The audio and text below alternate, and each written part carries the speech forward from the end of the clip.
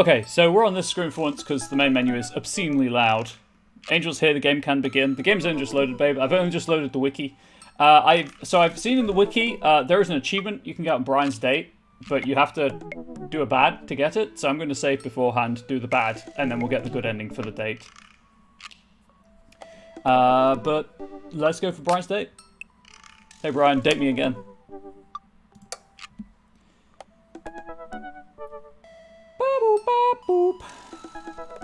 But assuming that all of the dates are roughly the same length, they're about half an hour. This should be the last stream of Dream Daddy. There is a surprise. I will surprise you all with something.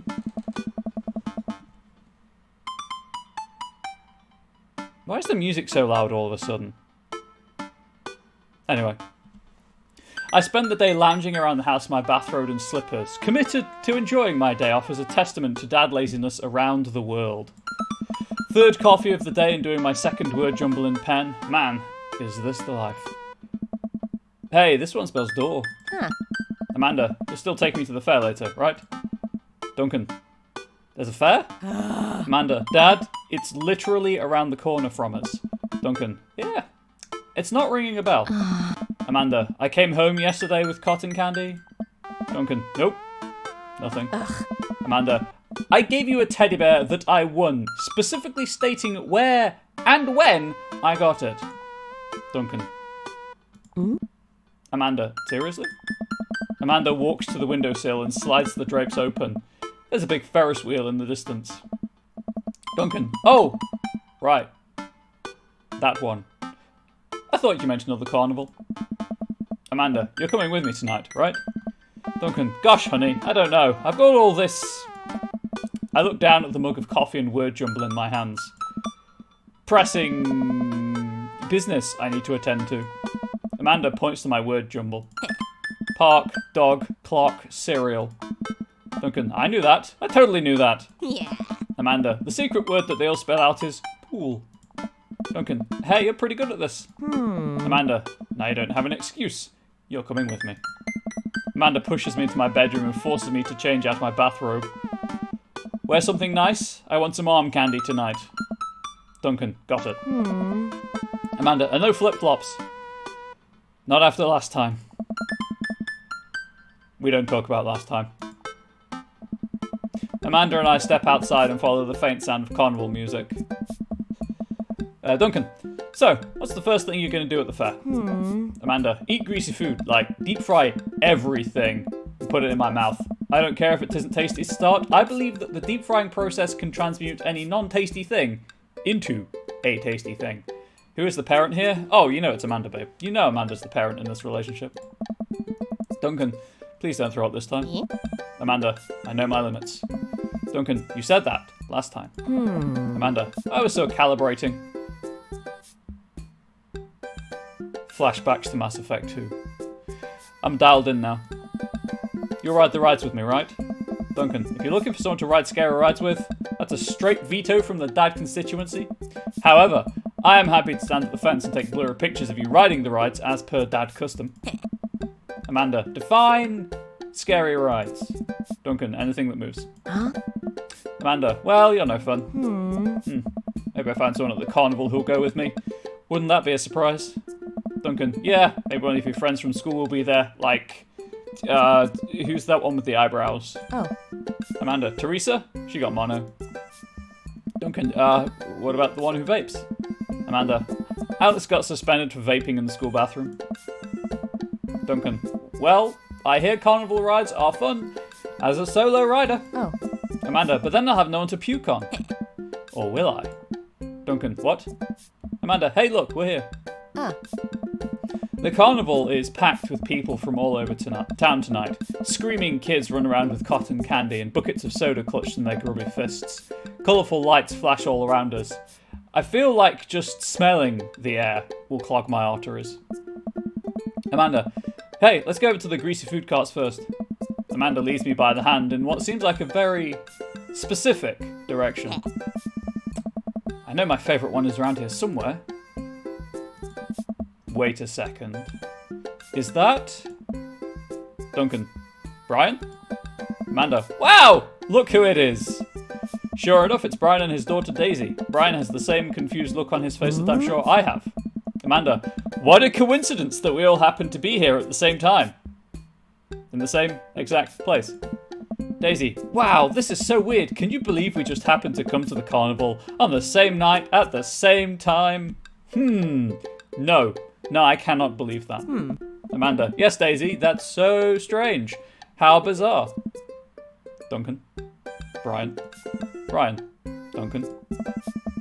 I can feel my competitive fire burning inside me again. Last we met, Brian had made a fool of me by besting me at fishing, and then out-humbling me in front of my very own daughter. Duncan, I still want that pole saw. Brian, there's plenty of Midway games here. Yeah. Amanda, okay, how about we hang out as a team and explore the carnival together? Daisy, yes, Amanda, that sounds like an amazing idea. Let's all go and do stuff. Together. Amanda and I follow Brian and Daisy as they lead us towards some rides. Duncan, I can't believe Brian's here. Amanda, Dad, you need to relax. Daisy and I have been spending a lot of time together. She helps me with my algebra homework, and I've been corrupting her young soul with rock and roll music. She's really cool, but you and Brian won't stop complaining about each other. Duncan, oh, he's complaining about me. Amanda, no, Dad, that's not what I meant. If you and Brian would just talk to each other, maybe you would see that you have a lot in common. Duncan, see, now I got to turn it up to 11. Brian's getting obliterated. Amanda, Dad, you have to chill. Please chill, for my sake. Duncan, I'm chill. I'm so chill. I'm like, stupidly chill. And once I prove once and for all that I'm clearly the better dad, I'll be so chill, you could call me liquid nitrogen. I will destroy him. Amanda, Dad! I spot the entrance to the Midway. A perfect opportunity. Duncan, hey Brian, check it out. Want to get a couple games in? Brian, that sounds fun. Maybe a little friendly competition? Amanda, no. We wanted to check out some clowns. Over there. Duncan, Amanda, you're scared of clowns. Overruled. Amanda, fine, sure. Let's play some games. But if we spend the whole night in there, I'm filing for emancipation. Duncan, oh, lighten up. I'll win you something nice. Brian, and I'll win you something nice too, Daisy. Duncan, I'll win more nice things than Brian. Brian, I'd like to see you try. Brian and I glare at each other. We've been at it for longer than I'd like to admit. Amanda and Daisy sigh heavily at each new game Brian and I challenge each other to, their arms overburdened with stuffed animals and t-shirts with rainbows airbrushed onto them. For every game I win, Brian seems to answer back. Amanda, Dad, please, enough. Duncan, just one last game, honey. Twitch. I can stop challenging Brian at any point. I don't have a problem, you have a problem. There's no problem here. What problem? Brian, so, Duncan, we're tied. What's the ultimate prize? I spot it from across the Midway. We lock eyes. It swims absent-mindedly in a bowl of water. That goldfish will be mine. Duncan, Amanda, sweetie, how about I win you a goldfish? Amanda, if it'll get us out of fish. Duncan, great. I look over at Brian. We don't say a word, but our locked eyes confirm it. The person who wins the goldfish wins the night. Brian, looks like it's skee-ball. You any good? Duncan. I'm the best skee-ball player to ever grace this earth. Think you can handle me? Brian, still willing to put up your weed whacker? Duncan, only if you're willing to part with that pole saw. Brian, lawn grooming equipment goes to the skee-ball champ? We share an earnest shake. I'm going to make a manual save. Ski that ball. Hey chat, ski that ball. I don't... Okay.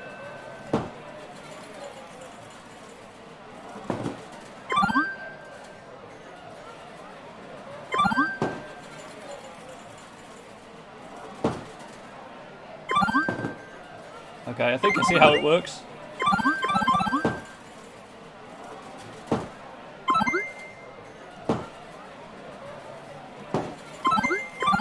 Obviously I'm just being quiet so that I can focus.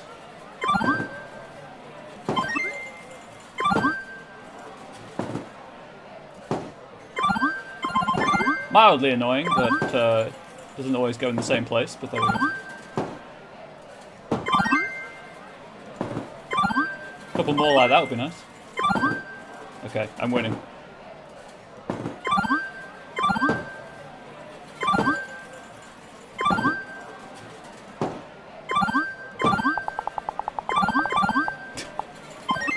I've got skills! That was close. That was close. I'm assuming Brian was the one to the left of me. Alright, here I think is where the achievement is. Oh no, not yet.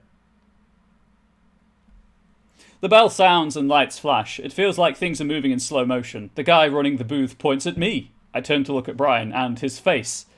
It's priceless. The attendant reaches up and dumps the goldfish into a plastic baggie. My hands shake as he passes it over to me. I've done it.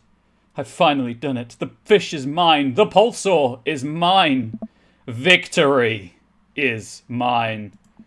I have bested Brian. Oh. Brian, you won. Fair and square. I hold the goldfish above my head, brandishing it aloft for the world to see. Speech? I feel like speech is the way to go, but obviously I'm checking for these final dates. Yeah, speech is the way to go. I have achieved the title of Peak Dad. I am the Alpha Dad. Fathers around the world cower before my patriarchal superiority. I invite any dad to come for my crown, for I will most assuredly defend it. I get down on one knee and hold out the goldfish to Amanda. Daughter, dearest, whatever shall you name your newfound friend? Amanda takes the baggie from me and stares at it blankly. Amanda, I think I'll name him... Amanda looks me dead in the eye, unblinking. Yeah. Brian. Brian holds back a chuckle. Brian, the man, not Brian, the fish. Hey. Brian, great name. Duncan, you know what? Amanda, hey, can we go on the Ferris wheel? Daisy, yeah, I want to ride the Ferris wheel. Brian, of course. Duncan, I'll hang out and watch you guys. Still not a fan of carnival rides. Ah. Brian, I'd be happy to ride some rides with you kids. Duncan. I'm just kidding. I love carnival rides. I'm the best at them. Daisy is cute, isn't she, Byron? We traverse the fair and end up at the relatively short line for the Ferris wheel. It doesn't seem like a very popular ride. Daisy and Amanda chat excitedly. I can feel Brian glaring at me. Daisy, so, how'd you do on the trick final? Amanda, way better than I thought I would. Those cosine problems still trip me up, so I drew a cat instead of answering the questions, and my teacher gave me a point for effort. Daisy, wow, is high school really that easy? Amanda, absolutely yes. School of Hard Knocks now, though? That's another story. Also, welcome to the stream, Byron. Amanda playfully punches Daisy on the arm. Welcome to the streets. You check out that art book I gave you? Daisy, yeah, I'd love that section on female photographers. Amanda, you have good taste. Daisy, you know, I bet your photos will be in a book someday. Oh, no. Hope you're doing well, Byron. Hope you're doing well. Amanda, Daisy, stop, or I'll cry. They're too cute. Right operator, next. Amanda pushes me forward. Hey. Amanda, you first. I sit down in the carriage. Daisy, and now you. Daisy pushes Brian into the carriage next to me. Before I can say anything, the ride operator closes the gate. Duncan, now wait just a second. They planned this. Oh, she's using the finger guns. We can't.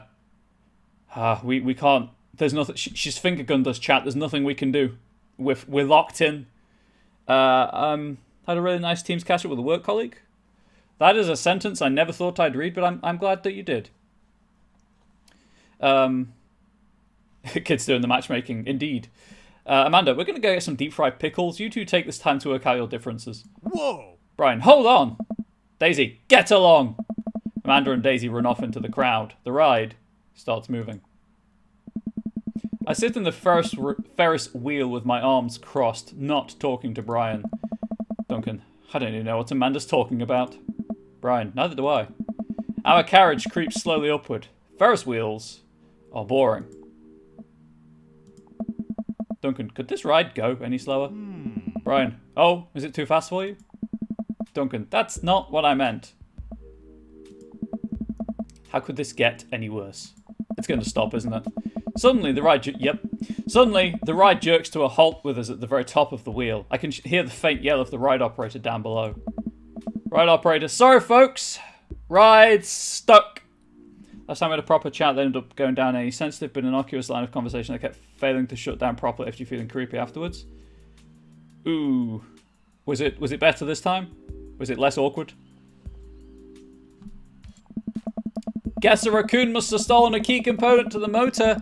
They're very crafty animals and are frequently attracted to shiny objects, so it makes sense that they would pilfer something like that. Anyway, it'll be some time before we can get y'all down. Settle in and get cozy. Duncan, well. Ride operator, and hey, no hand stuff while you're up there. Duncan, well there. Ride operator, and no math stuff either. Duncan. Well, this is just great. I look down over the expanse of the carnival. Yeah, I smell bribery too, babe. You're not the only one. I hate to admit it, but it's a pretty good view. I spot someone down at a food cart melting cheese onto a pile of steaming steak and peppers. Which does sound quite nice, actually. Oh man, I'm so hungry. Why didn't we get funnel cake first? My stomach rumbles. Brian. Oh, I know that sound. Brian reaches into his cargo shorts and pulls out some fruit leather. Dried fruit strips, maybe? Offering it to me. So I actually feel a little accomplished. You know what, Byron? You know what? I'm going to hit you with two things. I'm going to hit you with a... I'm legally obliged to say... Nice.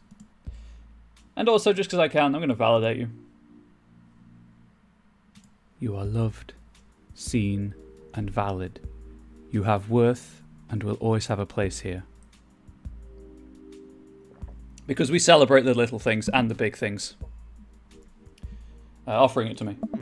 Brian, cherry or mango? Oh, Brian, give me that mango. Duncan, I don't want your stupid fruit leather. Brian opens one and starts eating it. Brian, fine. My stomach growls again. God damn it, why didn't I take the fruit leather? We sit in silence as a crowd begins to form under us. A group of carnival workers attempt to restart the engine. I suddenly remember that I have a tiny book of word jumbles and a golf pencil in my pocket. I pull them out and start working on a fresh page, determined not to look at Brian. Brian, hey, I always bring a puzzle book with me too. Brian pulls out a small book of crossword puzzles and... a pen. Duncan, oh, are you kidding me? I throw my book of word jumbles off the side of the Ferris wheel in a fit of rage. Oh! Brian, ooh, I bet we could find it when we get off this thing. Uh-oh. Here, you can do my crosswords. Brian holds his book and pen out to me with a smile. Duncan, absolutely not. Brian. Why do you hate me so much? Duncan, hate you? Why do you think you're better than me? Whoa! Brian, what? I don't think I'm better than you. Duncan, oh, okay, so you're just offering me fruit snacks and crosswords out of the kindness of your heart? Whoa! Brian, yes? Duncan, a likely story.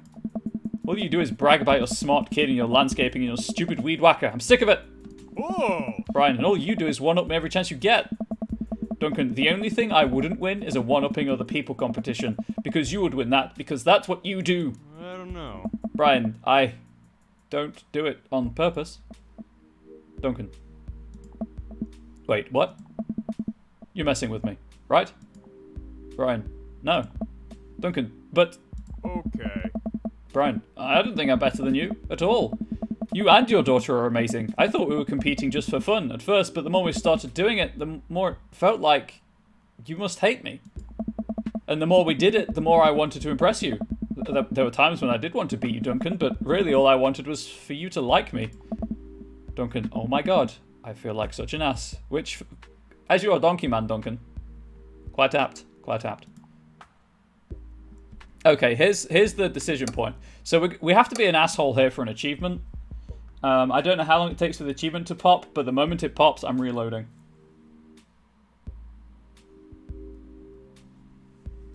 Be an asshole. Duncan, I feel like such an ass for believing that for a second. Whoa! Brian, Duncan, are you serious? Throw a punch. I lunge at Brian with the best right cross that's not how you spell that. I can muster, but I completely miss and flip over the side of the carriage, my fingers barely holding onto the railing. Brian tries to help me up, but it's too late. I fall. My last thoughts as my body lays broken and bloody and supine on the floor of the fairgrounds are of my daughter. Who will care for her? What kind of woman will she be? I hope she can be spared the sight of my mangled corpse. These are the things I will never know, all thanks to the folly of pride. You died. Fair warning, pride goeth before a fall.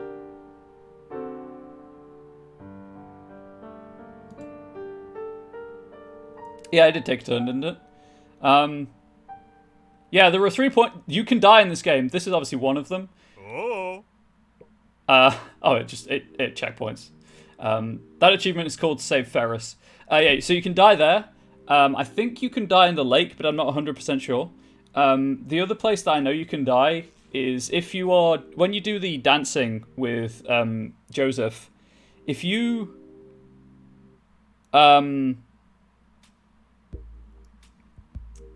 If you choose the wrong options, so you scare the kids every time with your dance moves, and then you try to do the backflip at the end, you actually break your neck and die.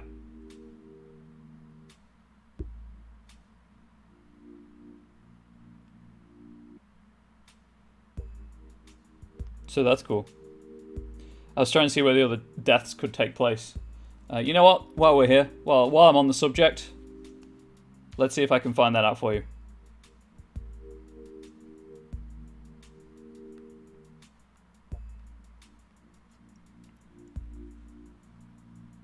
I'm going to pick Be Honest With Yourself, by the way.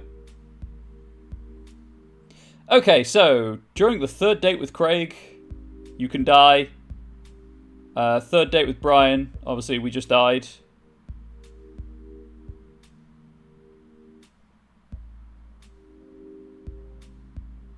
Oh, the wiki is very confused. It suggests that you can die on Joseph's date, but maybe you can't. I don't know. You can also die during Craig's third date, so we're going to do that for the achievement there as well. However, we are going to be honest with ourselves. Brian, I'm so sorry this whole time. It's all so clear now. Is this what Amanda was trying to tell me? I've just been projecting my own insecurities onto you. Everything about you makes me feel inadequate. I think I was just trying to tear you down to compensate for my own low self-esteem. I feel like a total idiot. If I'm being totally honest, I think that you're really cool and strong and a good dad, and you're really... Maybe we don't go there just yet. Yeah, anyway, I have a lot of respect for you, Brian. I'm sorry I got so weird and jealous. I think if you're willing to forgive me, we could probably be good friends. We sit in silence for a second. Brian, can we start over? Duncan, what do you mean? Brian, from the beginning. Oh, we're just doing a Joseph. Brian holds out his hand. Hi, I'm Brian. I take his hand and shake it vigorously. Duncan, hey Brian, I'm Duncan. It's really nice to meet you. Great shirt. Brian, thanks Duncan. Brian and I look at each other. We both share a smirk over this silly little game, but it feels good to be on the same side for once.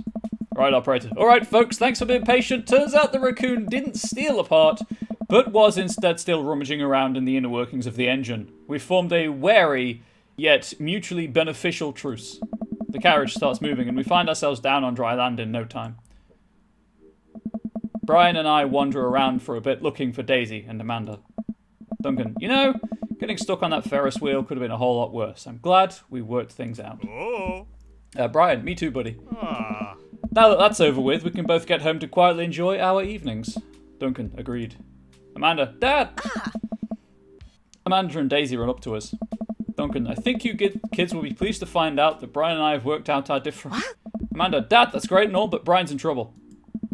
Duncan, but Brian's right. Daisy, the fish, Brian. Duncan, what? Hey. Amanda, Daisy and I got on the log flume, and when we were going down the hill, Brian just flew right out of the log, and now he's hanging from some pipe on the ride. We have to save him. Duncan, but Brian's right. Amanda, the fish! Brian, the fish! Duncan, oh. Right. Amanda, come on. What tunnel? What rafters of the ride? We sprint over to the log flume, spotting Brian, the fish, stuck up in the rafters of the ride. We'll get you down, little buddy. Amanda, we have to get Brian before the fair closes, or who knows what'll happen to him. Brian, but the fair closes in 10 minutes. Duncan, I guess we need to hustle then. What's the plan? Daisy, well, one ride around the track lasts 90 seconds. Brian's hanging from a pipe right above the drop, so you'll have a window of about 10 seconds to grab him. Amanda, wow, did you just do all that math in your head? Duncan, that's really impressive. Daisy, I just counted. It's not that impressive. Brian, I'm so proud of you, honey. Daisy, okay. Duncan, that rafter is pretty high up. How are we going to reach him? We all think for a second.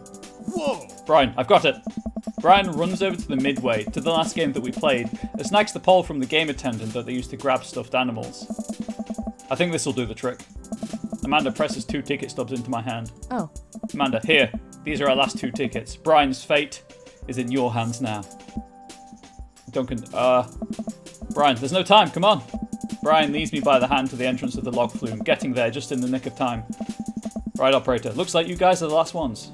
We take our seats on the slippery vinyl. The ride operator pulls the bar down over our laps. Okay. Brian, you ready for this? The log starts drifting down the fake river. Unnaturally blue water sloshes over the side, soaking my shoes. This is gross. Duncan, you know how earlier I said that I was the best at carnival rides? The ride jerks forward and I let out a small yelp. That might have been an embellishment. Our rickety log makes the slow climb up the track for the most grueling minute of my life. Brian, I see him. I misclicked, obviously. Hanging from the rafters just before the drop is our beloved Brian. The fish, not the guy. Duncan, are you ready? Brian, I don't think I can reach it from where I'm sitting. It's all you, buddy. Brian presses the fishing pole into my hand. Duncan, oh god, I don't know if I can do this. Brian, hey, I believe in you. I gulp. Duncan, I can do this. Oh, it's a minigame. Whoops. Now you're fishing. Was that it? Did I do it? I win? With the precision only attainable from playing midway games at a competitive level, I hook the baggie that contains Brian the fish and place it onto my lap. I did it. Oh, also, chat, I meant to say, I'm planning on redoing my top cheer alert. I realised that it can, for people who aren't used to the channel and who aren't used to the sarcasm, let's say, I realise it comes off as a bit negative. So I'm going to be taking some time to think about a replacement alert for that. It's still on, it's still active for now, but it will be changing soon. Witch cackle, thanks babe.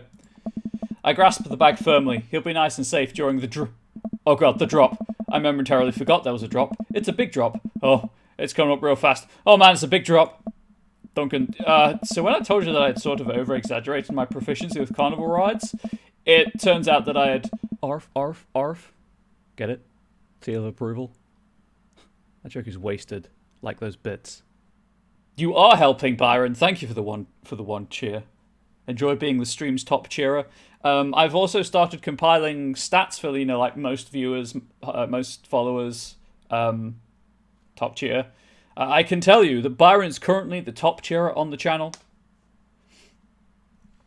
With the largest... I can only track, like, largest cheer, not cumulative, unfortunately. So it's always going to be the person who gives the largest cheer as the top cheerer on the channel, but there we go. It turns out that I had under-exaggerated just how bad I am with them. I am utterly and completely terrified of carnival rides. Brian looks over to me and takes my hand in his. Yeah. Brian, I'm right here. We can do this. He gives my hand a squeeze as our log tips over the edge and flies down the drop. Duncan, ah! Sploosh. A wall of water rains down on us. I realise I had... Arf. Get it? Seal of approval? That joke is wasted, like those bits. If we're going for largest chair, I'll push the boat out. Man, Byron, thank you for pushing the boat out. At this point, I'm just stealing your bits from you. A wall of water rains down on us. I realise I had my eyes squeezed shut and opened them to find Brian still holding my hand. He smiles at me. Duncan, that wasn't so bad. Hey. Chat, real talk, I can handle some log flumes. I'm not great on roller coasters. I'm not a ride person, in all fairness. I don't handle adrenaline very well. Hey, what a shock. A nervous person doesn't handle adrenaline.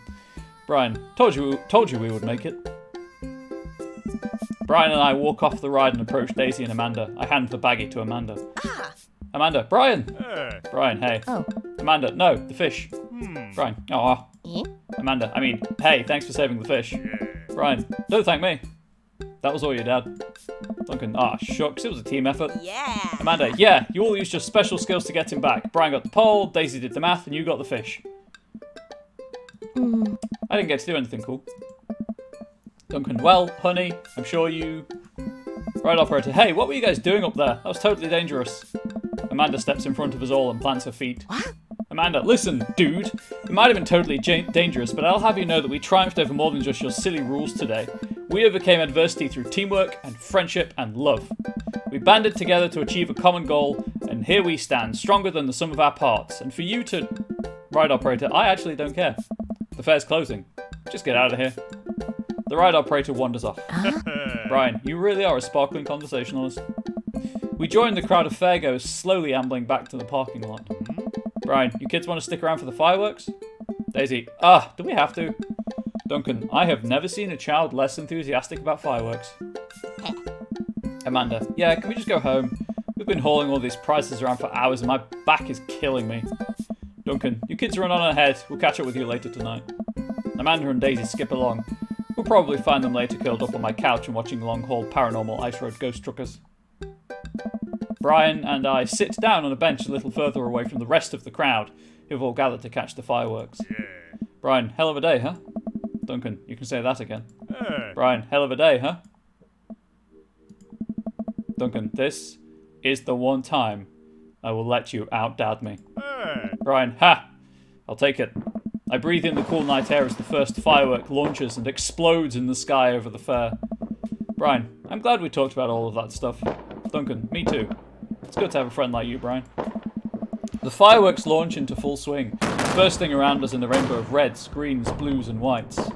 Duncan, there's one more thing I have to admit, though. I don't know. Brian, what's that? Duncan, I don't know anything about fishing. Brian bursts out laughing. Brian, oh, buddy. I know. Duncan, what? You knew the whole time? Brian, I mean, you weren't exactly subtle about it. I can feel myself blushing. He laughs again. That's okay. It was cute. If you're interested, maybe I could teach you sometime. Duncan, that's what friends do, right? Brian, ha! The laughter dies down and we watch the fireworks a little longer. I can tell he wants to say something, but he's having trouble getting it out. Brian, you know, it's kind of funny. Duncan, what is? Shucks. Brian, we're not fighting anymore, but I still feel like we've left some stuff unresolved. Duncan, oh, lawn mowing is still happening. We're cool now, but don't think I forgot about that. Brian laughs. Brian, no, it's not that. Don't you feel like there's maybe something else here? Okay. Or is it just me? Looking at Brian, his smile illuminated by the crackling embers falling through the night sky, I suddenly understand what he's talking about. Duncan, oh. This whole time, with emotions running so high, I realise what I've really been feeling. What I thought was jealousy was actually... Duncan, it's not just you. Brian inches towards me. Brian, you know, it's hard paying attention to the fireworks when you're right here. He and I lean in and our lips touch. He places one hand on my shoulder, then another at the base of my neck, gently pulling me closer to him in a warm embrace. It's not jealousy, it's indigestion. Gaviscon will solve your problem. I feel safe. Brian pulls away from me for a moment and smiles. Duncan, I guess now we get to compete over who's better at kissing. Brian stifles a laugh and pulls me in for another. Brian, I'll accept that challenge. Sure enough, when I get home, Amanda and Daisy are passed out on the sofa. Duncan's gone. Yeah, Baron, I was trying to think of a good pun for that, and I failed miserably. Thank you for saving the channel. Passed out on the sofa, surrounded by giant stuffed animals. Amanda's snoring drowns out the paranormal ice road trucker still playing on the TV. I turn everything off and throw a couple of blankets over the kids before heading to bed myself. Date complete.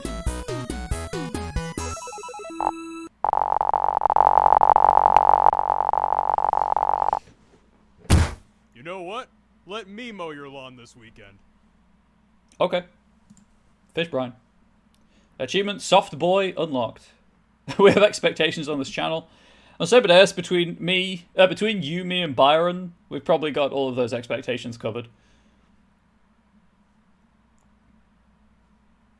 The only acceptable time and place for decaf coffee is never, and in the trash, according to DadTip72. And then this is the graduation. I'm just going to pick the same options every time. Aww. Hey! Pablo? Yep. Oh. Bro. Yeah, I've read all of these. Hey. Hey. Oh. Hey.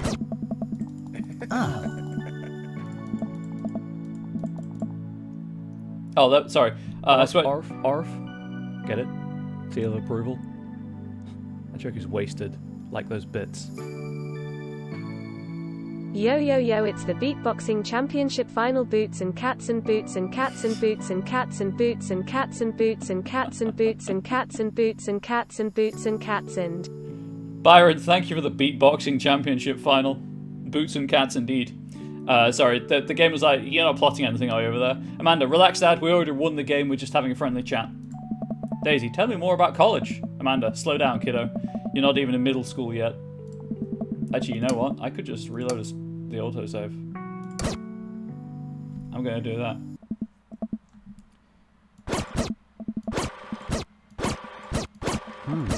Hope you like the sound, because I'm going to be turning it on and off a couple of times. Hey.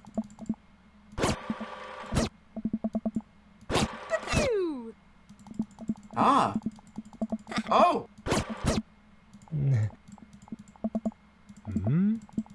Duncan and Robert have a good talk. There we go. Sorry for you two are planning on the parent trap. Amanda, relax, Dad. We already won the game. We're just having a friendly chat. Daisy, tell me more about college. Amanda, slow down, kiddo. You're not even in middle school yet. Daisy, but I want to go to class in my PJs now. Amanda, I mean, nothing's stopping you. But Daisy, I hear you. I know you're stoked on college and skipping grades and taking over the world with science, but you gotta enjoy being a kid first. Growing up is weird and scary, and eventually you'll be able to rent a car, but you gotta get through middle school in one piece first. You know how you wish you were going to college? I wish I was in 5th grade. I want recess and snack time back. Cherish it while it lasts, girl. Oh, yeah, just snack time all the time. You got a big future ahead of you, but I don't want you growing up too fast on us, alright? Daisy, alright. Thanks, Amanda. I ease away slowly. Amanda seems like she has a handle on the situation. As the party starts to wind down and take a seat on our back porch step, the sun is setting and everyone seems to have eaten their fill. Amanda wanders over and sits down next to me. Amanda, killer party pops. Duncan, what can I say? I was inspired. Amanda, so... Oh, right. This is the... This is the picture frame. Got the picture in it.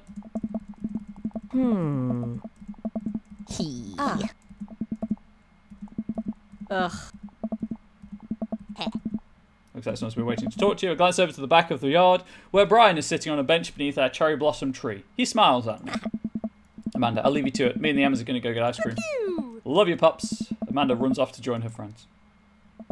I take a seat next to Brian as the last guests make their way out of the party.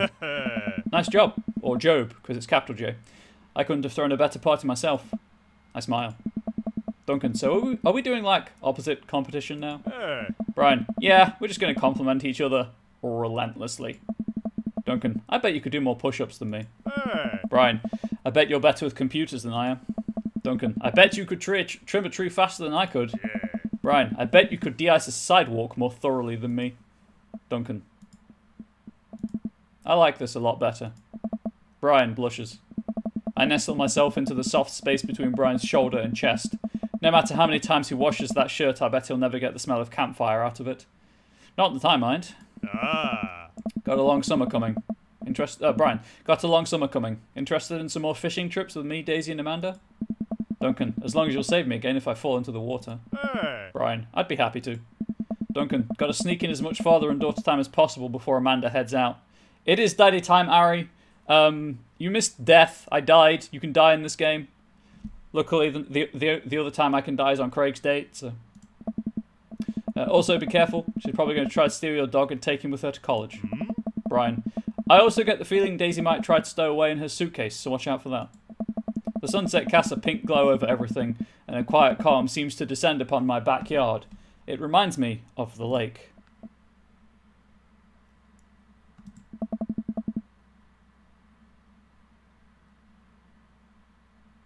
Gonna see if there is any... So the wiki lists 2, but it says 3 on a different page.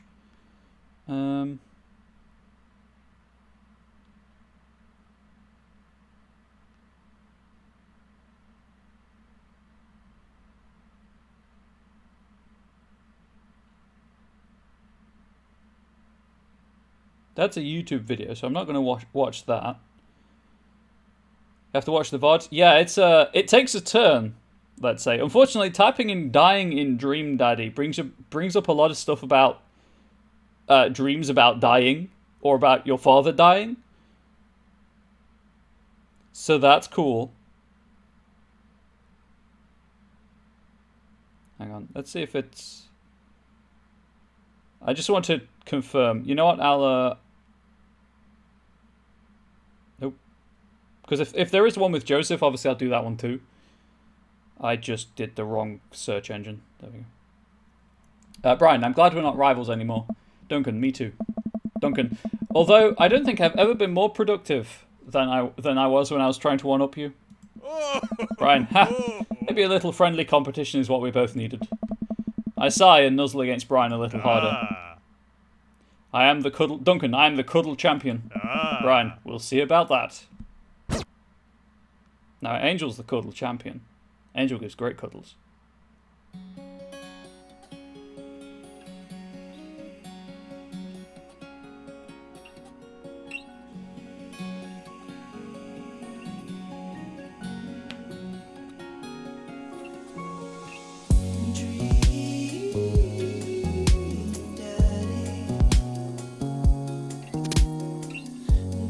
Yes, apparently you can die on Joseph's date as well. So we're going to go and do that, and I'll just fast forward through everything. Excuse me, Duncan, I'm the cult champion. Bub's confirmed. Of course Bub's confirmed.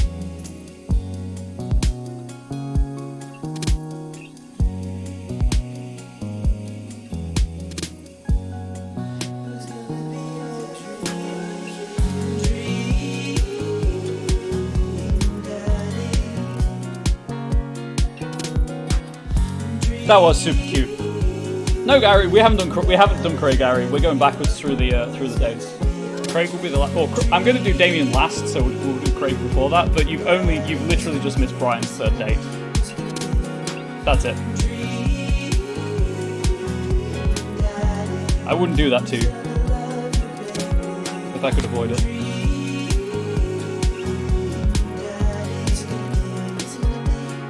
Okay.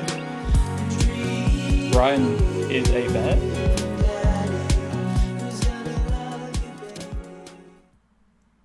No, each date takes like half an hour to 40 minutes, so you haven't missed. You just missed one date. Now Brian's colored in.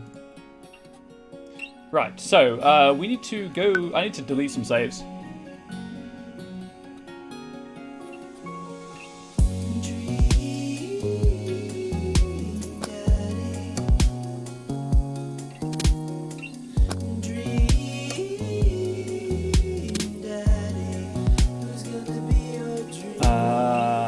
Save either. No, that's an auto save, never mind. So that was the one I just did. I'm going to delete these saves actually to speed this up. I don't need any of these saves anymore, so.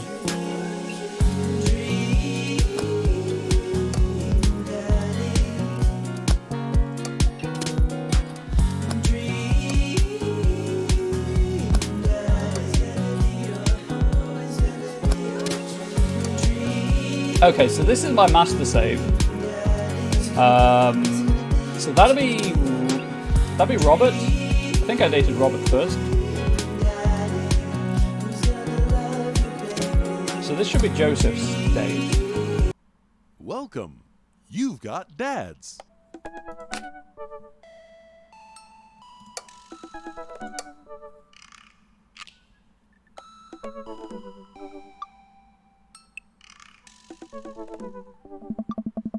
Just check that my actual save is still there.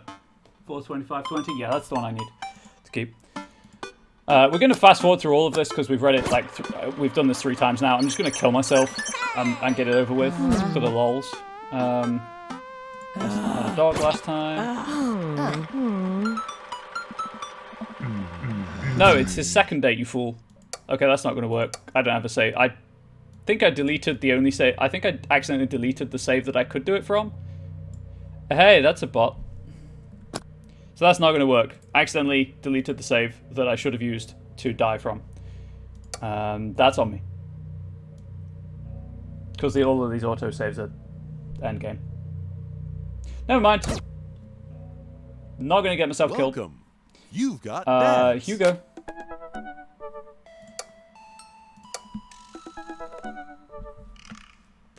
Pull up the Hugo walkthrough.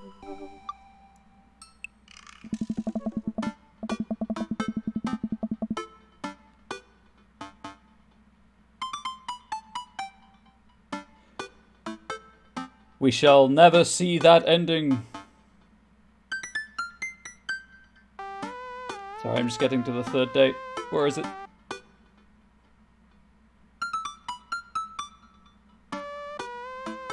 Oh no. Ari, you got here just in time. Ever since the first night at Charcuterie... That's really the name? Okay. Charcuterie Pies, Hugo and I have made a point out of weekly visits to Trivia Night. Easy, breezy, beautiful. You did, Ari, you'll see why. Has come in first place ever since, despite Provolone 2 Lost in New York's continual efforts to dethrone us. Cake or death? Why not cake and death? I've been able to do a complete overhaul of the interior of my car thanks to all of Phil's AutoCare. Thanks to all of the Phil's AutoCare gift cards we've received. Air fresheners, car chargers, you name it. Amanda's riding in the lap of luxury. Aside from the trivia nights, I don't actually get to see Hugo a lot. The end of the school year is coming up and he seems to be having a lot of trouble dealing with the stress of teaching. Ari, I think did you see Hugo's second date? Because he revealed something that you may like about himself. I should do something nice or the end of it specifically. Should do something nice for him. Maybe help him take his mind off of screaming teenagers. You don't think so? No, I don't think you did either, so you're in for a treat. Books? He likes books, but I've no idea where to even start with that. He probably reads more books in a month than I've read in the past year. I know he's really into wrestling, hint hint, but he's been reluctant to talk about it since he showed me his wrestling room. I know he's kind of shy about it, but maybe... Whatever, let's roll the dice. I think I have a plan. Quizmaster Quinn. Hey, alright folks, looks like we finally have the points tallied and we're ready to announce our winner. You know who else is a winner? Me, because I've finally seen just how beautiful and loving my wife is. A few weeks ago, all of the regulars staged an intervention for Quizmaster Quinn. We sat down in a circle and told him that we wanted to see him be better and love himself. He agreed to start doing couples therapy with his wife, and last time he told us that they adopted a dog together. Oh, Quinn gets some closure. I love you forever, my Quizmaster Queen. Duncan, I can't tell which version of Quizmaster Quinn I prefer. Oh. Hugo, there were things to like and dislike about both, huh? Quizmaster Quinn, time to go see sweaty men in panties punch each other. Yeah, it's totally straight. Quizmaster Quinn, and the winner is, for the 4th week in a row, Easy Breezy Beautiful. Oh. Hugo and I cheer our small slices of camembert, and I go up to accept our gift card, along with an uncomfortably long hug from Quizmaster Quinn. Quizmaster Quinn, may Easy Breezy Beautiful's reign be as long and as wonderful as my marriage to my beautiful wife. We make our celebratory round of high fives to the rest of the teams and sit down to finish our cheese board, savouring every last bit of burrata with pesto and slices of tomato. Duncan, hey, I've got a surprise for you. Hugo, for me? Duncan, yes, and for once it isn't more cheese. Hey. Hugo, well, if you think you can somehow top that, be my guest. Oh, Hugo will be topping... No. I pull out a book that I've been carefully hiding in one of my pockets and slide it over to Hugo. Hugo, oh. Hugo picks up the book and reads the title aloud. Hugo, Harry Butt's Crapper Keeper. Duncan, I wanted to get you a book, but I figured you probably already own every classical piece of literature, so I thought this would be fun. For when you're pooping. Ah. Hugo laughs. Duncan, you should flip through it. Hugo looks up at me and raises an eyebrow. After flipping through a couple pages, he finally comes across the small gift I strategically hid inside. Yes. Hugo, you're kidding me! Hugo looks around, worried that he made a scene. He leans in. Hey. Hugo, you're kidding me. Hugo pulls out the wrestling tickets I hid inside of the Crapper Keeper. Hugo, this is to the World Federation of Wrestling's Power Slam series. Duncan, you've been working so hard lately. I thought you'd like them. Hugo, like them? Ah. I love this, thank you. But wait, there's two. Duncan, yeah, I figured we could go together. Sweet Manchego. Hugo, you'd go with me? Duncan, heck yeah! I'd need you to explain the finer points of wrestling to me though. Hugo gets up, walks around the table, and effortlessly picks me up in a big bear hug. Has he been this strong the whole time? Ah. Hugo, thank you. I let out a little squeak to sort of say, "You're welcome." Pablo Escobar, genuine wrestle boy. It's the night of the Power Slam. Hugo shows up at my doorstep in a loud, oversized wrestling tee. He's a little blushy and extremely cute. We drive about an hour to another city for the big event. Hugo spends the entire ride teaching me the basics of wrestling and the terminology I need to know. Duncan, so it's fake, right? Oh. Hugo, well, yes and no. While wrestling and the act of hurting another wrestler is fake, the work requires remarkable athleticism and oftentimes results in actual injury. Those people are getting hurt, sure, but not in the way we're led to believe. Historically, wrestling as we know it today was created by carnival workers to fix gambling, and the people who actually believed it to be real and would bet on these matches were called marks. That we know that it's technically fake, but still choose to suspend our disbelief, makes us smarks. Smart marks.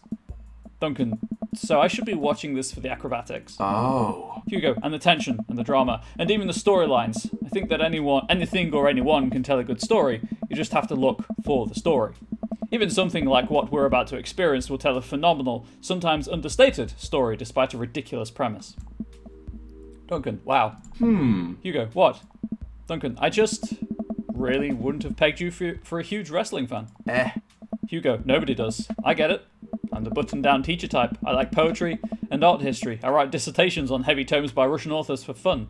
Hey Hugo, do I have the video game for you to play? It's a soap opera with punching, Duncan. Just enjoy it. Wise words from Ari there. But I like wrestling. It's a big part of who I am because it's considered kind of lowbrow. I feel like I can't share it with anybody because they'll just make fun of me. Duncan, till now? Hey, does Pablo sell wrestling tees as well? Hugo smiles to himself. Hugo, till now? Oh. Hugo and I enter the stadium and are directed to the upper level. After grabbing some snacks, we make our way up the set of stairs. The further up we go, the more my heart sinks. I had thought we'd gotten good seats, but by this point the ring was like a postage stamp.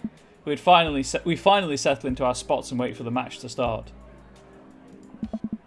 Oh yeah, Don Esteban. I don't know much about wrestling. I know that it's fake, but I also know that it's extremely skilled, and if they mess up even a tiny bit, pain does happen. Duncan, I'm sorry. I thought I got his tickets on the lower level. I look over to Hugo, who apparently didn't even hear me. He's vibrating with excitement. Hey, that's me whenever I watch anything with dinosaurs in. Yes. Hugo, this is so cool. I guess he doesn't mind.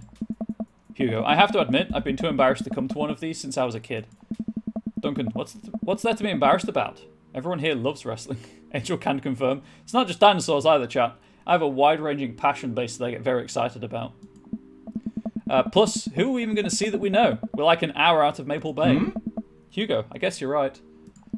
Duncan, so what do we have to look forward to tonight? Hugo, oh man, the lineup is stacked. All of the matches are going to be great, but the one I'm really looking forward to is the Eastern Dragons match. Duncan, the Eastern Dragon? Hugo, who wouldn't get excited about dinosaurs? See, Unstable gets me. Dinosaurs are great. I was really excited to read a couple of days ago that some paleontologists think there may have been 3 different species of Tyrannosaurus rex, which is pretty cool.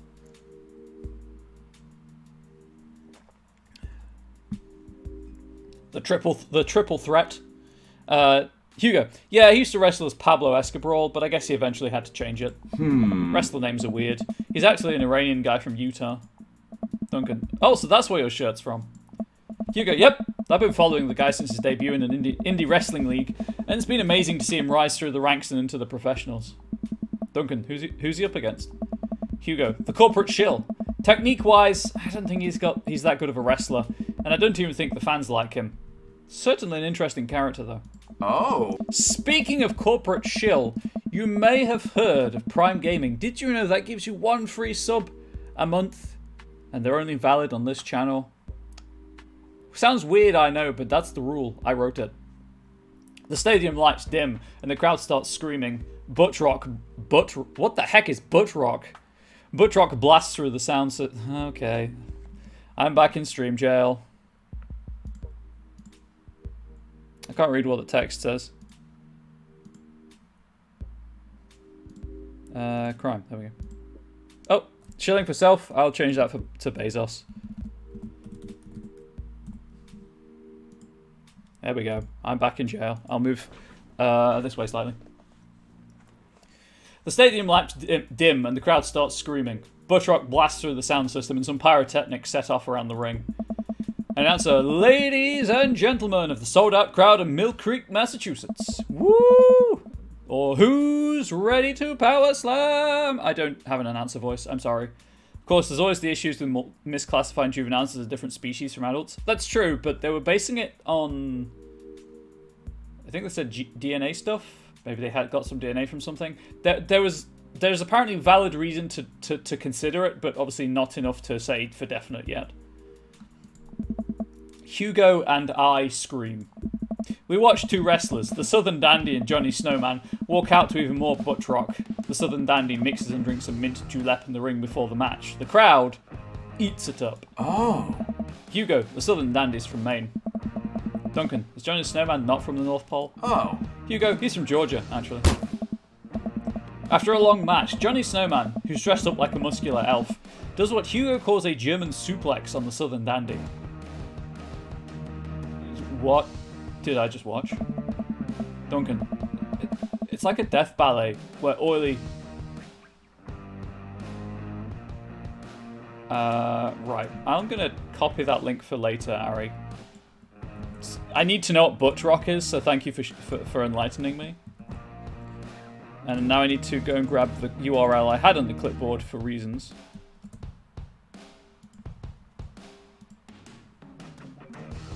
Registered scientists have examined prehistoric fish and discovered the asteroid that hit the Earth and caused the extinction of dinosaurs hit the spring in the Northern Hemisphere. It's all good, Ari. I've copied onto a text document. It's like a death ballet where oily, muscular dudes hug each other to the point of exhaustion. Hugo, you're not wrong. Wrestling is a sport of communication. All of these guys train together to know not only how to perform moves, but how to respond to them. It allows them to look like they're being hurt, but only be kind of hurt. The crowd cheers as Johnny Snowman pins the Southern Dandy and is announced as the winner. The next match features a wrestler named Generation Y2K who comes out looking like a hipster barista. He takes selfies with fans on the way up to the ring and pauses after every one to post it onto Instagram. Duncan, he's really playing up the millennial thing, huh? Hugo, he's sort of the boogeyman toward... bogeyman? Toward, whichever. Old-timer wrestling fans. His opponent, the old-timer, walks out. Duncan, oh. Wrestling gimmicks, gotta love them. The crowd seems to be divided in who they're rooting for. The old-timer pulls some pretty sweet moves after he takes out a walking cane from under the stage and beats Generation Y2K over the head with it. Up against the ropes, Generation Y2K blinds the old-timer with the flash on his camera phone and is able to pin him to win the match. He takes a celebratory selfie with his unconscious opponent. And yes, that is interesting. Babe, thank you for sharing. During a break, Hugo and I leave to get refills from the concession stand. We wind our way through clusters of wrestling fans to get to the line. Hugo, so, what do you think so far? I think I'm gonna go with it's actually really cool, but we're just gonna check. Oh no, Hugo's a romantic. I'm glad I'm here with you. Duncan, the wrestling is cool, but I really like seeing you so enthusiastic. It's... Don't say hot. Don't say hot. Cool. Hey. Duncan, you know... Oh, sorry. Continuing, Duncan. You know, I'm kind of surprised... Oh, I'm blurry. Not that it matters, because I'm in jail, but still.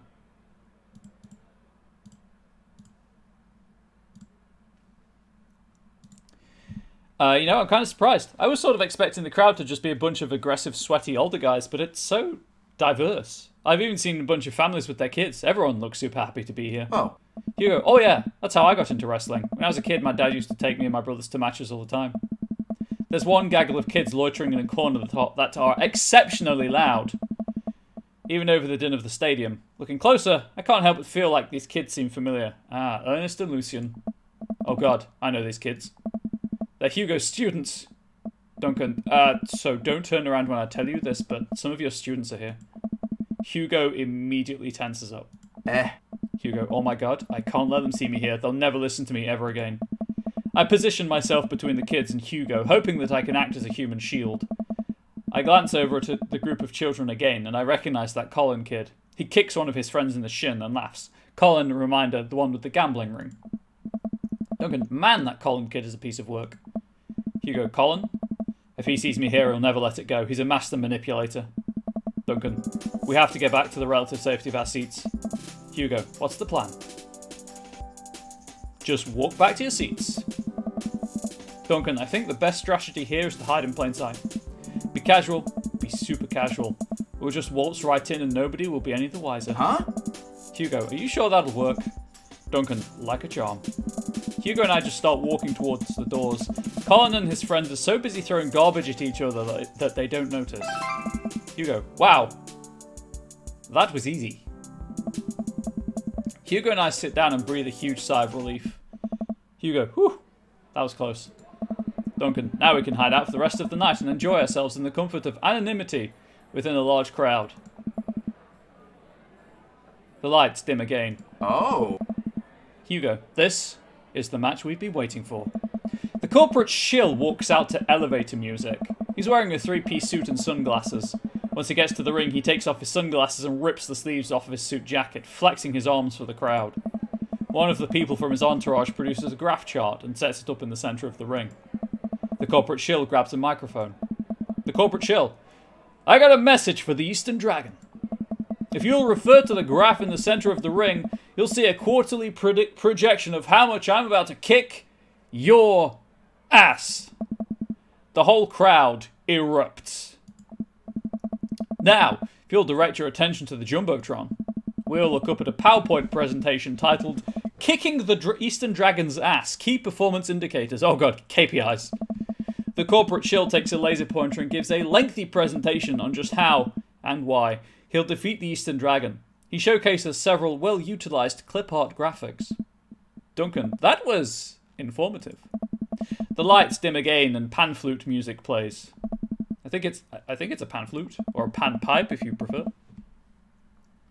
The math person in me cringes when someone says graph when chart is the appropriate term. I can understand that on Stebedeus. I'm actually not sure if I know what a pan flute sounds like. The Eastern Dragon walks out to cheers from the crowd. Duncan, aren't pan flutes a Central American thing? Babe, you can't get away from PowerPoints. You just can't. They're going to follow you to your grave.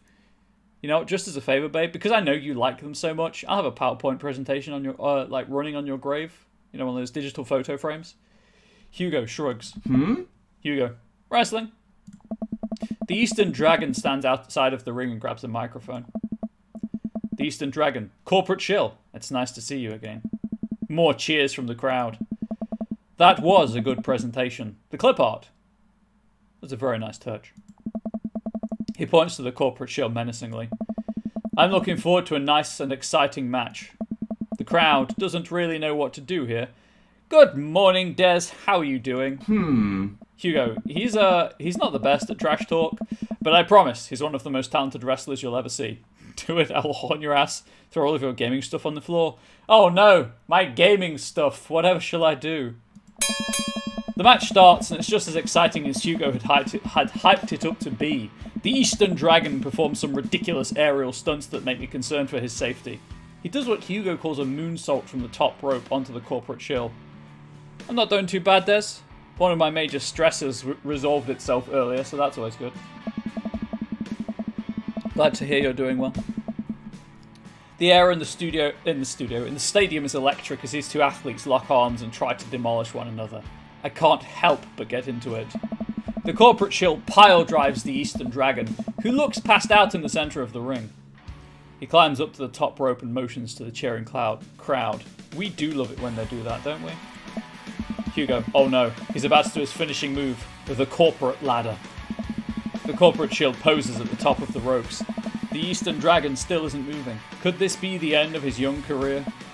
Duncan, get up, Eastern Dragon. Oh. Hugo, you can do it, Eastern Dragon. The corporate shill launches off of the top rope in a huge arch. He brings his elbow down on the Eastern Dragon with the full force of a Fortune 500 company, putting local vendors out of business. The corporate shill pins the Eastern Dragon and the match ends. Hugo sinks into his chair. Hugo, man, he should have won that. I sit down with Hugo. Duncan, what a match. Oh. No, Eastern Dragon. Press F for Eastern Dragon.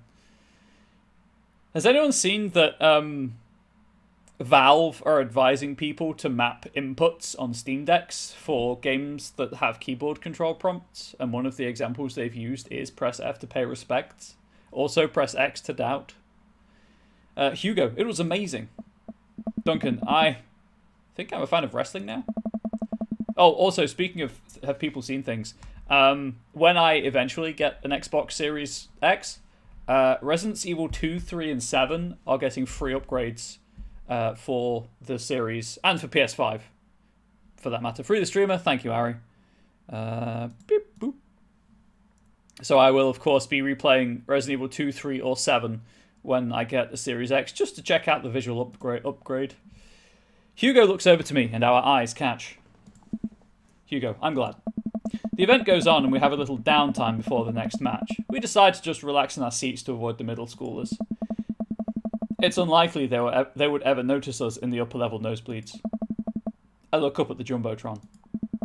Oh, hey, they're doing the kiss cam thing. RE2, 3, and 7 again, you can see that. Well, they don't need to do it for Village, because Village came out after Current Gen came out, so those upgrades already exist. But 2, 3, and 7 are obviously last-gen games, so it makes sense that they're working on performance patches to up-res them for newer systems. They're doing the kiss cam thing. It zooms in on a bunch of cute couples who all do a quick smooch to raucous cheers from the crowd. I can see where this is going, game. I can see it. Oh, that's so nice. And then it zooms in on Hugo and I. What? I'm assuming...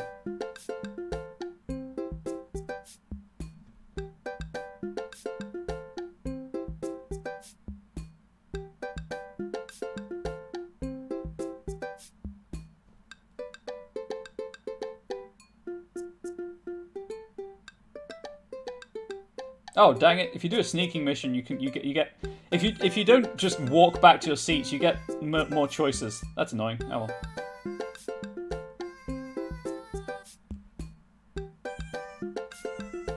Anyway. What do I do here? I look over to Hugo and see the same mortified expression on his face. The entire crowd is chanting and neither of us knows what to do. Give the crowd what they want. Restart date? I could. Chat, do you want me to restart the date or just continue? I'm good. I'm good either way.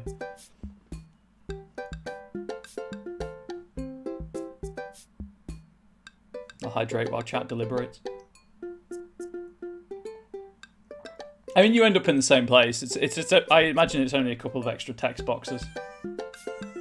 It doesn't seem to be a mini game because the date lists conversation choices.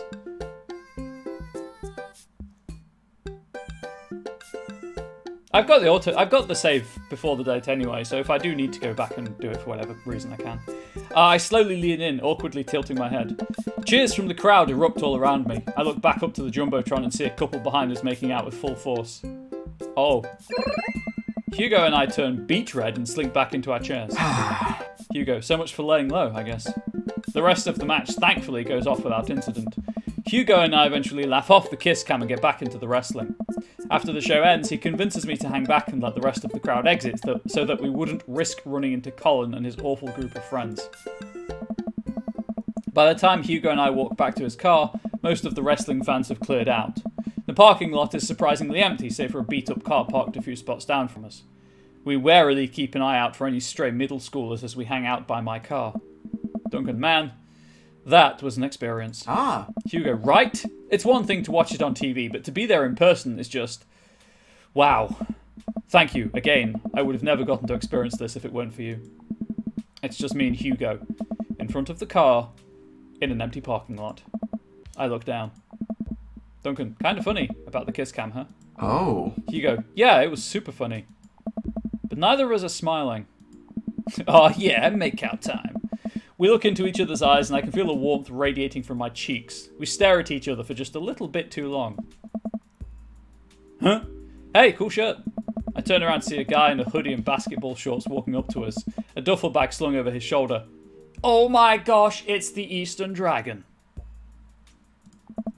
Huh? I haven't seen one of those in years. Sweet Manchego. Hugo.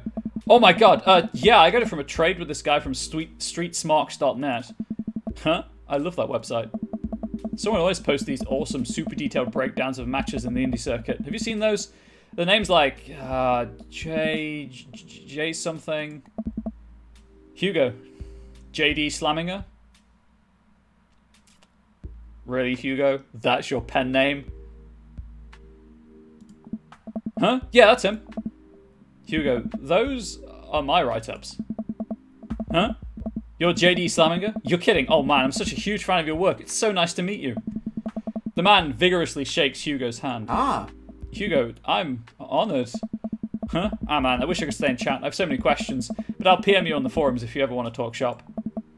Hugo, absolutely. The man starts walking away. Hugo coughs nervously to get his attention again. Hugo, is there any chance you could sign my shirt? The guy turns around and beams. Huh? Sure thing. Duncan, wait. It all finally clicks into place for me. You're the Eastern Dragon! I love your work. The Eastern Dragon. Thank you, man. The Eastern Dragon signs Hugo's shirt, waves goodbye and walks to his car. I stand there with my mouth open the entire time.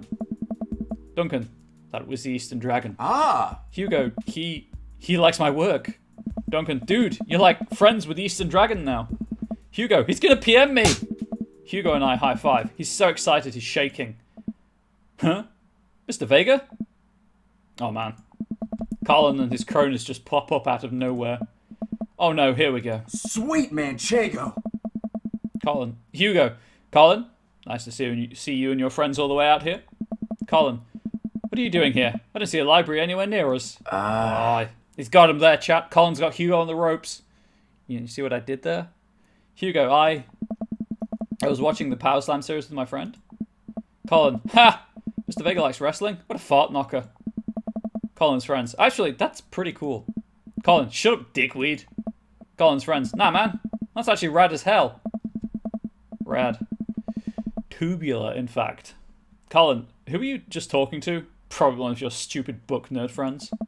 Duncan, actually, he was talking to his good buddy, the Eastern Dragon. All of Colin's friends gasp. Colin, guys, come on, he's lying. There's no way the Eastern Dragon would hang out with these losers. Oh. Hugo, oh yeah? How did I get his autograph then? Colin's friends lose their minds, screaming their heads off. Colin is red with anger. Hugo, see you in class, bitch. Colin, you can't say that. Hugo, who's gonna believe you?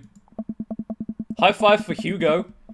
Hugo and I hop into the car to the tune of more children screaming. We laugh all the way home. Hugo and I descend the stairs of his home into his wrestling man cave where we both crack a beer. Man, Hugo wins the internet for that. We're both winding down after an exciting evening. Duncan, so, if you were a wrestler, what would your persona be? Hugo answers immediately. Oh. JD Slaminger, my forum name. Gotta represent my literary roots. My costume would be a tweed coat, my finishing move would be a catch it in the eye, where I poke my opponent's eyes out and call them a phony. Duncan. Wow. Oh. Hugo, I've given this a lot of thought. What about you? Duncan. I would be...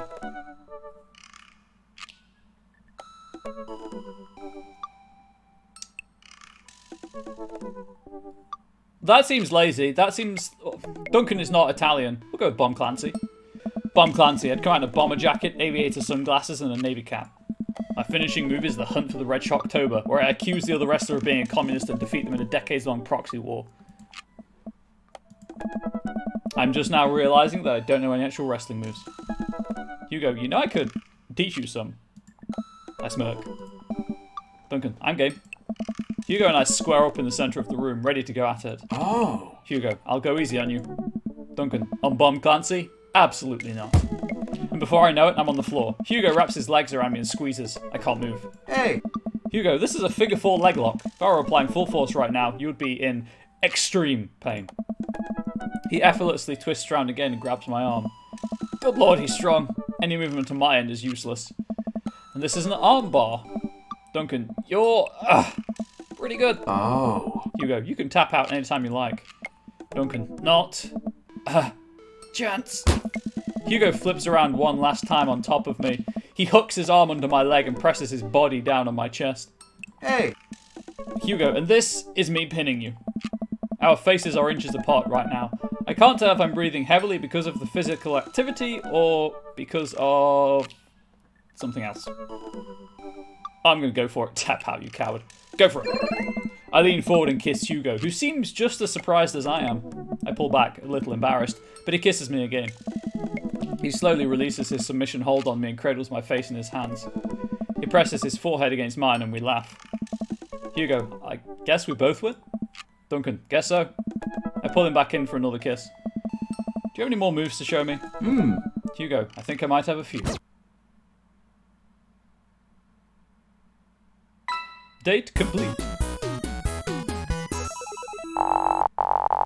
Harry, I told you you'd like it. That was so good you gave me goosebumps. Oh look, another book joke. The achievement is called Asiago Getter. And graduation again.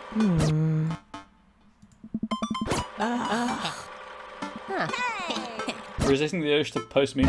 Hey, post memes, Ari. Post memes. You have my permission to post memes. Oh, wait. Quizmaster Quinn.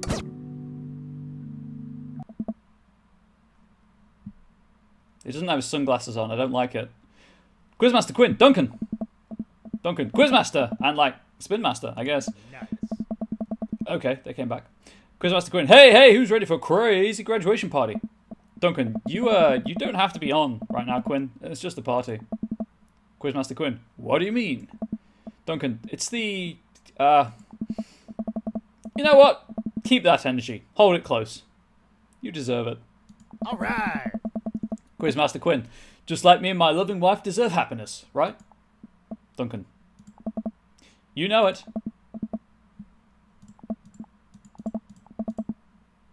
Okay, and then we're back to the same. Hey. Hey. Bro.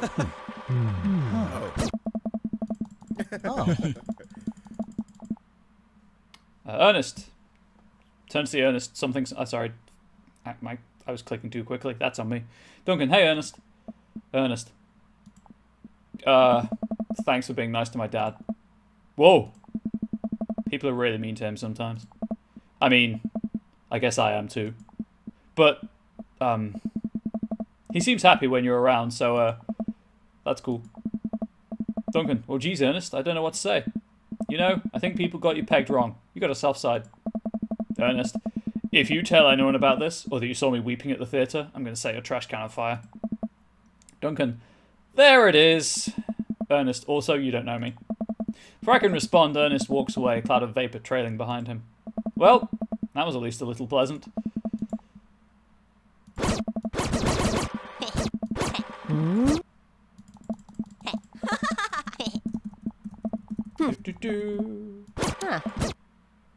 Oh.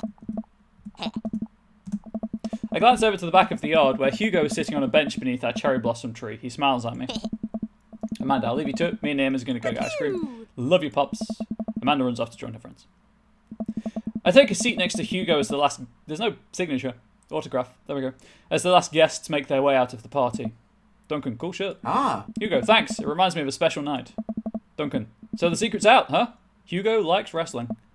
Hugo, you know, I was really nervous to come here dressed like this, but everybody in the neighborhood, they were nothing but accepting of me and my hobbies. Turns out Craig's a huge fan too. Oh god, Ari, control yourself. Do not launch yourself through the stream. Craig is fictional, okay? He's not actually real. And Colin told everyone at school that I'm into wrestling, but it actually backfired on him. The kids have a weird sort of respect for me now. A few of them even asked me to be the sponsor for their wrestling club. Oh. Not the Olympic wrestling. The wrestling that I like. I actually like both, but there's an important distinction, and I think you know which one I'm talking about. Duncan C. Just goes to show there's nothing wrong with being open about what you like. Hey. Hugo, I agree, and as long as I'm being open, I'm also a huge fan of very handsome dads who throw great parties for their kid and love a good word jumble. Hey, that's Duncan! I blush. Craig is not leaving Ari's home. He's an invited guest. Duncan, and I'm a big fan of... Quick, think of something clever. Hugo's. This Hugo specifically. Hugo laughs. Oh. He drapes an arm around my shoulders and pulls me closer. He plants a soft kiss on my forehead. Duncan, I'm happy here. Hugo, me too. Hugo and I watch the sun dip below the horizon together. Duncan, hey, do you think maybe later you could show me some new wrestling moves? Oh. Hugo, Duncan, how about I show you my pump handle pile driver? I can't help but giggle. Duncan, what's that? Ah. Hugo, you'll see. That sounds dirty. Tee? I think the voice crack made that, I'll be honest.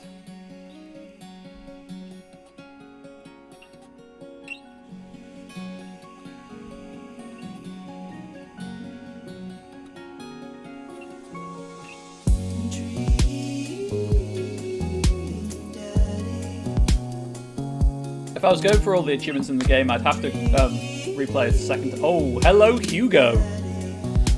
Okay, you know what? Some of these pinups haven't been great. That's a good pinup. I'm talking about the ludicrous amount of cheese over here, obviously.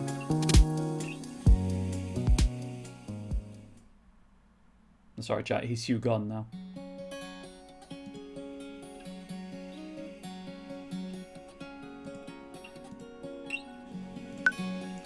Okay, back to my save. Welcome. You've got dads. Date with Matt. After Matt's date, I might take the, Hugo's really sweet, but I'm just cringing every time he makes a sound because it's Ray and I can't unhear that. That's fair, babe. That's fair. I'll probably take my break after Matt, for reasons. But we'll see. We'll go for Matt and then Craig. Because I just wanted to do Damien's ending last, because Damien is a cinnamon roll.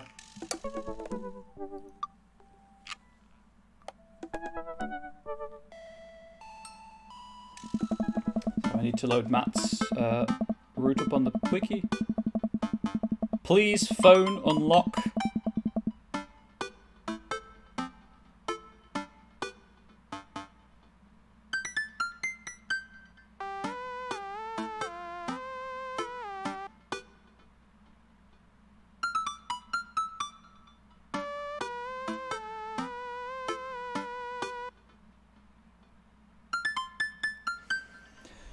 Matt and I have spent a lot of time together lately. After we went record shopping the first time, it sort of became a weekly tradition for us to scope out Final Fantasy VII, what a great name for a record shop, for new releases. On quieter days, I'll go to the Coffee Spoon to just hang out with him. He's been trying to get me to branch out from my usual black coffee to try new drinks, and they're always delicious. Since I've been spending so much time with Matt, Carmencita and Amanda have become really close friends. Amanda's taken Carmencita under her wing, teaching her about photography, helping her with homework, and introducing her to music that's not just boy bands. Well, she did end up taking her to one of those Scream Cry Dancing Boy concerts so Matt wouldn't have to go, a truly heroic move. I can tell that Carmencita really looks up to her a lot, so it's great that Amanda's trying to be a good mentor. The open mic night is tonight. Amanda and I busy ourselves getting ready. I try to pick out a nicer outfit than usual and pace around the room. A bunch of really cool bands are going to be playing and I'm excited to see them. I haven't been to a show since the first time Matt and I hung out. It's weird. Ever since Matt played piano for me that one time, I've never been able to convince him to do it again. He's told me that he also plays guitar, drums, and even the trumpet. He still won't play any of them. For someone so passionate about music, it's strange that he doesn't want to actually play it. Amanda, you ready to go, Pops? I can hear Amanda in the hallway as she approaches my room. Duncan, yep. Amanda pops her head in and looks me over. She pinches the bridge of her nose. Amanda, Dad, we talked about this. Duncan, what? Amanda, the sandals. They're older than I am. Duncan, vintage. Some would argue. Amanda, I thought you threw them out. Duncan, Amanda, since when did you enroll in the Fashion Police Academy? Or the FPA? Amanda, I got kicked out because I was a loose cannon who didn't play by the rules. For example, you're not allowed to mix florals, but you totally can if you have a good eye for colour. Duncan, you're out of your jurisdiction, rookie. Amanda guards the door until I pick out a better outfit. Oh, these cushions behind me are so uncomfortable. Amanda, stop! Dad. Those sandals are going directly into the evidence locker. Duncan, what's the... Amanda, it's the trash. I propose a compromise. I keep the sandals, but won't wear them tonight. Then we have this exact same argument the next time I try to pull them out. Ugh. I feel Amanda's pain there. My father also has old sandals. Babe, if it helps any, I have no plans to buy sandals ever. Amanda. Aww. I guess. Yes. Come on, Dad. We gotta go. Oh. I've never seen the coffee spoons. I'm just checking to see if that has any impact on the date. Nah. I've never seen the coffee spoon so packed. I spot familiar faces from the Pup concert, all sipping on their caffeinated beverages of choice. Are you supposed to push Matt back into music? Maybe? I don't know. I think he's obviously tied up a lot in the fact that he lost his wife, who he was in a band with. A couple of people are setting up on stage. I don't see Matt, but I'm sure he's busy in the back. Amanda and Commencita find each other immediately and do their secret handshake. Some complicated clapping with their hands and then a big hug. Hugo! Duncan!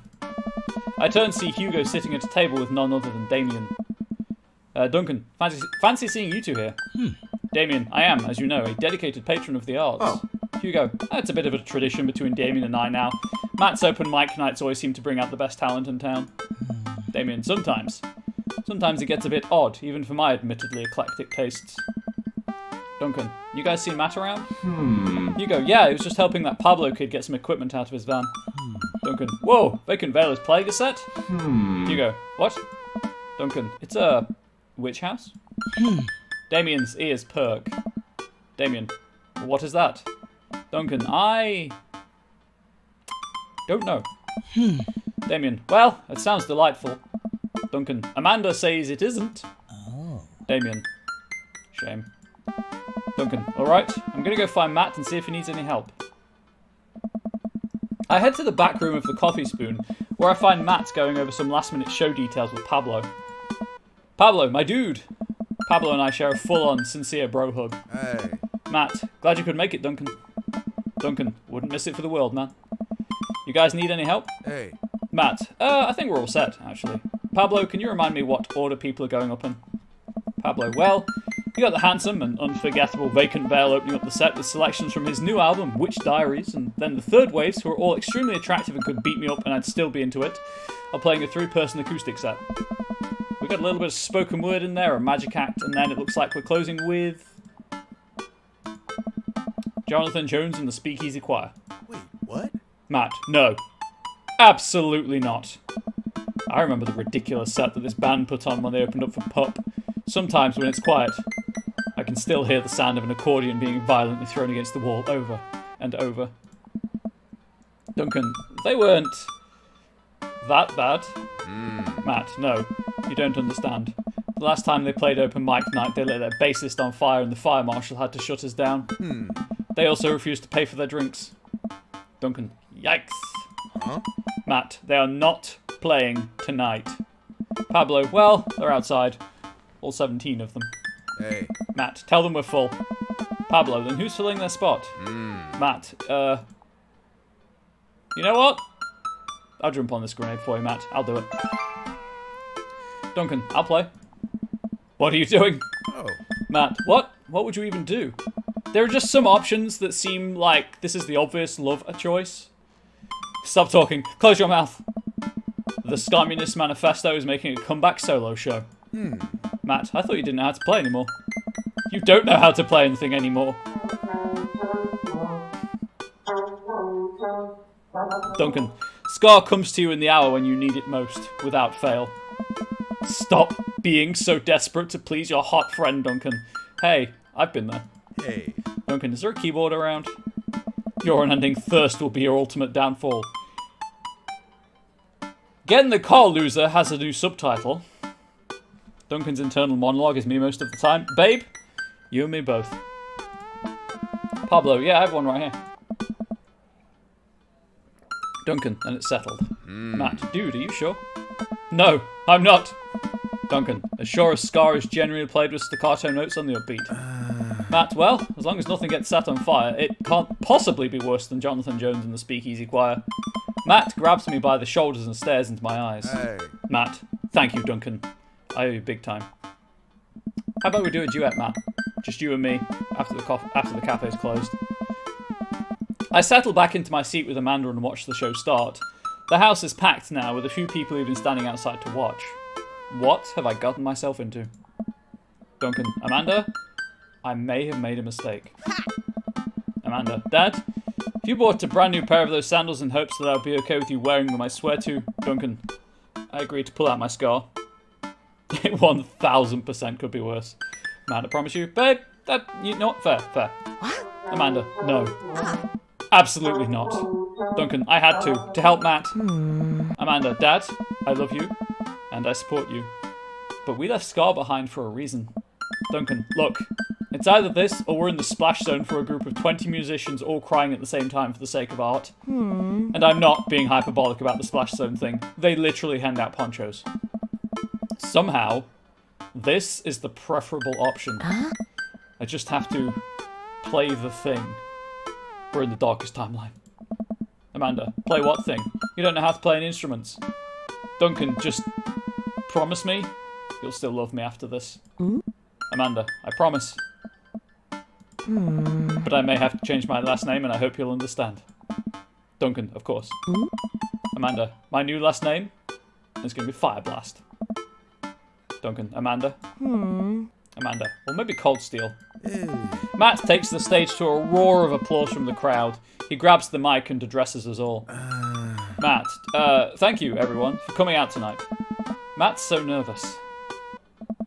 And I'm so nervous. I can't stop staring at his mouth, and that makes me even more nervous. Hey. Matt, we have a jam-packed roster of amazing local talent who you might already know, or maybe have seen before but would like to see again, and I'm rambling now, sorry. Hey, that's me every stream. Duncan. Oh, Matt. Hey. Matt, so, let me just bring on a dear friend of mine who's making his live show debut. Please welcome to the stage, Hey. Vacant Veil. The crowd cheers again and Pablo bounds up to the stage, beaming. He sets up his 2 laptops and keyboard and launches into his set. Pablo, thank you everyone. This one is called Witch House Never Dies and you're next. Pablo hits the crowd with a heavy, inaccessible synth bass layered under drum samples and clips from science fiction shows played in reverse. It's maybe not the right show for this, but everyone seems to be enjoying whatever this is. At the end of the song, Pablo jumps on the mic. Thank you to all the veil wearers who came out tonight. A portion of the crowd cheers. He has a fan base already? He has a name for the fan base? This is his first live show. You can buy t-shirts out of the trunk of my car after the show. Also, I'd like to thank my mom for coming out to watch me play. You're my rock, Ma. Pablo's mom. Love you, honey. Pablo plays a few more songs that are actually super fun to listen to. Wow. Definitely did not see that coming, especially after Amanda's strongly worded thoughts about the genre. Hey. Once he's done, he vacates the stage and Matt jumps back up again. Hey. Matt, big round of applause for our very own Pablo, who coincidentally works here. Yay, Pablo. And hey, next up are a group of young ladies who have been tearing up the East Coast with riot punk for 3 tiers now. Years. I meant years. 3 years. Sorry, the writing on my hand smudged because I'm sweating. I shouldn't have told you all I'm sweating. I'm sorry. Wow, he seems just as visibly nervous as I feel right now. Hey. Put your hands together for The Third Waves.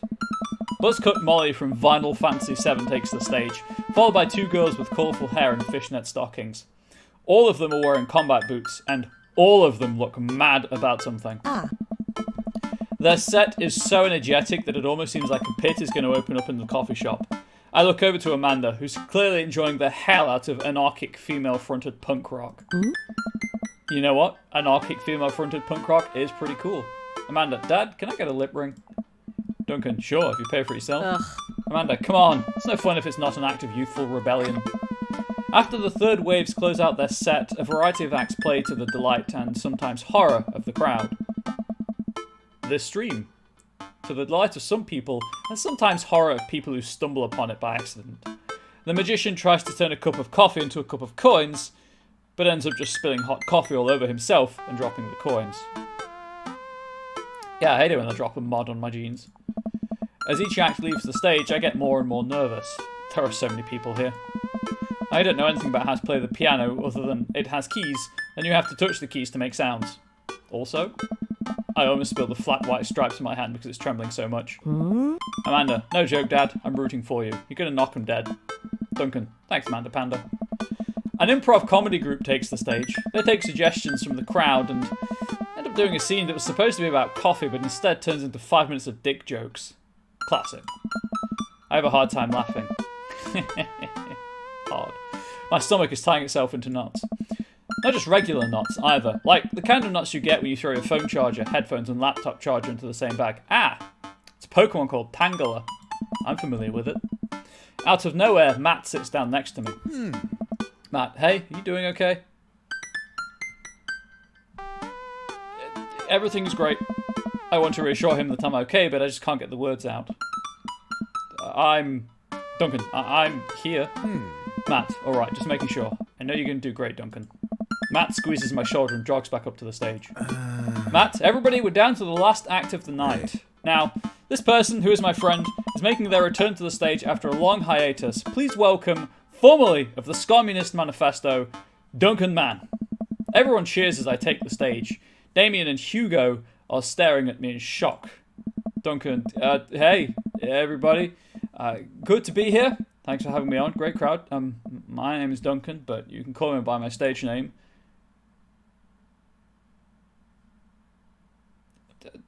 I'm going to pick this one because it's closest to the cursor. Thomas Kalnocky. The crowd claps. Matt loved that. The crowd claps politely. I sit down at the piano. That's a lot of keys. That's so many keys. Do pianos usually have this many keys? God, these lights are really bright. Someone coughs.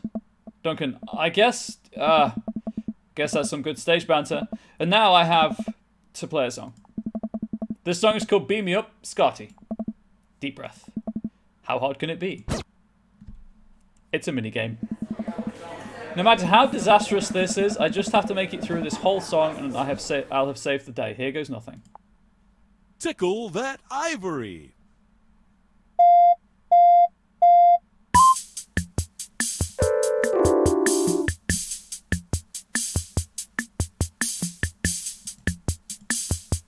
I don't know what I'm doing.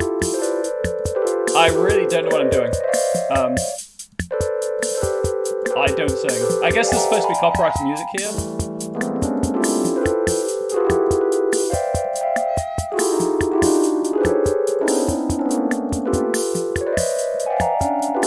But because there's no copyrighted music, the rhythm might not be,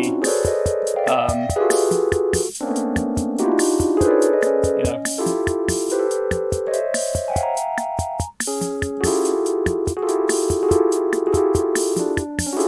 Beam me up to the Star Trek Enterprise.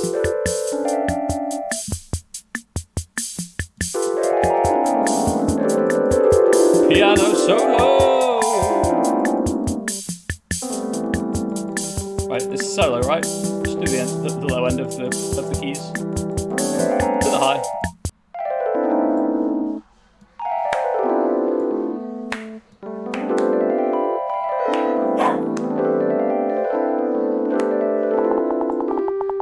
I don't think you can fail that. Doing your best deserves an S. I don't think you can fail that minigame. I look up at the crowd. I see a bunch of people shifting in their seats. Oh no, I'm losing them. Scar really is dead. And I killed it. Duncan, that was a discordant mess. It was. I'm sure it's better, but I'm leaning towards that may have copyrighted music playing behind it. Everybody, Scar? Matt, everybody scar! Hey. Like a checkerboard tie-wearing angel descending from two-tone heaven, Matt walks on stage playing the guitar. We lock eyes and he gives me a reassuring smile as he effortlessly plays the chords to the song. I look out and see the crowd go wild to Matt's appearance on stage. Everyone's bouncing around now. It fills me with renewed energy as we jump into the chorus. Beam me up, Scotty. Beam me up, Scotty. Hey. Beam me up to Scotty to the Star Trek Enterprise. Matt jumps into an improvised solo that was way better than the one Darren Springstead wrote in high school. Hey. We make it to the end of the song in one piece and the crowd goes wild. I'm moist with sweat, head to toe. Duncan, ladies and gentlemen, Matt Seller. The crowd practically screams. They all start chanting Matt's Hey, name. dude. Duncan, they want to hear you play, man. Oh. Matt smiles. Hey. Matt, I think I'm ready. I excuse myself from the stage and take my seat next to Amanda as Matt cozies up to the microphone. Amanda, I take back what I said about Scar. That was pretty cool. I high-five Amanda and we look toward the stage. Hey. Matt, hey everybody. More cheers. I haven't played in front of people in a long time, but it's cool to be back. Hey. This one goes out to a good friend. Matt locks eyes with me. We both smile. Oh. Who helped me to be able to do this again. Thank you. Hey. This is an old one from Stillness to Dancing. The entire crowd excitedly jumps to their feet. Matt closes his eyes and starts playing upbeat, intricate melody. The crowd sways to the music. Matt looks entirely at peace with a small smile on his face as he sings. After he finishes his song, the crowd insists on an encore. He ends up playing a few more tunes to an adoring audience before thanking everyone for coming out. The moment he steps off stage, he gets mobbed by people. Everyone seems to be amazed that he's playing again. Damien and Hugo thread their way through the crowd to talk to me. Hugo, that was amazing! Damien, it was certainly a sight. Did they make industrial darkwave Scar? Duncan, I'm not too sure if that genre exists, but it's never too late to start a band. Apparently. I glance back over at Matt, who's hugging a bunch of people. They really seem excited to see him play. Hugo, well, yeah. He hasn't played since he lost Rosa. Duncan, what? I didn't realise. It suddenly all makes sense why Matt was so reluctant to play. It must have taken so much for him to jump on stage with me just now. The crowd slowly filters out into the street as the show ends. I decide to stick around a little longer to see if I can talk to Matt. Amanda, hey, I'm taking Carmencita to get ice cream. Is it okay if she sleeps over? Carmencita, we're going to paint our nails and start a punk band. Duncan, yeah, go have fun. Just please don't wake up the neighbours with any biting truths about the government or whatever. Carmencita, don't worry. We'll wake them up figuratively instead. Amanda and Carmencita bump fists and head out. I spot Matt finishing up conversations with a couple of stragglers on their way out of the coffee shop. Duncan, hey Matt. Oh. Matt, hey dude. Duncan, need help closing up? Hey. Matt. Oh. I'd love that. Matt and I stack up chairs and sweep the floor in silence. We carry the stage equipment back to Matt's van where we see Pablo selling merch to a crowd of people out of his trunk. Pablo, shirts of the finest quality. Every step of production from thread to stitch overseen by yours truly. Graphic designs fit for a king. Matt, that kid's gonna go far. Oh. We head back into the coffee spoon and Matt puts the finishing touches on closing. When we're all done, Matt and I lean up against the counter. Duncan, thanks for saving me from myself up there. Hey. Matt, all in all, it's ended up being pretty cute. Huh? Plus, you protected us from Jonathan Jones and the Speakeasy Choir. Someone told me that they tried to do a street performance down the road and they all got arrested for trying to form a human pyramid in traffic. Duncan, did it feel good to be on stage again? Hey. Matt, Hey.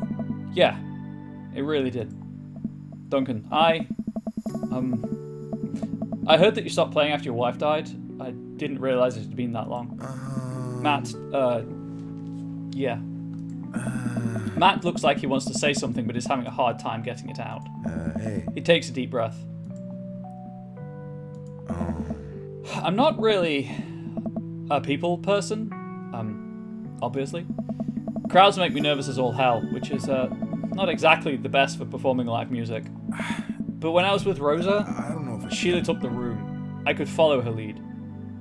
Weren't the signals present loud and clear? Consider what else they were. Duncan Mann is apparently blind to emotional distress, let's say. After she passed, I was lost. Even touching a guitar hurt too much. I tried playing for people over and over, but the music would never come out, so I just gave up. I guess what I'm trying to say is, life wasn't this scary when I had someone in my corner, someone I felt safe with.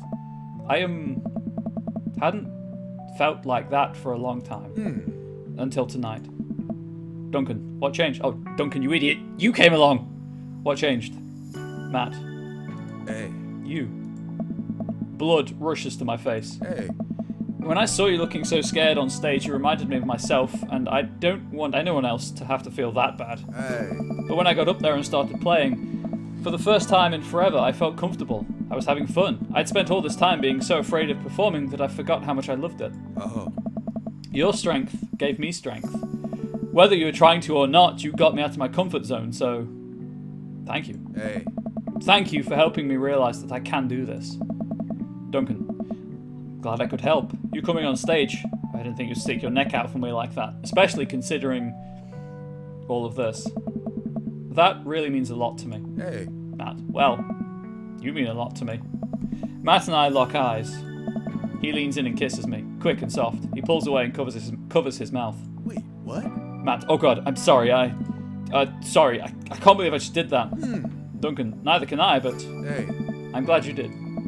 Our lips touch again. I brush his hair out of the way and rest my hand on the small of his back. Matt pulls me closer. Everything about him is sweet and soft. His lips taste like vanilla. He smells like coffee cake. I can feel him smile through the kiss, which makes me smile. He laughs into my mouth, and I can't help but laugh too, our teeth knocking against each other. Matt, ow! The moment I open my eyes, I realise we're still leaning against the espresso machine. Matt, maybe the coffee shop isn't the right place for this. Duncan, maybe you're right. Oh. Matt, let's go back to my place. Date complete. So much cute this stream. Oh yeah, it's all cute. You're the... You know, if you want to come inside, Daft Punk is playing at my house tonight. There's always cute on these streams chat because you're the cutest chat on Twitch. King of Carrot Flowers is the achievement for dating Matt. And that's all that.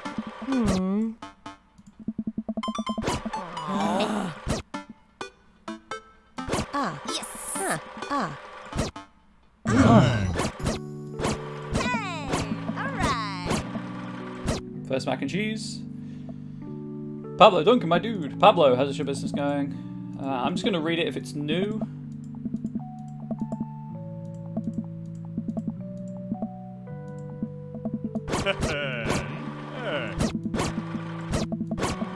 Oh. Bro. Hey. Oh. Yeah. Oh, no, wait. It's Hugo. Oh. Ah. Oh. Amanda and Copperseed's talking again. As I walk up, I can tell they're already deep in conversation. Amanda, listen. It's like prison rules. First day of high school, you got to establish yourself at the top of the pecking order. Commentito, really? Amanda, nah. Just find a group of people that you like and then hang out with them. Be yourself. Don't worry about being cool. You'll find friends. Amanda, and try not to kiss anyone who also has braces. You get stuck, kiddo. Duncan, hey guys. Commentito, hey Amanda's dad. Amanda, Commentito here's getting rid of high school. Got any advice? Duncan, when you join band, pick the easiest instrument to carry. I'm still walking a little sideways from my sousaphone days. Commentito, flute it is. Duncan, alright, I'll leave you guys to it. Commentito, me and Amanda still on for dinner with you and your pops tomorrow. Commentito, yes! We're already planning a carrot cake for you guys. Oh, carrot cake is amazing. I better keep making rounds. I'll leave the two to keep conspiring.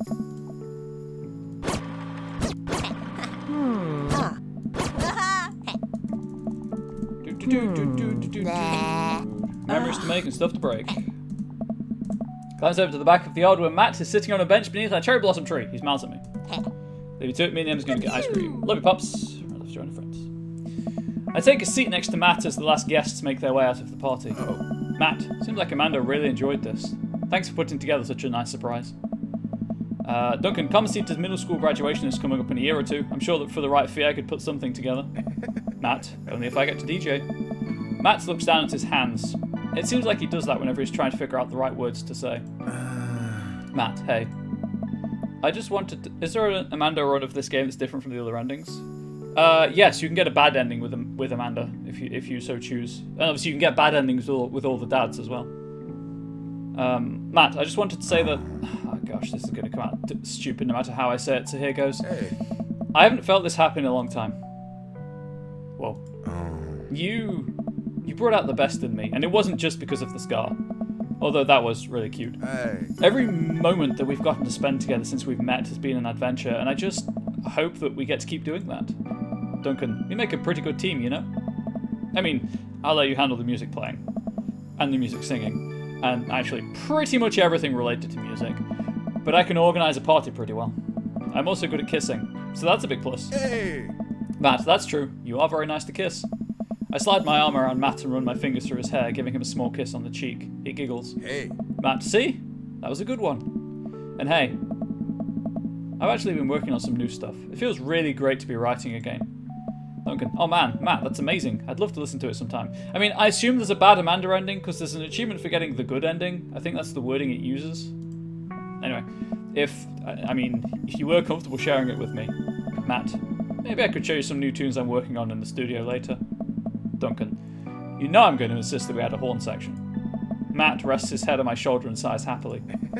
Matt, you know what? I'd actually like that.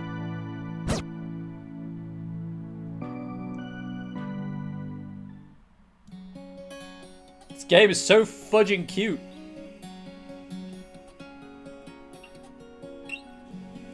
I will say I've noticed during the credit sequence when they're skipping swiftly, you can really tell it's at 30 FPS because I can see the text scrolling smoothly on my monitor, and then I glance at the preview and it's kind of a bit juddery.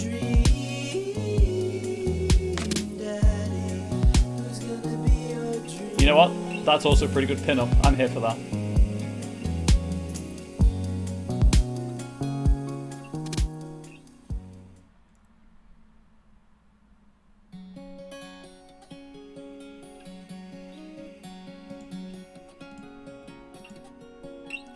Okay, so, 2 dads left. I'm going to take my break now.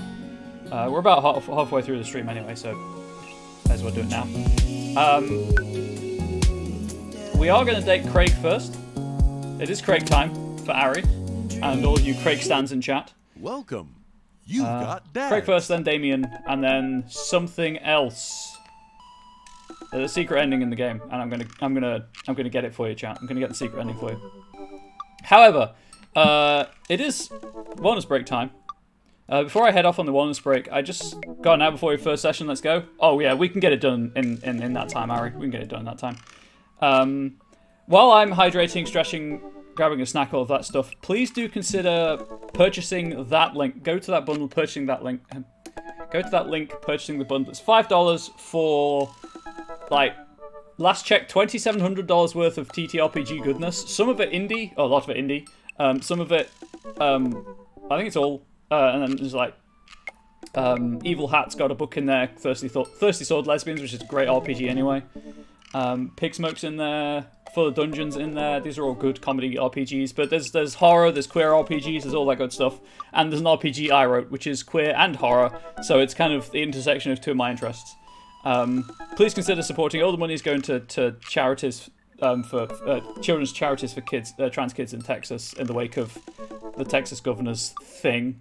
It kind of blew up overnight, which was, it blew up almost as soon as it launched, which was nice. Anyway, so that's my thing. Please do consider it. You don't have to, obviously.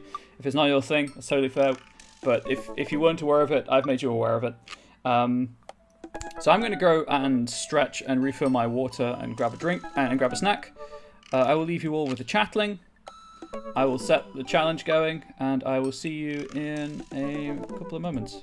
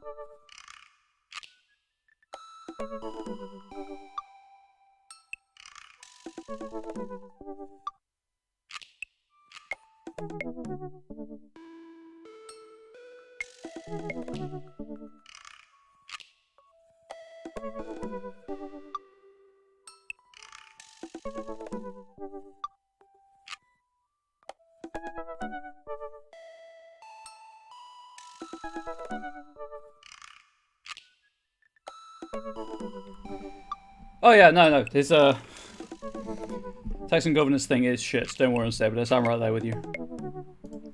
Also, I'm back. Hey, welcome. Welcome back to me. Right, Craig time. I can die on this date, so I will be going for the death, just because I can. You know what? Let's just leave those saves.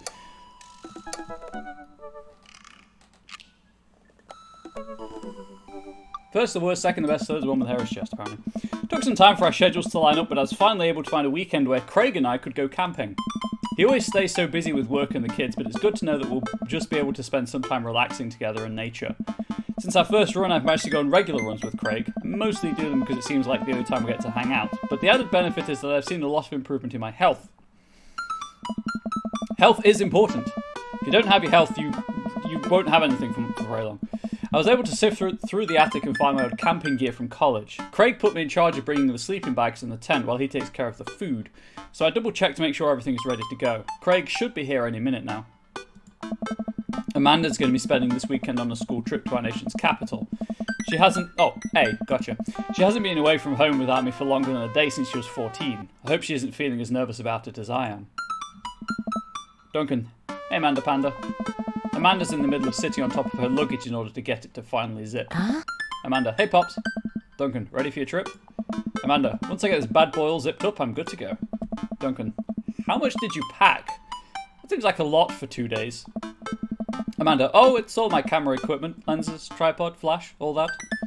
Duncan. Are you even going to have time to take pictures? Amanda. I'll find a way. I need to get some good shots for my series on national monuments. Duncan. Ooh, what's the series about? Amanda. It's one of those internet series where I reimagine Disney princesses as founding fathers.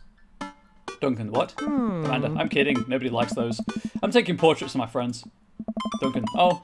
Well, I'm going to be in the woods, out there in nature, you know, roughing it, just me and Mother Nature. The old Madre de trees.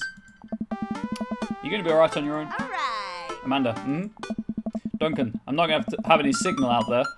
Oh yeah, we're going camping with Craig, Harry, that's the date. out there. I won't be able to text or call you at all. Eh? Amanda, oh, it's alright. I'll be able to survive a couple of days without constant updates on who just got voted off of International Haunted House Hunters. Duncan, well, I'll miss you. And for the record, Bradley was pushed down a flight of ornate stairs by a ghost. They were really beautiful stairs. Amanda finishes zipping up the big suitcase and lugs it next to the door of her bedroom. She turns around and gives me a big hug. Amanda, relax, Dadtron. I'm a big kid now. I can take care of myself. Besides, I gotta share a room with Monica Sanders and 2 mom chaperones. The most trouble I could possibly get into is falling asleep with a tub of ice cream on me. I'm not gonna say what I was gonna say. Just moving on. Duncan. Oh, well, alright. Don't steal anything, okay? Amanda, since you asked nicely, fine. Promise. There he is. I step outside, hauling my bags behind me. Craig's already strapped some camping gear on top of my modest but stylish car. He notices me carrying my equipment and hurries over to take it from me. Right, I'll load up the Craig route just in case.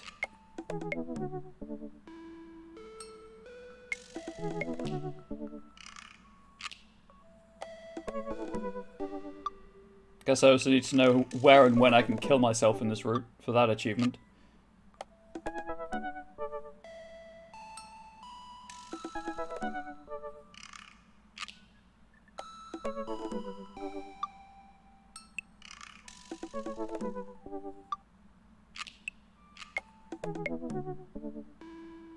Okay. Nope. Right, looks like it's a fair way into the date that I can do that, so we're going to go romantic. Such a gentleman. I almost had a case of the vapors there. Craig, never fear.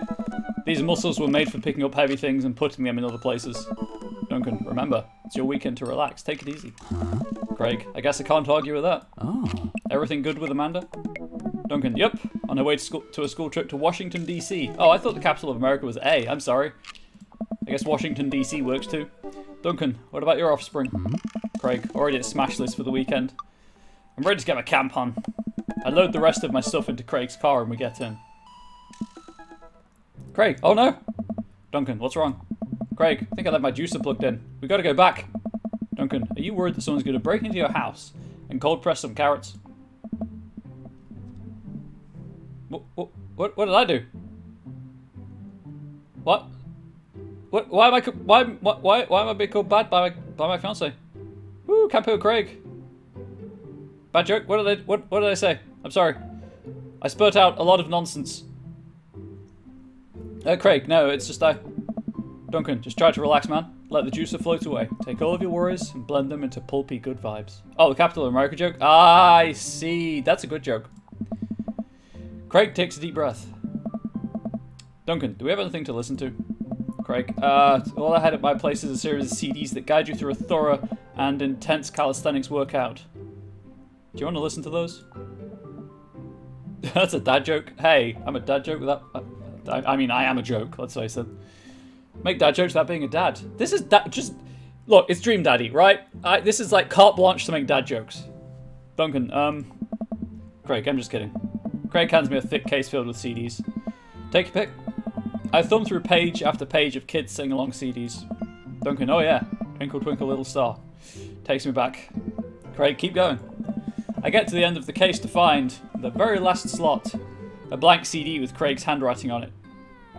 Did Craig make us a mixtape? Duncan, DJ Kegstan's Megamix Volume 1. He made us a mixtape. Craig, made it just for the trip. I think you'll like it. I pop the CD into the car's stereo, and it's like I'm immediately transported to our old dorm room. Hit after hit plays, and soon enough we're both happily scream-singing the lyrics to each song as we fly down the highway. Duncan, the song was Carl's favourite. Craig, Carl, the third roommate! Duncan, you brought that dog home one night and I couldn't pry you two apart.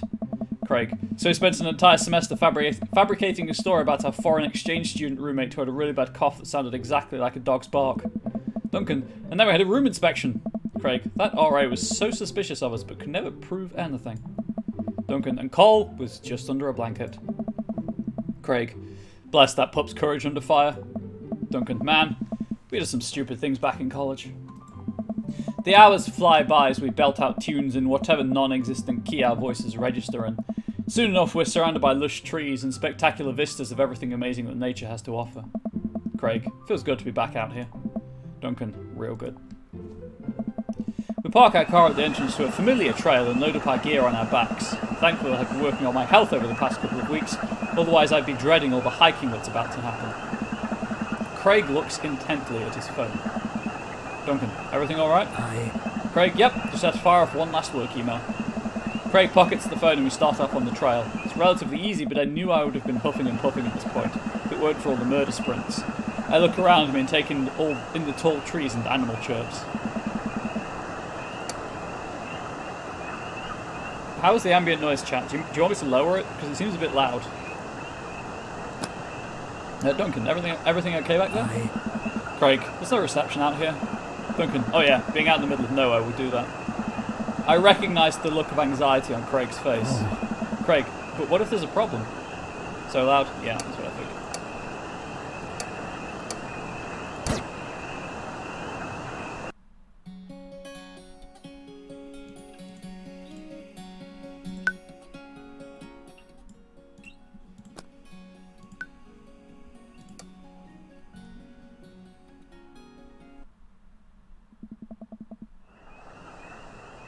That seems better. Craig, but what if there's a problem? I'm going to go with you've trained for this. But again, as this is the third date... Oh no. Reassuring. There won't be. It'll be fine. Come on, bud. Who's a relaxed boy? Craig. I don't know. Duncan. Craig. Craig. I'm a relaxed boy. Duncan. That's my dude. Ah, the rare Weldy lunch unlurk. Welcome back, Weldy. We keep marching down the trail, but it seems like Craig is still worried. After a bit, he stops in his tracks. Craig, maybe we should go back. We could find another campground that gets good cell phone reception. Duncan, Craig? Seriously? What's wrong? Craig, I mean, I'm just really nervous. My dad instinct is kicking in and my mind keeps conjuring up all sorts of worst case scenarios. What if something happens to the girls? I don't have a signal. I would have no way of knowing. Duncan, let me tell you, that feeling never goes away, no matter how old your kids are. You've just got to remind yourself that they're in good hands. How irresponsible is Smashley? Babe, she goes by Smashley. I'll leave it at that. Not that you should use anyone's name as a judge for how mature or responsible they are, obviously. I mean, Comrade Bubbles. Whimsy, sure, but... Hot dad time, Weldy? Most definitely. Craig doesn't say anything. I give him a reassuring punch on the shoulder. Try to remember why we came out here. The plan was to get away from it all and just focus on ourselves for this little trip. No distractions, no cell phone service, just two dads relaxing out in the woods. Yeah, they're with his ex-wife. It seemed an amicable separation, though. Craig looks me directly squared in the eyes. Craig, no distractions, no cell phone service. Just two dads relaxing out in the woods. Duncan, we're going to have some fun this weekend. Craig and I get back to marching. It's not too long of a hike before we get to the campsite, and we're both glad to see that we're the only people there. Two dad bros just doing two dad bro things. They're just roommates, chat. They're just roommates. Best friends. Craig, I can't believe you still have this tent. Duncan, found it in my attic and already checked it for holes. It's seen better days, sure, but I think we'll be able to survive. I dump the bag of fabric and poles onto the ground. We unfold the tent in the desired spot. I hand Craig the stakes. And they're high, chat. Craig, we still know how to do this, right? Duncan, of course we do. We do not. After 20 minutes of struggling, that's not a 20-year-old tent. Like people in a bad infomercial, we somehow managed to build an upright structure that closely resembles what a tent would look like if you asked somebody to draw a picture of one with their eyes shut. Duncan, I wouldn't put this up against a storm, but I think we'll be able to survive for the night. We set out a couple of chairs and our cooking equipment, admiring our handiwork. Oh, actually, maybe it is. You want to go camping now? Hey, Harry, come and visit. We'll all go camping together. Bro, look at us go. Duncan, look upon the kingdom we have built. Upon this rock we shall grill our meats and drink our brews, for we hold dominion over this land. Craig, verily, and look at our camping chairs, which we are going to sit on. Duncan, so what's next on the camp extravaganza docket? Craig, well, now that we have shelter settled, I think it's time for us to do some exploring. There's a waterfall a little bit up the way that I'm sure we could hike to. Duncan, let's get hiking. Craig and I venture into the woods. We amble along, taking our time to chat and admire the wildlife. Craig reaches out an arm and stops me. Craig, dude, does that look like what I think it looks like? I look over at where he's pointing. Oh my god, it does. Duncan, that tree looks like a butt. Nice. Craig, I can't get over how detailed it is. I examined the butt tree further. The contour is perfect. It even has back dimples. Duncan, I thought we were going to have a great time camping, but this makes it even better. Craig holds back a snicker. Craig, I aspire to have every hike be as good as this one. I'm snickering now too. Duncan, let us analyse this tree further. Craig and I share a huge belly laugh at our awful jokes. The best thing about this is that there's no daughters here to tell us our jokes are bad. No, we just know they're bad. We high-five. Craig and I hit the trail again. It's been a long time since we've been out here, but everything seems more or less familiar. We point out old landmarks that we remember back from our college days. I think we're getting close now. Craig, check it out. There's a clearing up ahead. As we get closer, I can hear water running. Cresting over a hill, Craig and I are greeted by a wide clearing surrounded by trees. In front of us is a beautiful waterfall spilling into a large body of water that runs into a river. Mouths agape with the genuine beauty of the place, we go to investigate. Right, I'm going to raise the audio again so you can hear the background music.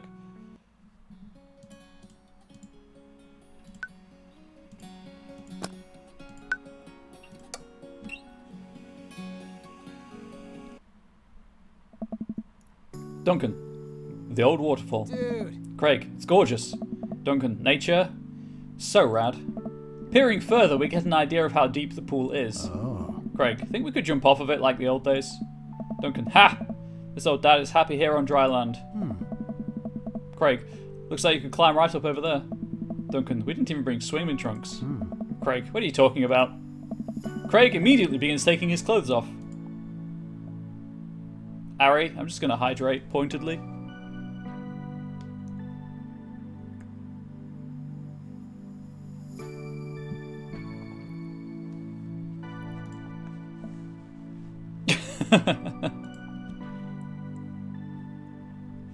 I know which answer I want to choose. I'm just going to see if there is a difference between the two choices. Yep. There is. And I was going to pick the right one. Look at Craig's butt. I can't help but sneak a peek. That is a good butt. Craig turns around suddenly. He catches me looking. I think we broke Harry, guys. Craig, I do a lot of glute workouts. I immediately turn away, blushing. You coming or what? Duncan. I mean, you give Duncan enough time, Craig. I don't know about this dude. Squats and those people.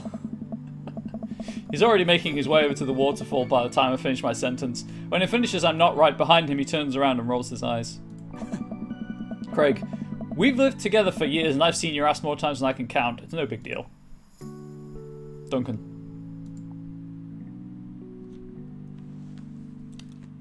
I want to pick the middle option, but again, as it's final date time. Yep. Let's put on a show. I need to apologize to Satet? No! I don't need to apologize to anyone for anything. I'm just simply playing a game. Duncan, if the clothes are coming off, then it's someone's birthday. Craig gives me the wolf whistle. I turn and give my booty a good spank. Duncan, that one's for you, big boy. I take my shirt off and drop it in the pile with Craig's clothes. I put the rest of my clothes on the ground, feeling exposed. Craig and I climb up to the top of the waterfall, making sure not to slip on any wet rocks. He reaches the peak before I do and offers me a hand getting up. Oh, I don't think Duncan needs a hand getting up either. This date is full of innuendo.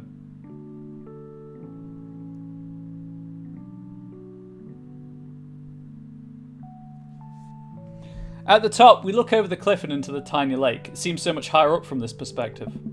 Craig has always been a daredevil. He pulled some stunts in college that I'm honestly still shocked he survived.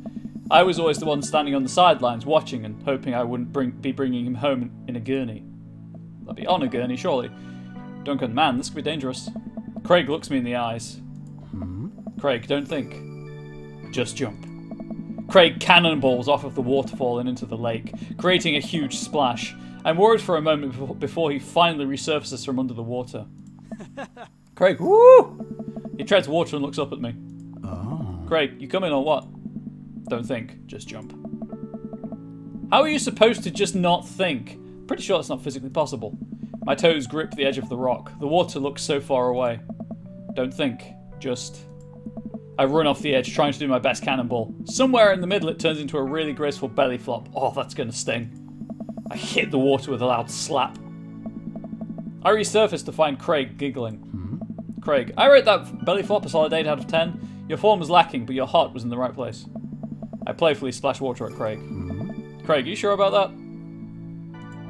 I splash him again. Oh. Craig, you've given me no choice. Craig splashes me in the face with a huge wave of water. You've awakened the beast. He launches another wave of water at me. Duncan, don't you put me in a corner here. Don't put a wild animal in the corner. We're playfully splashing water at Craig. Dunk him! I lunged for Craig and managed to get him in an arm lock. Time for the finishing move. I summon all of my dad's strength to lift Craig out of the water. Nice. Craig, hey! And I drop him down for the splash. Craig bounces back out of the water. Hey. Craig, my turn. Oh no. It seems like Craig was simply allowing me to pick him up and dunk him. He grapples me with his clearly superior muscles and, quite literally, tosses me across the water. I emerge, devastated. Craig, you think I did all those pull-ups just so I could look good with my shirt off? Nah, bro. These arm cannons are dad launchers. Craig does a playful flex for me. Damn. Duncan, Craig, truce, please. Craig thinks about it. Don't I have an... Do I still have a nosebleed BTTV emote? No. I don't. I have smuggered. Maybe I need a nosebleed emote for how thirsty this stream gets.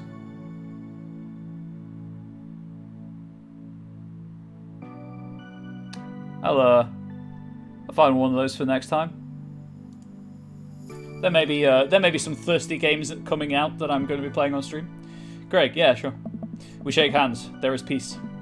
Duncan, man, that jump was such an adrenaline rush. Oh. Craig, not so scary now, huh? I race you to the top. We run all the way up the slip rocks and cannonball off of the waterfall again. What a rush. Craig, good form on that one. Want to go again? You know it. With the same energy we had in our youth, we climb back up to the top of the waterfall. I'm brave enough to try a flip, which I'm sure looks incredibly graceful, as I belly flop into the water. Whew, man. This is fun. Got one more in you? I live for danger. More thirst games? Please stop thinking my platelets. Hey, more thirst games now. Slams desk. Takes us a little more time, but we get to the waterfall and both do our best running jumps into the water below. Craig, alright, I think that's my limit. We should get going back before it gets too dark. I'm gonna save. Are you kidding? I've never felt more alive. Craig, alright bro, you sure? Duncan, it's my time to jump. I scurry up the rocks once more and do another classic cannonball. Wow, this is so much fun. Craig, I'm getting kind of cold. Want to go back to camp now? No, I'm here to jump. Go on without me. I've got at least 20 more jumps in me. Craig, okay. Do tell him. See you back there. Craig gets up and leaves. Maybe I should head after him. There is nothing but the waterfall. Death has arrived. Finally, some peace and quiet so that I can work on my form. I scramble up the rocks again. Man, the adrenaline is wearing off, I guess. By the time I get to the top, I'm gasping for air. Here goes nothing. I take a running start to my biggest jump yet. But as I get to the edge, I trip, tumbling off of the cliff and onto the rocks below. As my broken body slips into the water, I look down to see a pool of red forming around me. I don't have long. Just long enough to be alone with my thoughts. Why? Why did I push myself beyond my physical limits? Why did I let the search for adrenaline overrule my sensibilities? Why didn't I use the buddy system? Goodbye, cruel world.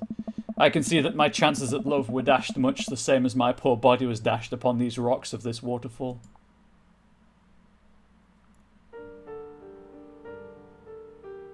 That achievement title is called Cannonball.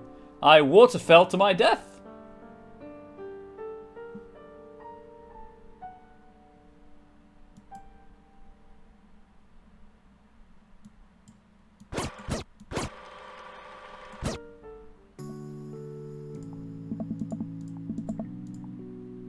I'm pretty tired.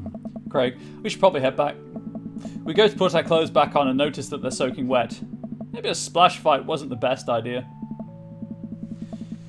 Craig, it's okay. We'll get a fire going in no time. We can dry off and get some dinner going. Sopping wet, we hike back to the camp and unpack everything we need for dinner. Craig pulls out a couple of steaks and some chopped potatoes in tinfoil. Craig, you ready for a feast? Duncan, hey man, take a seat. The Craig train is pulling into the relaxation station, and I'm your conductor. Let me cook for you. Craig. Absolutely not. Cooking is the thing that relaxes me the most. I'll take it from here. Craig cooks now?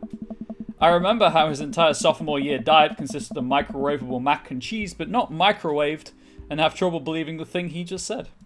That sounds disgusting. Is Craig just the perfect guy? Y/N. Duncan, at least let me start the fire.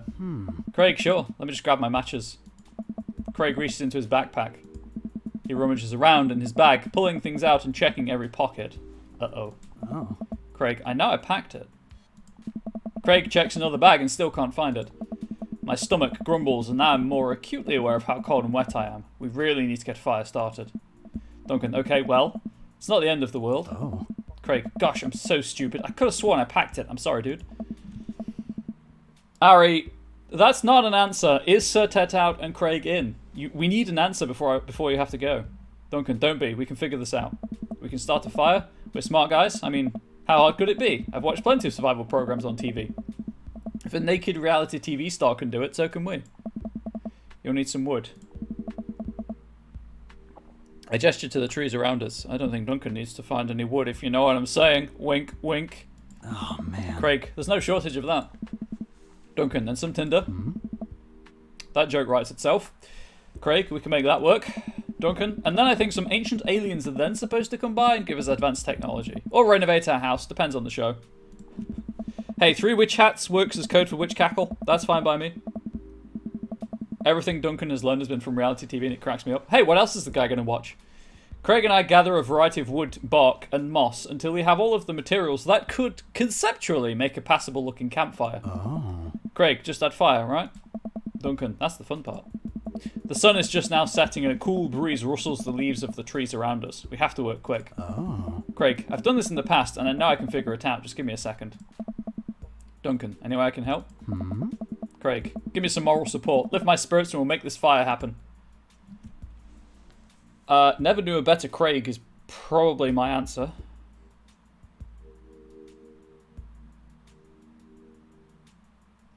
No, not right now. Actually, never knew a better Craig. Right now he likes it and then he dislikes it, which is interesting. Go overboard with compliments is the answer apparently. Duncan, you're really giving that fire the business.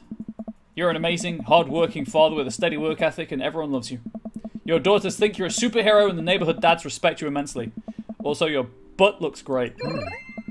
Craig, bro, stop. You'll make me cry. Duncan, okay. Don't want your tears putting out the fire. Eventually, Craig is miraculously able to get something going. He's had Duncan going since he took his clothes off. He blows on the embers and gently places the glowing moss in the base of the pit. Soon enough, we have a nice little fire going. Duncan, way to go, man. We're regular all outdoorsy fellas. Oh. Craig, hooray for not dying. And I didn't want to say that, babe, but yes, and Ari. I take a seat in one of the lawn chairs Craig brought and cozy up to the fire, warming up my hands. Craig, relax, man. Take it easy. Let me handle the dinner. I watch as Craig stokes the fire and sets up a makeshift grill for the steaks. After all that hiking and swimming and fire starting, I'm able to relax a bit. With the sound of crickets and the scent of steak filling the air, I actually feel pretty calm. You're taking too much joy from the thirst. Ari, embrace the thirst. Be thirsty. You saw how I was. I mean, you saw how everyone got during getting the car, loser. So. Craig expertly sears 2 steaks in the pan he's been heating up on the fire, cracking thyme and crushed ginger over it while basting them both in butter. Wow, I didn't know he was actually good at cooking. The fanciest I ever saw him get in college was when he started sprinkling the seasoning packet onto dry ramen and eating it straight up. Sorry. Figurative vomit in the mouth. Duncan. I think you think Craig's ever had a Knish? He almost certainly had one when he was a student, but as soon as he got on a health kick, absolutely not, no.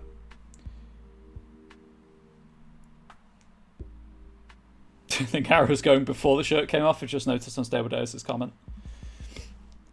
Although he did talk about the greasy breakfast thing, and you know, knowing when you can eat greasy food. So maybe when did this happen? You used to eat cereal every morning with beer instead of milk. Oh. Craig, I grew up, I guess. I think these are just about ready. Craig puts the steaks onto a paper plate and sets them aside. I start to reach for one, but Craig smacks my hand away. Oh, did you miss the end of that conversation, babe? If I can recall correctly, it's fried potato and onion or something like that. Oh. Craig, dude, let them rest. It'll be more flavorful that way. I patiently return to my seat, eyeing the steaks longingly from a distance. They smell incredible. Craig prepares a side salad for us in the meantime, sprinkling feta cheese onto freshly chopped greens. Oh god, feta is so good. He places it next to a generous pile of roasted potatoes covered in olive oil and rosemary. Once it's all ready, we sit down by the fire and dig in. Craig, everything taste okay? Duncan, I'm in heaven. Oh. Craig, that's what I like to hear. Duncan, remember how for an entire semester we would eat burritos for breakfast, lunch, and dinner? Real talk? A friend of mine at school, when we went to university, or like when we were in the run up to going to university, he was talking to his mum while I was over there, over at his house, about like meals and stuff. And it turns out she ate Special K for 2 meals a day. Special K is a cereal that tastes, and I'm being generous here, like cardboard. Babysitters, kids in exchange. Angel, are you saying that Craig makes better roast potatoes than I do? Because we're gonna have to have words if you are. Craig, it's so hard to not go back to that. Duncan, look at you now, man. You have kids, a great job, and now you cook like a vengeful wizard whose arch nemesis is microwavable food. I'm really impressed with how much you've gotten your life together. Craig laughs, but there's no humour in it. Craig, I'm glad you think that. I glance at Craig while he picks at his salad. He really grew out of his baby face, but there's something about his expression that makes him seem so much older than he is. A sense of maturity he didn't have in college. He looks exhausted. Duncan, you okay? Oh. Craig, yeah.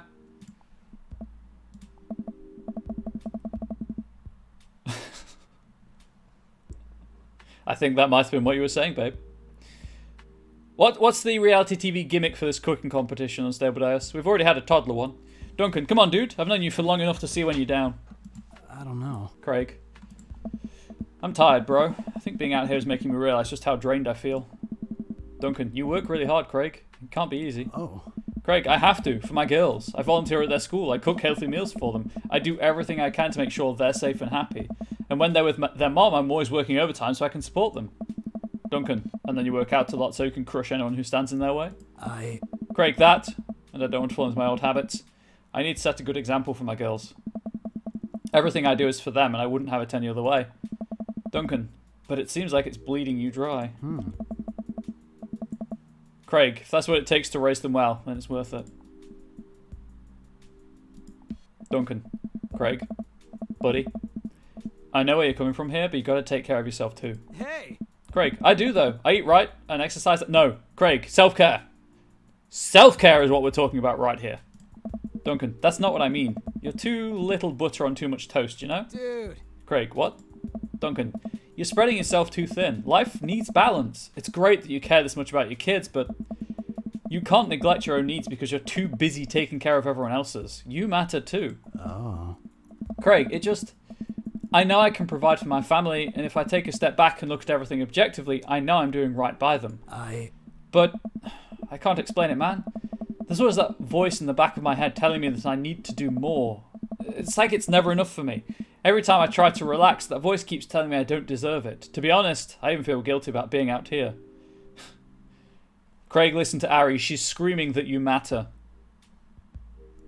This message was unexpected at this time. Yeah, Craig has the millennial struggle. Duncan, Craig, you're trying your best and you're doing an amazing job. That's a fact. But even if you weren't, you would still deserve happiness. Oh, man. Craig, do I though? Yes, Craig, yes. Duncan. Hell yeah, bro. I look at Craig and think about what a good friend and even better father he is. He's compassionate, he's hardworking, he's relentlessly positive. He encourages everyone to be the best version of themselves. He makes me want to be a better person.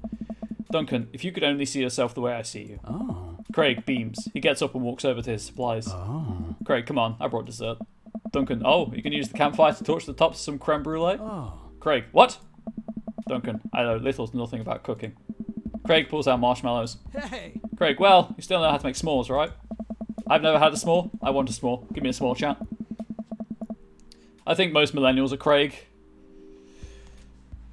Duncan, I think the more important question is, do you know how to make s'mores? As I recall, you used to just completely blacken the marshmallows. Craig, oh, I stand by that. It's charred on the outside, but the gooey centre is preserved. Trying to remember if I had a s'more. No, I think I just had the marshmallow portion of it. I think it was just the fancy marshmallow I ate in the end. Duncan, brutish. Craig throws a marshmallow at me and I catch it in my mouth. Oh. Craig, pro move. Duncan, we used to be able to do that at a great distance against a wind disadvantage. Give me a week of practice and I'll be competitive again. Craig and I sit in the warm glow of the campfire watching embers float up towards the sky. Duncan, the stars are so much brighter out here. Craig, yeah. I miss this, Duncan. Never done s'mores, we're doing that soon? No. I have never done s'mores to my knowledge. Duncan, me too. We stay here until it gets late, half remembering stories from college. We watch as the fire dies and eventually clamber into the tent. We crawl into the tent and I unfurl my sleeping bag. Craig, wait. Where's the other sleeping bag? I look around for a second. Oh. Duncan, oh no. I must have left it at home. It's all yours, dude. I'm sorry, I'll just curl up over here. Craig, no way, here. Craig unzips the sleeping bag and spreads it out so there's enough room for both of us to lay on top of it. Oh. Craig, night, bro. Duncan, good night, bro. I roll over and we face away from each other. Without a blanket, it's really cold. I shiver, and without realising it, I find myself nestling closer to Craig. I'm sure he won't mind. He turns over and I can feel his breath on my neck. It's hard to focus on anything else. I turn over, trying to get more comfortable. I open my eyes to find Craig's face only a few inches from my own. For once, he looks at peace. His eyes flutter open. His hand finds a place on my waist. I'm not sure who leans in first, but suddenly we're kissing. We look at each other again, my heart racing. Duncan, Craig. Oh, man. Craig, I got strong feelings for you, bro. Feelings I can't deny anymore. Duncan. Bro. Me too. Are we just the tracksuit mafia from Hawkeye now? I run my hands through his hair, then down his chest. Craig brings me closer, wrapping his arms around me. I feel so secure. Craig, you know, talking about old times is fun, but I like making new memories with you. I smile, tracing the lines of his hip with my finger. We kiss again. I'm not worried about us getting too cold tonight. Yeah, Ari, do we need to call a paramedic?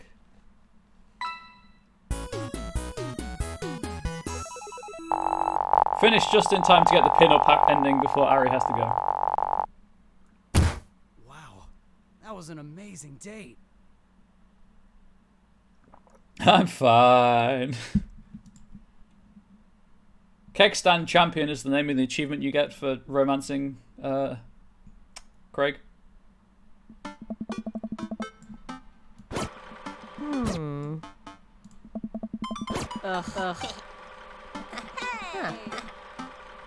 Hey. All right. Conversation with Pablo. Conversation with Brian. Oh. Hugo. Oh.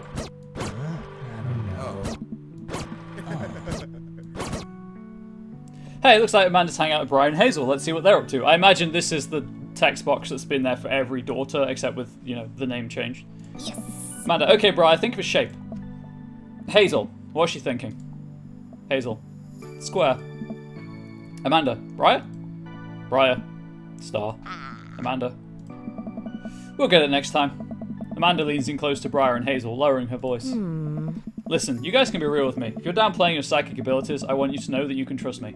Heck, even think of me as the third twin. Duncan, Amanda, that's a triplet.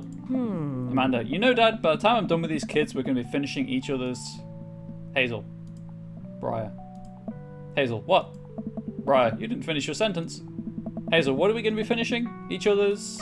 Amanda, sentences! See? Third twin. Duncan, I have to go.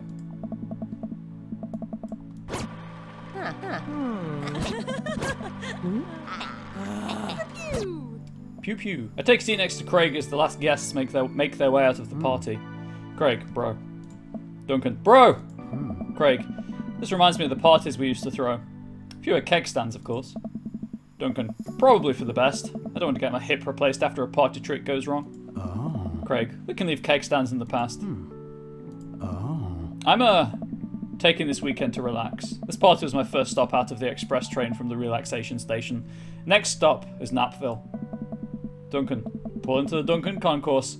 I'd like to book a ticket to Napville as well. Craig, I might have to meet you halfway at eating food directly off of your own stomach town. We both giggle, but man, do I just want to pour some chips on my belly while I hang out in a hammock. Duncan, Craig, I'm glad you're making time for yourself. Craig, me too. Stress is a funny thing, dude. I didn't realize how overworked I was until we got away from the city. It's honestly just as destructive as binge drinking every night and eating burritos off of the floor. Duncan, I guess we need to get out of the city more often then. Craig kicks his legs over the side of the bench and leans onto me, lying down on my lap. I run my fingers through his hair. You're looking for balance. I admire that. Craig, trying not to feel guilty about doing things for myself. It's a process. And it's going to take me some time to figure it out. I might need your help, bro. Duncan, Craig, I'll be your bro till the day I die. And if being your bro means forcing you to take care of yourself, then I'll happily oblige. Craig looks up at me, smiling. Craig, bro. That means so much to me. Craig sits up and pulls me into a kiss. Bros for life? Hell yeah. Duncan. Bro. We both laugh. Craig, you and me, we're going to be alright.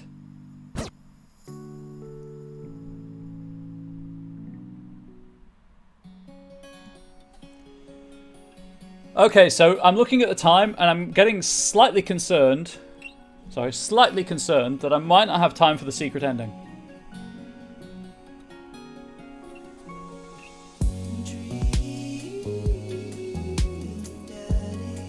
Bro, bro, bro, bro, bro! And there's Craig's pin-up.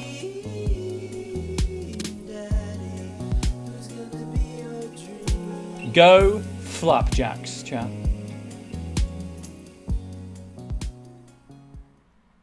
However, all talk of the secret ending aside, we need to do Damien's final date. He's the only dad here not coloured in.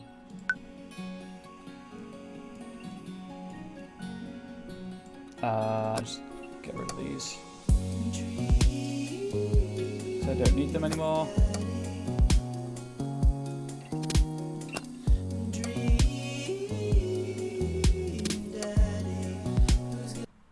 Welcome. You've got dads. Right. Now we have satisfied the thirst that is my chat, or some of my chat. Let's go for the cutie. Damien's so cute.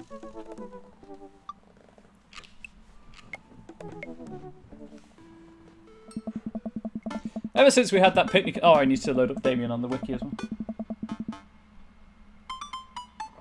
Ever since we had that picnic in the graveyard, Damien and I have been spending a lot of time together. We go on nighttime strolls pretty regularly. Okay, that was weird.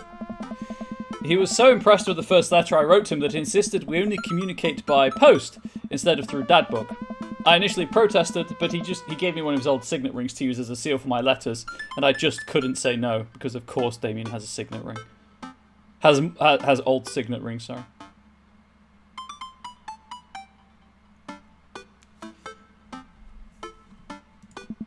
Amanda, hanging out with that goth dad again? Duncan, please, Amanda, you know his name. And yes, Amanda, be honest with me here, Pops. Is he actually a vampire? I remember you inviting him into our household that one time, and I've seen The Lost Boys, and I honestly would have preferred trying to see if he could have walked through the threshold of our home under his own power. I know you have a signet ring, babe. Duncan? Yes, Amanda, I have become Damien's familiar. I am compelled under his curse. I'm sorry, sweetie. Aww. Amanda, turn into a bat. Duncan, I don't think... Amanda, what's the point of being a vampire if you can't turn into a bat? Duncan, well, okay, I'm off. Amanda, are you taking the car? Or are you flying off into the night on the leathery wings of a bat? Duncan, one of those. While I'm out, can you throw away the garlic bread that's in the freezer so I don't die? That would be great. Amanda, I'm keeping it there as insurance. You understand, right? Duncan, that's my girl. Damien and I walk along the water's edge, chatting. Damien's cloak. He hates it when people call it a cape. Damien's cloak flutters behind him in the breeze. That's, referring to a voice line. A conversation choice you can make on the first date, where you compliment his cape. Turning into fog was so much better than the bat and the wolf. Oh, most definitely. Duncan, this is going to seem like a silly question, but why do goths wear black? Damien, Gothic subculture has always been associated with death, so it would make sense that the styles surrounding it would be greatly influenced by mourning. Interestingly enough, though, was that in the Victorian era, Queen Victoria herself mourned the death of her late husband for 10 whole years, wearing black for the rest of her life. If that's not goth, I don't know what is. Isn't that technically a cape, or am I... I think that is technically a cape, yes. Duncan, I don't know, actually. Maybe that's the whole conversation that you have about it. Duncan, I have another question. Damien, go ahead.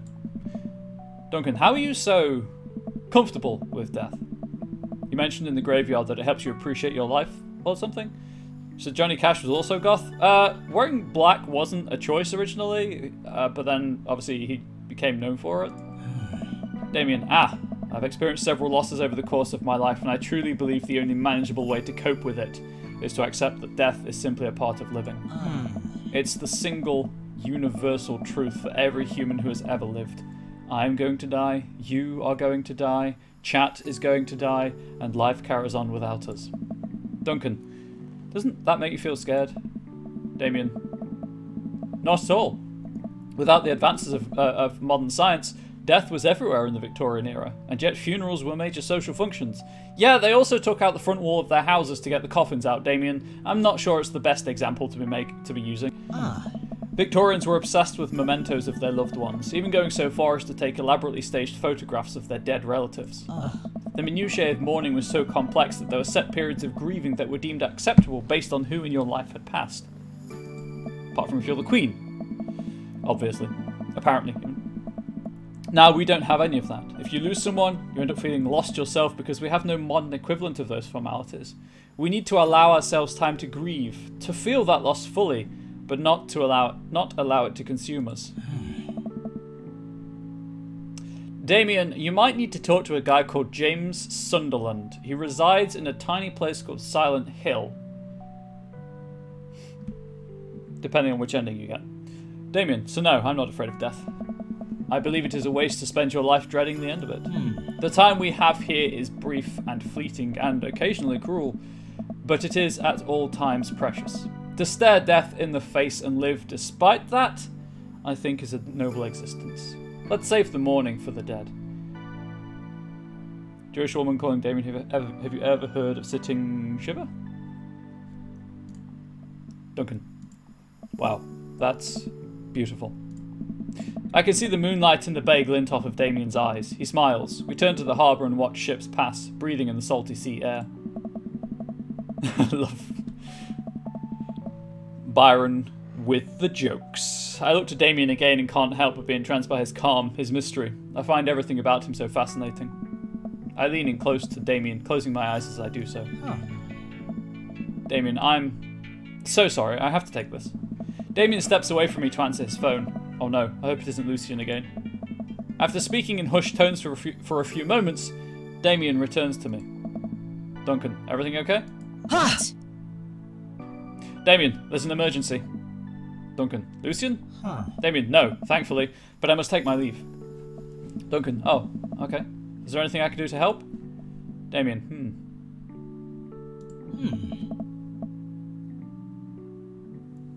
Dads do have to stick together, right? Duncan, you know it. Damien, then come. There isn't time to waste. After a short drive in silence, we arrive at a run-down building on the outskirts of town. Duncan, where are we? Damien, it's better if I just show you. I push the surprisingly heavy door open, find myself in a dimly lit waiting room. A few rickety chairs line the walls, and there doesn't seem to be anyone behind the front desk. There are a few paintings and pictures on the wall, but they're so nondescript I'm still unsure of what kind of place this even is. Damien, wait here for a moment, I'll be right back. Damien walks off down a corridor, his boot heels echoing through the halls of this seemingly empty building. Distant howls echo from some... It's a vet's, isn't it? What pet does Damien have? Distant howls echo from some place I can't see, and there's a faint scratching sound like claws on tile.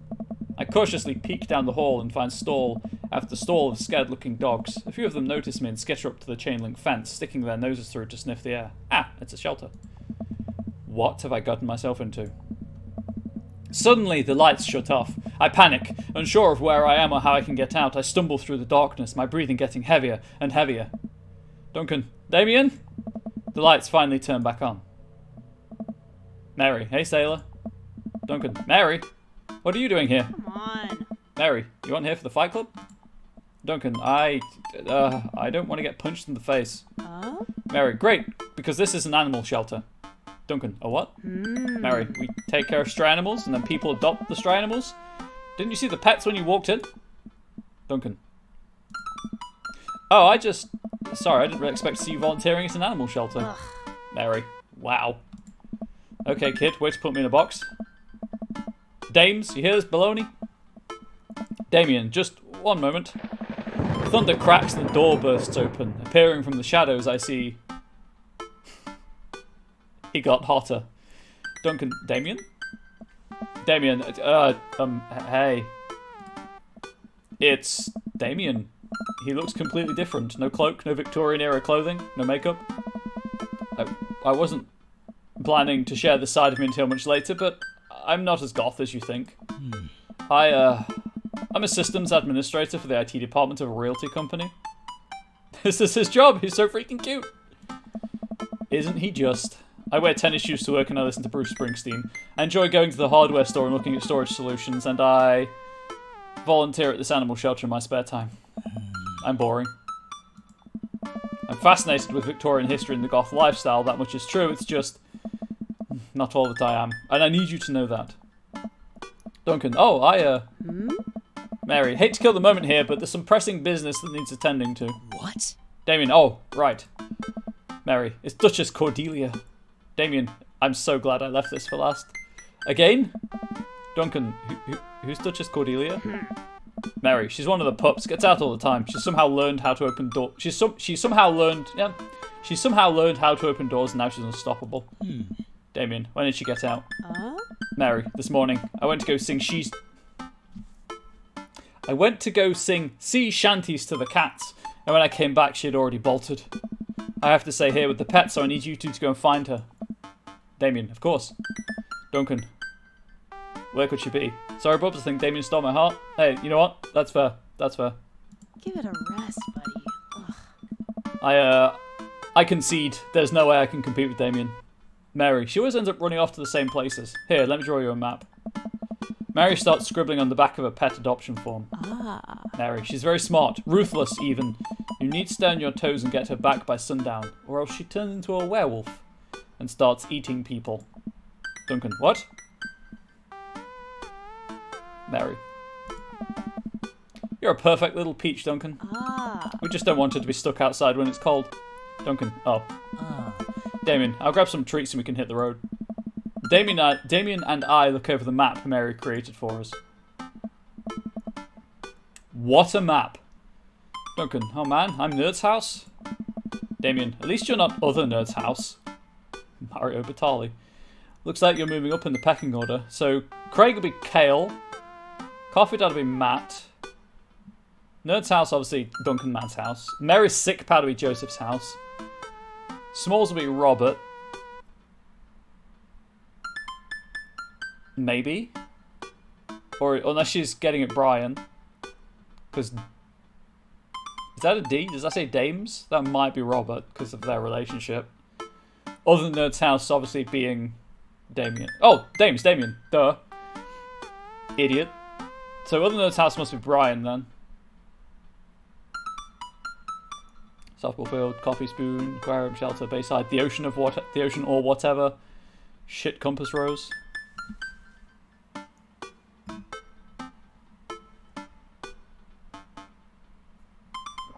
One, two, three, 4, 5, 6.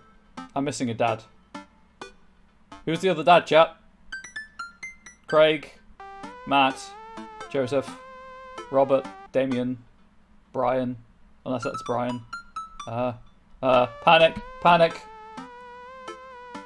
Hugo, right, of course. I guess Hugo's might be Mario Batali.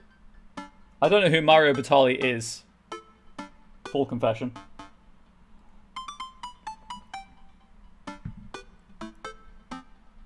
Anyway, she signed the map. We know the map is Mary's map. Mary, congrats, kiddo. Damien, where should we head first? Oh, Mario Batali is a chef. Ah, gotcha.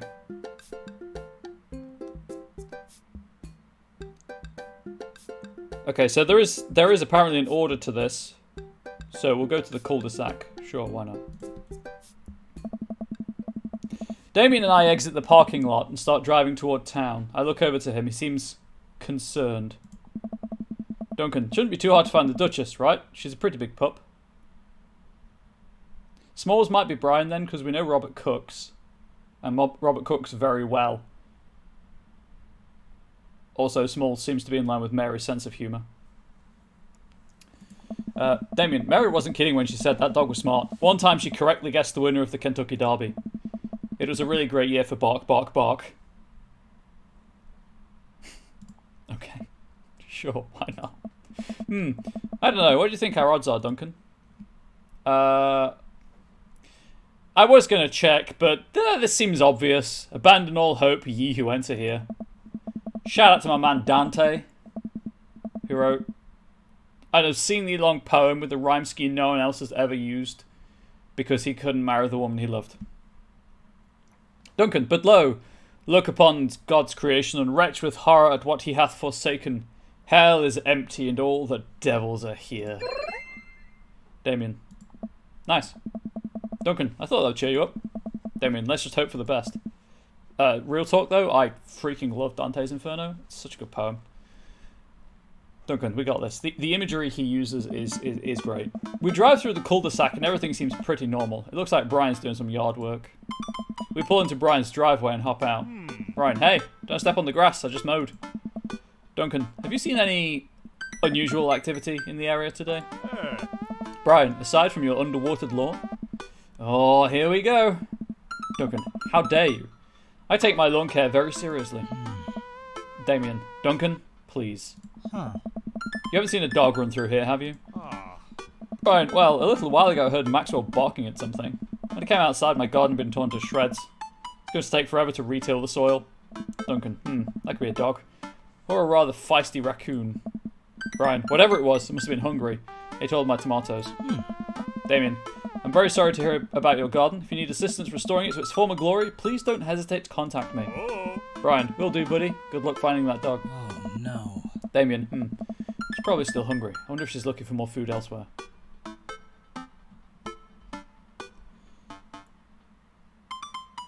I mean, the coffee spoon seems like the obvious answer.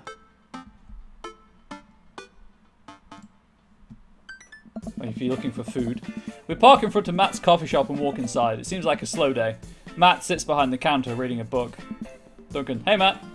Matt, didn't expect to see you two today. What's up?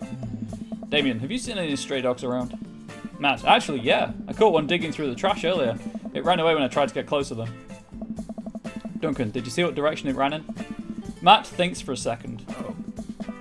Matt, might have been running east, I think. That pup tore through 3 pans of old grateful banana bread. Want to take some for the road, just in case? I love the fact they keep bringing that back. Duncan, sure thing. Matt packages up a slice. Duncan, thanks for the slice. The road slice. This banana bread is going to be so good. Damien, I think you meant to give it to you for the dog. Duncan, right. I meant it's going to be so good for the dog to eat. Damien, I feel like we're on the right track. Duncan, you think? Damien, if we keep this up, we'll find the Duchess in no time. Duncan, hey, if you like dogs so much, why don't you have any? Damien, Lucian is severely allergic. I wouldn't put him through that. But there are still dogs in my life, so for that I'm grateful. Duncan, there's about to be one more dog in your life, buddy. Damien, splendid attitude. Let us not waste any more time. Duncan, verily. East of the coffee spoon is nothing. Unless Bayside counts as east of the coffee spoon, although it's more northeast.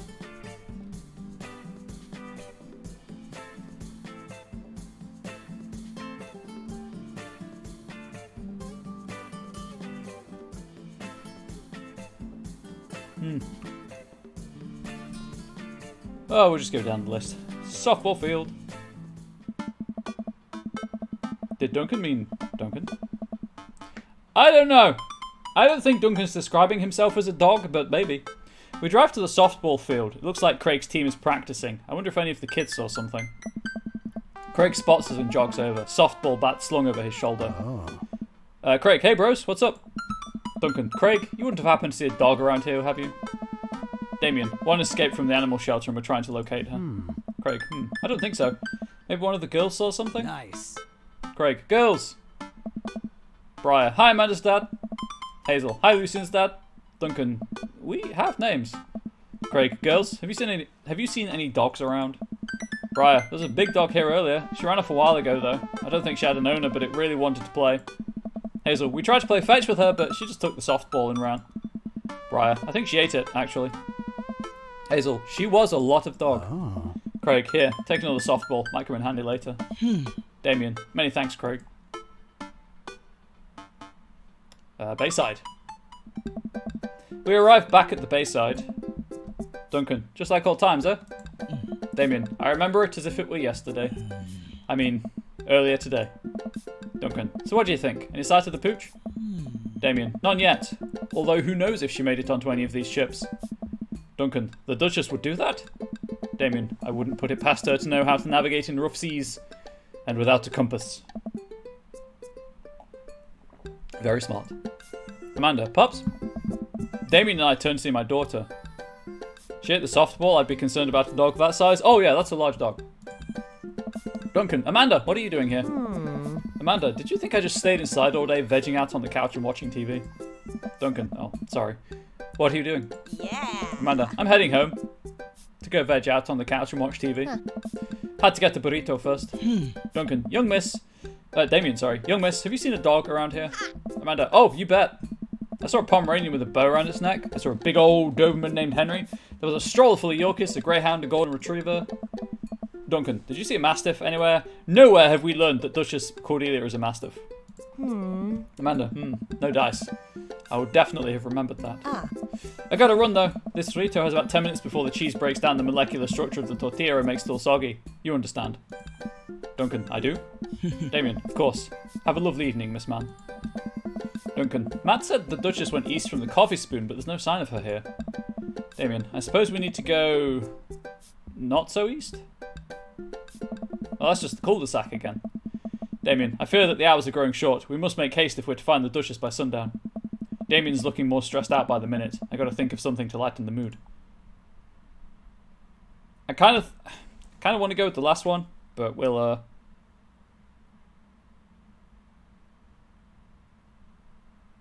yeah, it's the last one. How many goths does it take to screw in a light bulb? Damien, I don't know. How many?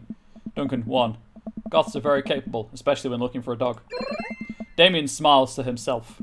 I keep reading Damien directions from the map as we drive around town. Well, not so east is sort of the cul-de-sac. So. We arrive at the cul-de-sac to find everything looking normal, except...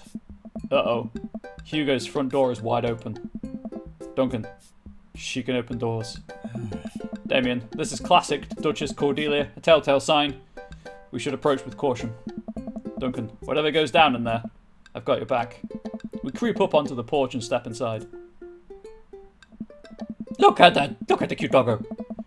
Pet the doggo. Boop the doggo snoot. There, sitting in the centre of Hugo's living room like she owns the damn place, is one of the biggest dogs I've ever seen. Duchess Cordelia. Woof. Duncan, well, she hasn't broken anything in here. Yet. Damien, wonderful. Now all we have to do is get this leash on her before she tries to escape again and get out of here before Hugo comes home. Duncan, easy. Apparently Hugo leaves his door unlocked. Duncan, easy peasy. Damien, Duchess, come here. The Duchess eyes Damien warily. As he approaches, she begins to growl. Damien, she's on her guard. We'll need another plan. Try the softball? I pull out the softball that Craig gave us. Duncan, hey girl, remember this? The Duchess's tail starts wagging, but she's not getting any closer. Damien stops me. If you throw that in here, she'll destroy the house. Duncan, you're right. Banana bread. I reach into my pocket and pull out the slice of grateful banana bread Matt gave me. Duchess sniffs the air and hones in on the bread. Duncan, come here, girl. Nice and easy. I've got some yummy homemade vegan and possibly gluten-free banana bread if that's what you're into. The Duchess cautiously approaches me and gives the bread a good sniff before gently taking it from my hand and dropping it on the ground. Like dogs always do for some reason. She curls up and starts munching on the bread. Ah, dude, don't you know? Food tastes better off the ground. As someone with with undiagnosed OCD tendencies, particularly focusing on germs, I died a little inside saying that. Success! Damien walks up behind the Duchess and attaches the leash to her collar. She immediately notices and starts whining. Damien, it's time to go home now, Duchess. Damien gives a tug on the leash. She won't move. Damien, Duchess, what happened to our rapport? You and I used to be bosom buddies.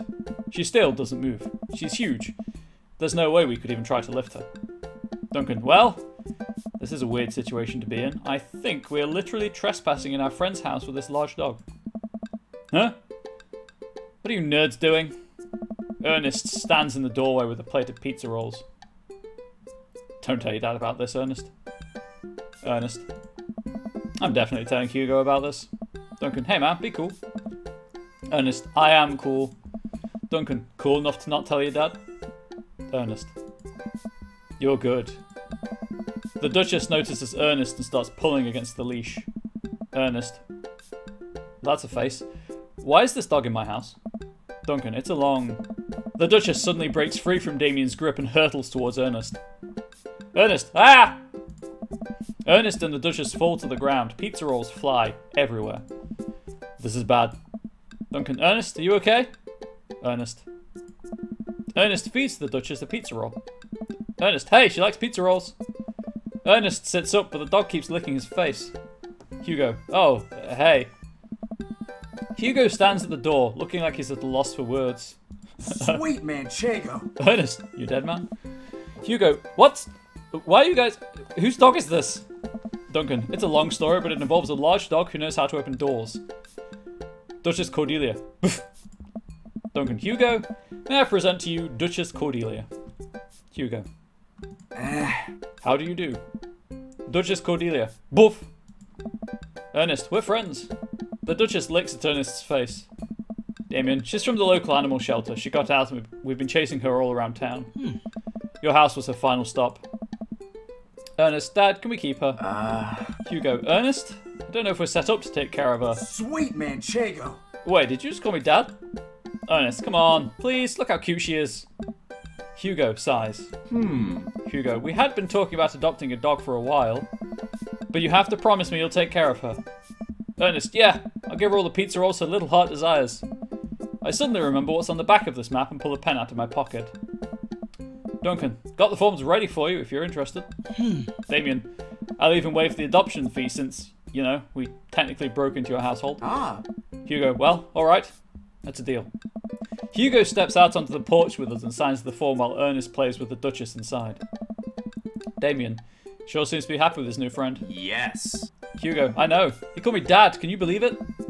Damien places a hand on Hugo's shoulder. Damien, I certainly can. I think this will be really good for Ernest. It should teach him some responsibility. Also, maybe he won't get cask of Amontillado again. Duncan, You should probably look into getting better locks on your doors, though. Damien, the Duchess is a wily one. But do right by her and she'll love you too forever. Hugo, thank you.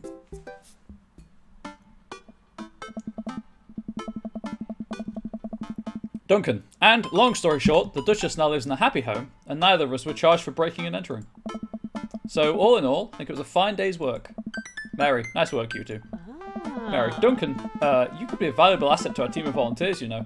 If you ever feel like petting some puppies, hit me up. Duncan, Mary, I always feel like petting puppies. Mary, good to know. Well, I'll catch you fellas later. I like how Mary is a really, she's a nice woman in every storyline but Joseph's. Which kind of makes sense, because she thinks she's trying to steal her husband, but still. Mary starts to leave. And one last thing. Damien's been telling me about you. Glad he finally brought you around. Duncan, oh yeah? Mary, Damien's my special boy. I love him. We go way back, and I got a vested interest in his health, success, and well-being. If you ever hurt him... Damien, Mary? Mary, you can fill in the blanks. Just walks out doing that. I gulp. Duncan, yes ma'am. Mary leaves me alone with Damien. Damien. So, about the whole goth thing. I completely understand if you aren't interested in me anymore. Duncan, what? Am I missing something here? Damien, I'm not a cool goth prince. I'm boring. I own 5 pairs of tennis shoes. I wear dumb glasses. Stupid glasses. Don't you care? She too scary. Run now? Yeah, suddenly we're playing a horror game again.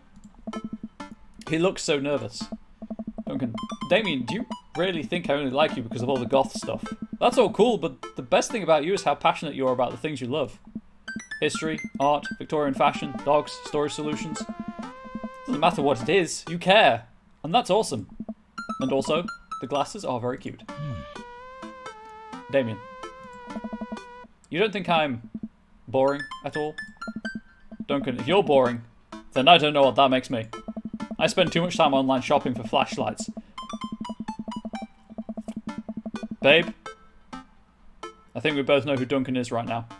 I get excited to mow my lawn on Saturdays. I get cranky about commercials being too loud. I've even been thinking about making my own peanut butter. Damien, then maybe we can be boring together? Duncan, it would never be boring if it was with you. Damien suddenly closes the gap between us and pulls me into a hug. He buries his face in my shoulder. His hair smells like lavender and rosemary. Damien, I was so scared you wouldn't like me. Duncan, quite the opposite. Damien pulls away for a second and looks me in the eyes. Without the coloured contacts, his eyes are so dark and soulful. Reminds me I actually need to buy a flashlight. How cute. Also, you clap as a no-show. I'm sorry, Ari. But hopefully you've been entertained during the no-show. Go buy that flashlight right now on Sturbodeus. Damien, may I kiss you? Thou art welcome. Duncan, verily, you may take upon yourself the... You know what? Just kiss me. He smiles slightly and leans in, giving me a gentle kiss. Damien pulls away and gives me an intense look. Do you want to help me take care of the puppies? Duncan, yes. Damien and, yeah, see, his eyes were brown, like every other character's then, and now they're back to pink. It's a really cool touch. Damien and I arrive back at the cul-de-sac, our fingers intertwined. Like a proper gentleman, he walks me to my doorstep. Damien, this was lovely. Thank you for understanding. Thank you for everything. I'm very happy I can be myself around you. Duncan, I'm glad, but I have one request. Damien, what's that? Duncan, can we keep sending each other letters? Damien, but of course. Damien kisses me one last time before turning around and heading home. He is so adorable. Amanda runs back to the couch from the window and tries to look as nonchalant as possible. Amanda, hello father. I was sitting here, on the couch, this entire time. She's done the finger guns. Legally, we cannot contest what she's saying right now. Duncan, hi Amanda. Amanda, so, are you guys, like, starting a vampire coven together? Duncan, oh, plot twist. Mothman? Damien's actually Mothman. I didn't see it coming either. Amanda, genius. Well, whatever's happening, I'm really glad you two are happy. You deserve it, Dad. Duncan, shucks. I'm gonna head to bed. Catch you in the morning. Amanda, sure thing. I make my way to my room and fall into my bed with my heart full, excited for the days to come.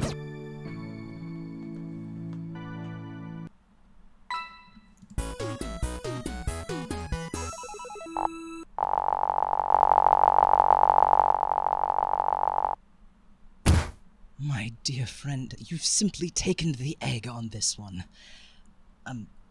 Taken the egg is it's a Victorian phrase. It technically means winning, so, ultimately, you've won. I feel like some of these voice lines were recorded not in a studio. Oh, I got Droomiest Daddy for dating everyone and Interview with the Vampire for dating Damien.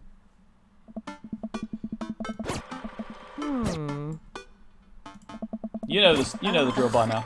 However, that is not the last ending of the game. There is a secret ending, and we're gonna get it. Damien's in his polo.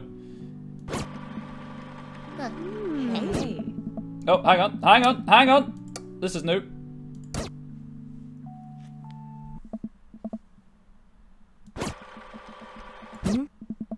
Oh, I went too far again. I'm just gonna click through the dialogue instead. You know what? Let's do a controlled burst and then just mash through the dialogue instead. I did it again. Why am I like this? Oh my gosh. Third time's the charm. Stop mashing. There we go. I walk over to Mary, who's having a lively conversation with Amanda. Mary, we have a real fluffy summerhead right now. His name is Harold. Loves belly rubs. He always tries to lick your face if you get too close. Amanda, Mrs. Christensen, thank you so much for telling me in great detail about every single dog currently in the animal shelter. Please, tell me about the Afghan with 3 legs again. Hey. Mary, sure. Quadro, we call him. It's one of those ironic nicknames. You know, if you're really interested, I could probably steal one for you. Amanda, really? Mary, nah. But I could get you in to meet all of them. We always could use extra hands around the shelter. And if those extra hands also happen to steal a dog? Duncan, I'm glad you two are able to bond over cute dogs. Really warms my heart. Amanda, Dad, we're having a moment. Hey. Mary, hey sailor, your kid's a good egg. Where's your goth prince? You two are usually attached to the hip these days. Duncan, he's around. Mary, Stella. Mary turns her attention to Amanda. It's not too hard to sneak a dog into college. Trust me, I did it plenty back in the day. At one point I had 3 cats living in my dorm. I decided to leave them to it. All of a sudden, a huge dog leaps up into my arms. Ernest, Duchess! Hugo and Ernest run up to me. The Duchess gives my face a few broad licks and hops down. I don't know. Hugo, we're working on that. Stella, no, Luna is more appropriate. It's true. I'll stabilize there with the correction. Got her in a disciplinary class. Ernest, she's a wild spirit who runs where she may. Duncan, I don't mind at all. Looks like the 3 of you are getting along nicely. Hugo, she's a valuable addition to the clan. Ernest, if I hold up my homework in front of her, she'll eat it. Duncan, cool. Hugo, we'll deal with that later. Duchess Cordelia spots a squirrel and darts across the yard. Ernest follows her, laughing. Hugo, he's actually been a lot more manageable lately. I think taking care of the dog is good for him. Thanks for breaking into my house, I guess. Duncan, anytime. Conversation with Brian. Hey. Craig.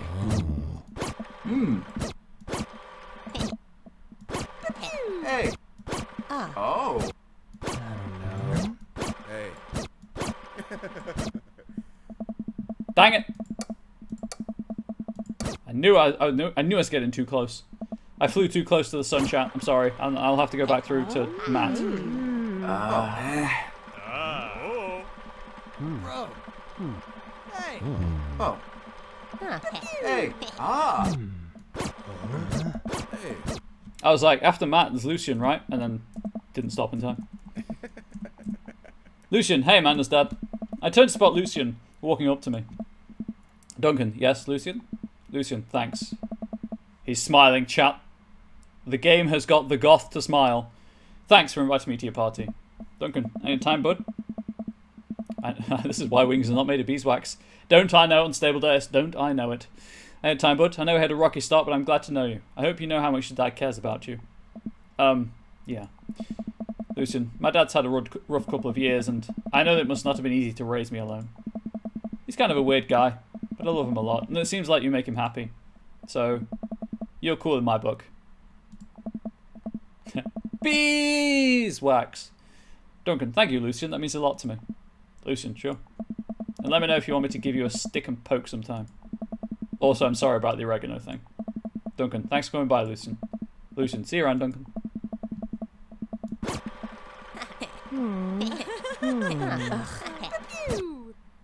I take a seat next to Damien as the last guests make their way out of the party. Damien, did you know that in the Victorian era they were called benchers seaty boys? Duncan, what? Really? Damien, I'm kidding. Duncan, but what if? Duncan, it's good to see you in your civvies again. Damien, thank you. I had a revelation the other day, Duncan, and I think it was largely due to your continued influence upon me. There was a version of myself that might have been embarrassed to show you my true form, my information technology form. But what you said about me, about how my passion was what you truly admired, that emboldened me to feel like myself regardless of how I choose to dress and act. Instead of separate entities, they are simply different facets of myself, a three-dimensional human being with his own thoughts, wants, and needs. I love dressing the way that I do, but feeling constricted by what I thought was my own personal brand made me lose sight of why I did this in the first place. To make myself happy. I place my hand on Damien's and feel a light squeeze. Looking up, I am greeted by Damien's warm smile.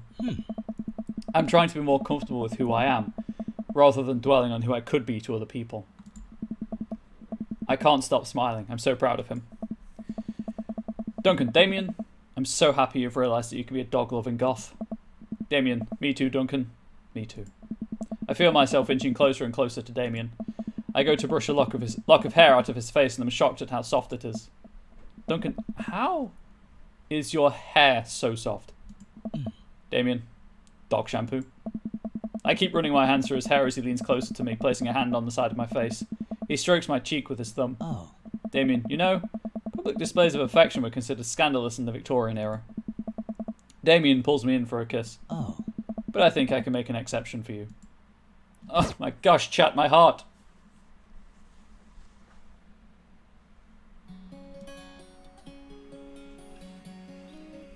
But don't go anywhere. We aren't done yet. Unless you've got other stuff to do. Obviously, in which case, please do. Don't let me, keep you. So, secret ending. So pull up the walkthrough, because there are steps. There are steps for the secret ending that I have to follow. Oh, Damien.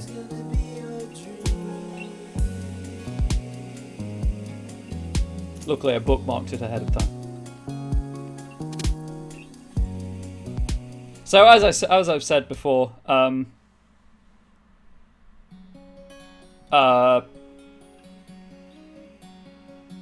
there is, according to the wiki, there is a conversation line that hints that Damien's a trans man, which is pretty cute.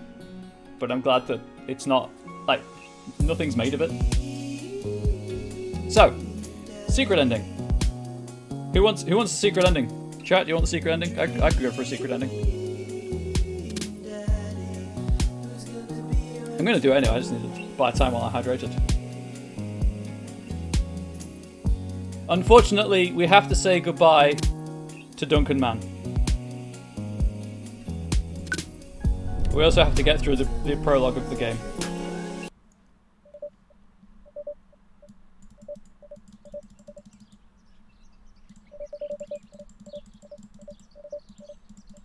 Oh. It's better. There's no Duncan Mann. But you have to pick a specific name for this. Build that dad. Sorry. Here are the binder bods, in case you didn't see them, by the way. You have to pick a specific name to get this. So we need thick tank bod. We need oval head. We need balding hair.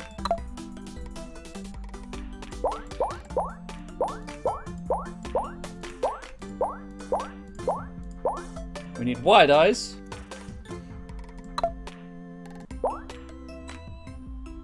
That's a Roman nose.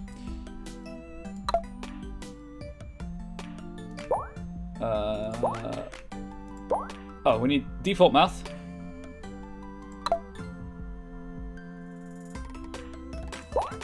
We need wizard brows. No facial hair.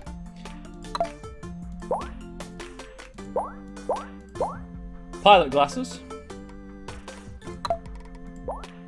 No piercings. The Tommy Banana suit.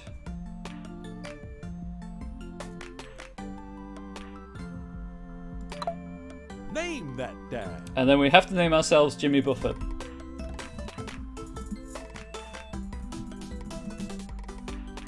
I assume that is designed to look like Jimmy Buffett.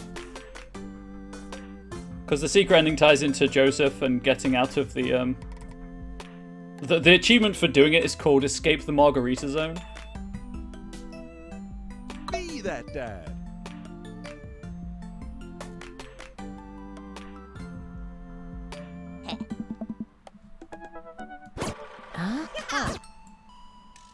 We'll be gay. She's adopted. Aww.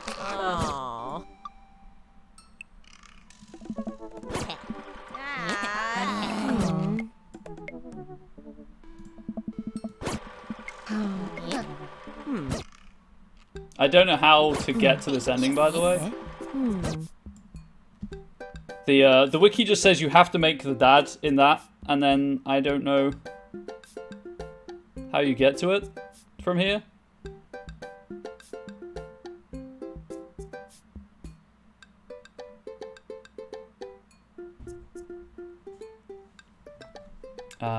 Multiple places to sleep.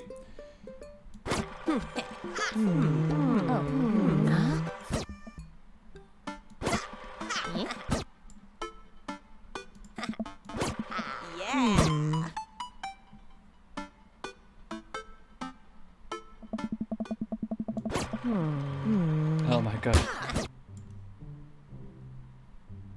Okay, I guess we're doing the dad battle again. Part from your wisdom. How long do I have left?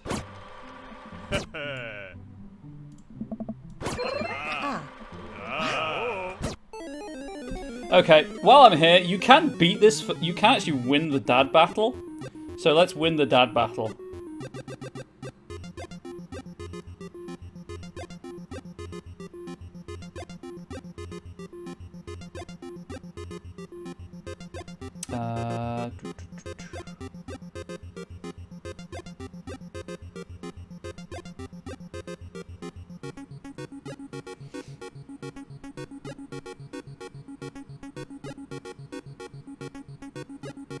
Does it tell you on Brian's page?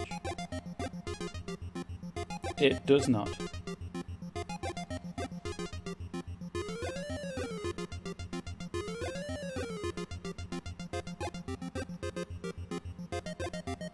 What have I done to the PC? You have to pick those options during Build That Dad to get the secret ending. I just don't know how much of the game you have to play to get to the secret ending.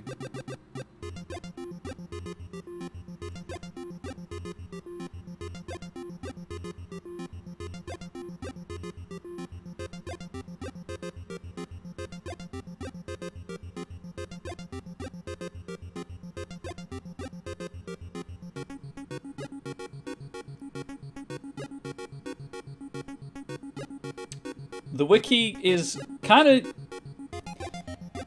Thanks, you hate it? Hey, that's fair. It's not great, is it?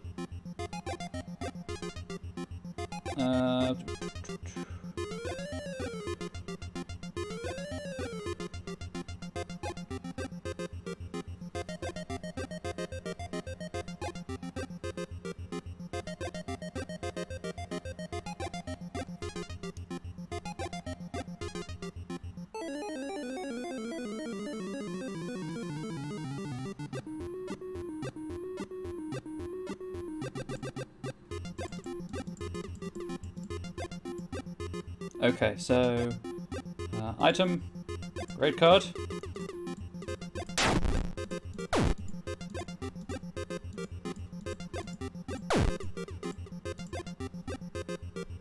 Child art.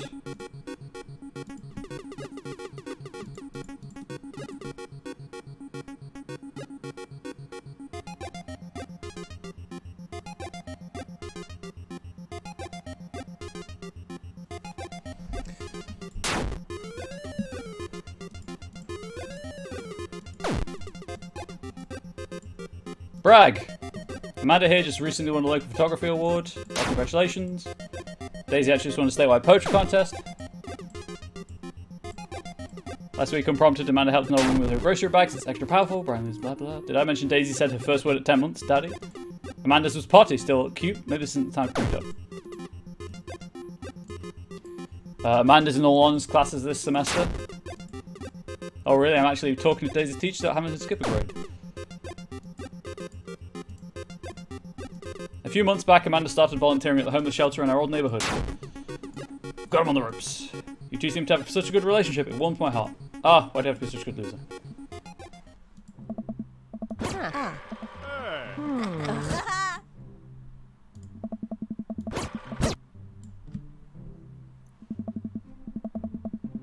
As we're walking home, I hear heavy footsteps come up behind us. Oh, that's Craig.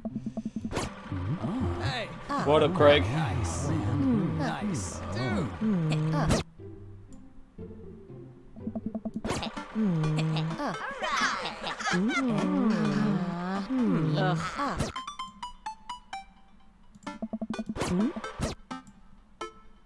Go to bed.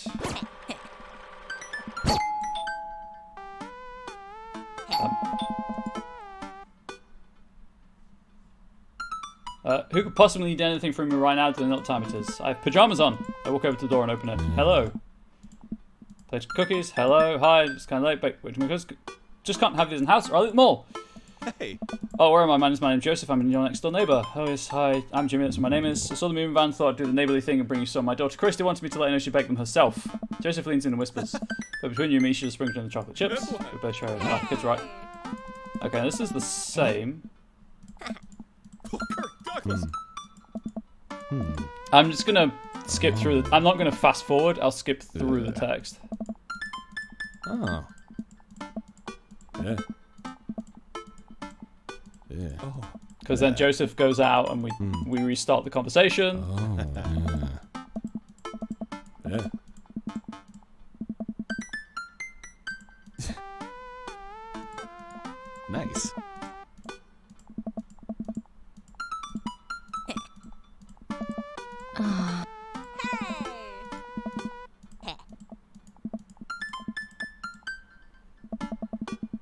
The boasting was so much worse with the new PC. Why are you so sleazy now? I don't know. I'm hot on the trail. I get 12 hours of quality sleep if it's the last thing I do. I shut the door behind me. Amanda's laugh echoes through the hallway. I got to a text from an unknown number. Go back to... Oh, I accidentally did the gym. Help. Nice. Hey. Hey. I have to live my life as close to a Jimmy Buffett song as possible. Nice. Yeah, more Craig. And fast forward. Hey. Oh, nice. Right.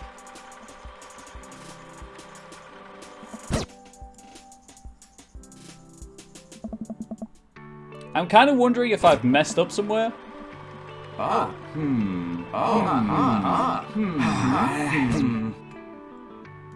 We just move.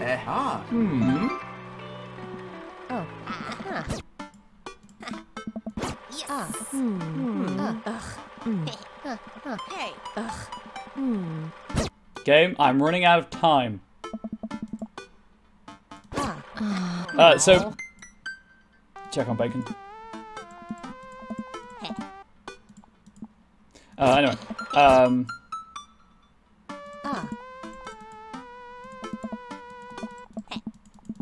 they're just bonding, I guess. Because obviously I went to the food court last time. Is it supposed to happen immediately? I have no idea if it's supposed to happen immediately. The wiki just says you have to make your character look like this.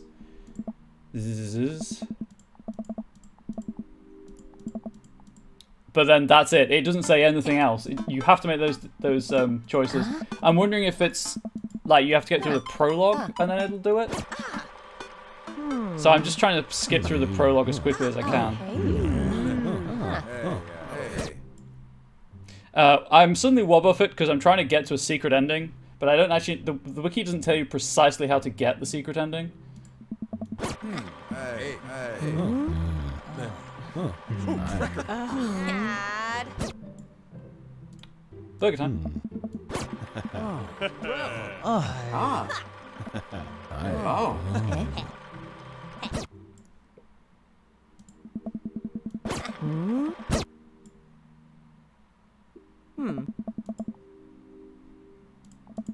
Ah. Yeah. Ah.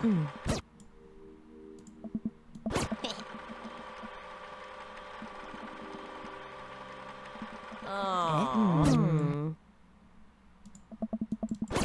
I'll be honest with the daughter. With the daughter.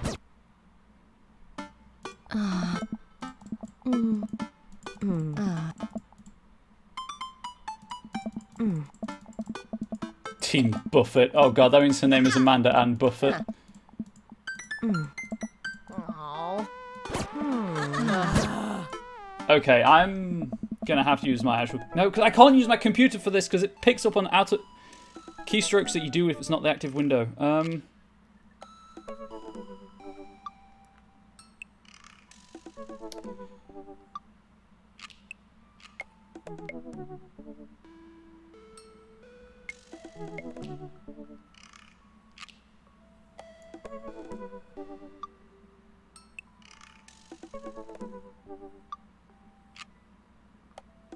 This guide says you need to download a specific save file from somewhere.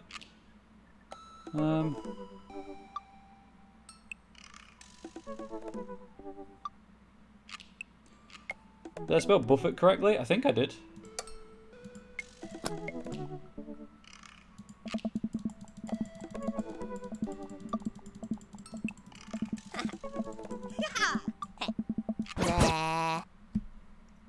Welcome. You've got. I've got no way of checking that, actually.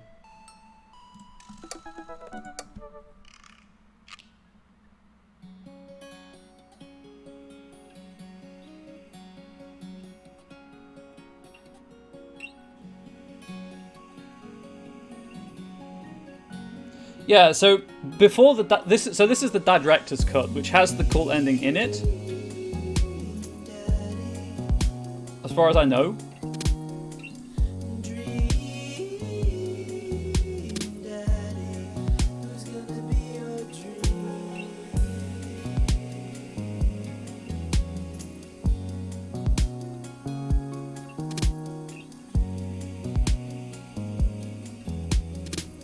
Okay, no.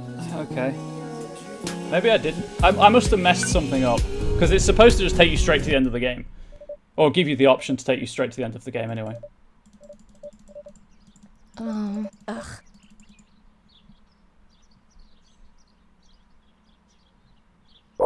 Build that dad.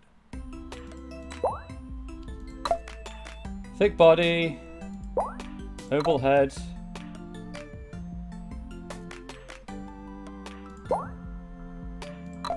Balding hair. Wide eyes.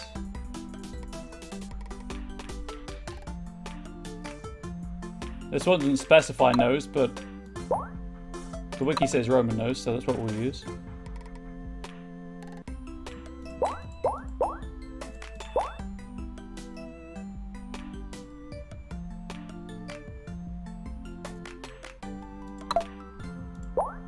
Wizard brows.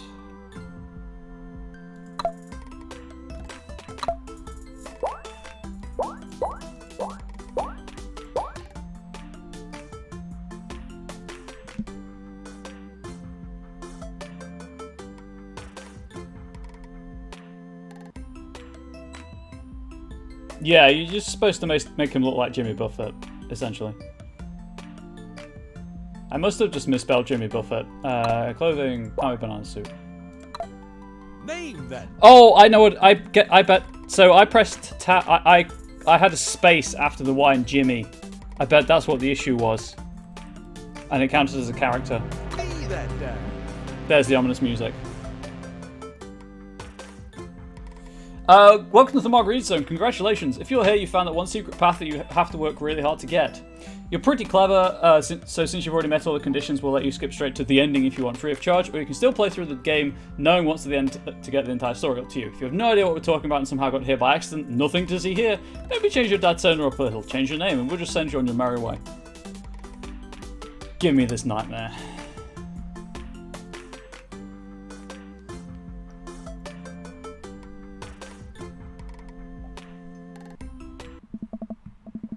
A note from the creators.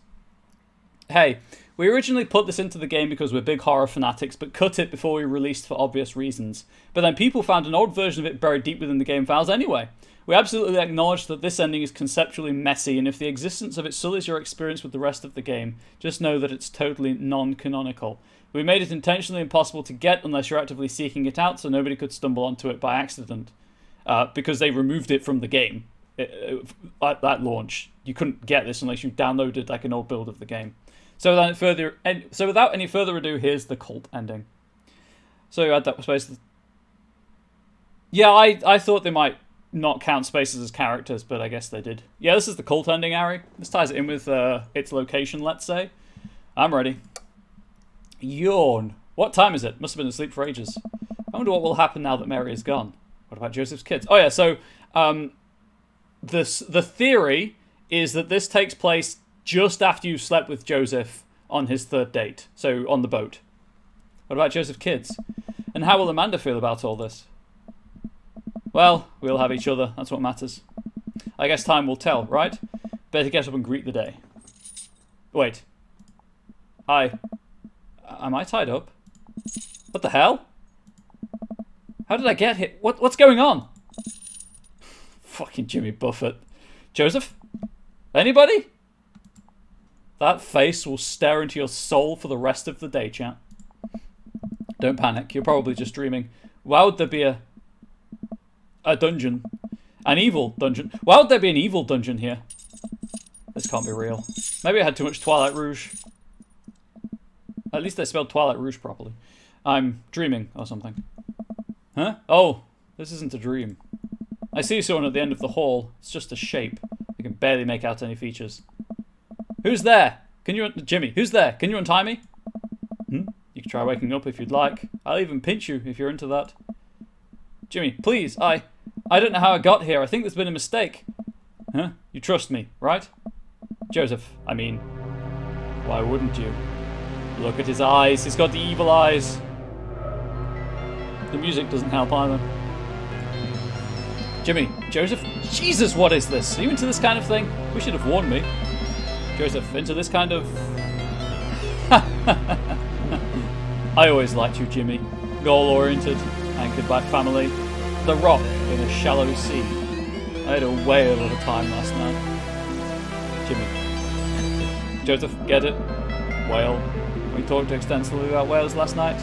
Don't really like them. You're not in a joking mood. I get that. His voice is different. This whole situation is different. The way he's talking, it's... Oh, the look. Right, music, sorry.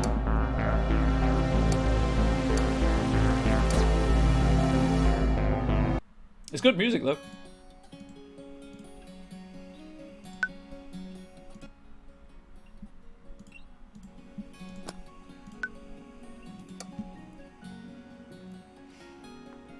Don't worry, chat. Once we're done with the cult ending, I'm going to delete all references to Jimmy Buffett. We never played as Jimmy. Dastardly, sadistic, can be both. Throw another one in there. Wrathful. That one's good. Wait, how did he...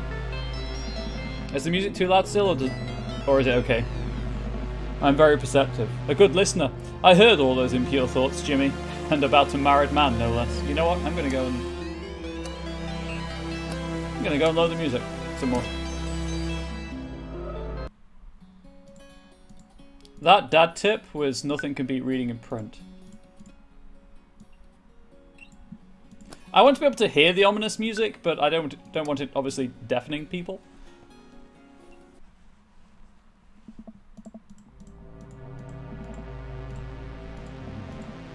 I'm pretty sure that's a sin. Jimmy, who are you? Joseph, I told you, I'm a cool youth minister. Have you seen my tattoos? Were you even watching me tear it up on the dance floor? Jimmy. Joseph, you used to be a lot more fun. Well, hi, my name is Joseph. I have an alcoholic wife whose life I destroyed. Poor Mary. And their kids. Joseph laughs. My kids? Those aren't my kids. Well, they are my kids, in a way. Cosmically. I guess you could call them vessels. And in that case, I guess that technically makes me not a dad. Oops, sorry to kill that little fantasy for you. Jimmy, Joseph, this is insane. So the whole minister thing, that's just a front for this weird sexton? Joseph starts laughing hysterically. He wipes a tear from his eye. Oh, that's so cute. You think this is a sex thing?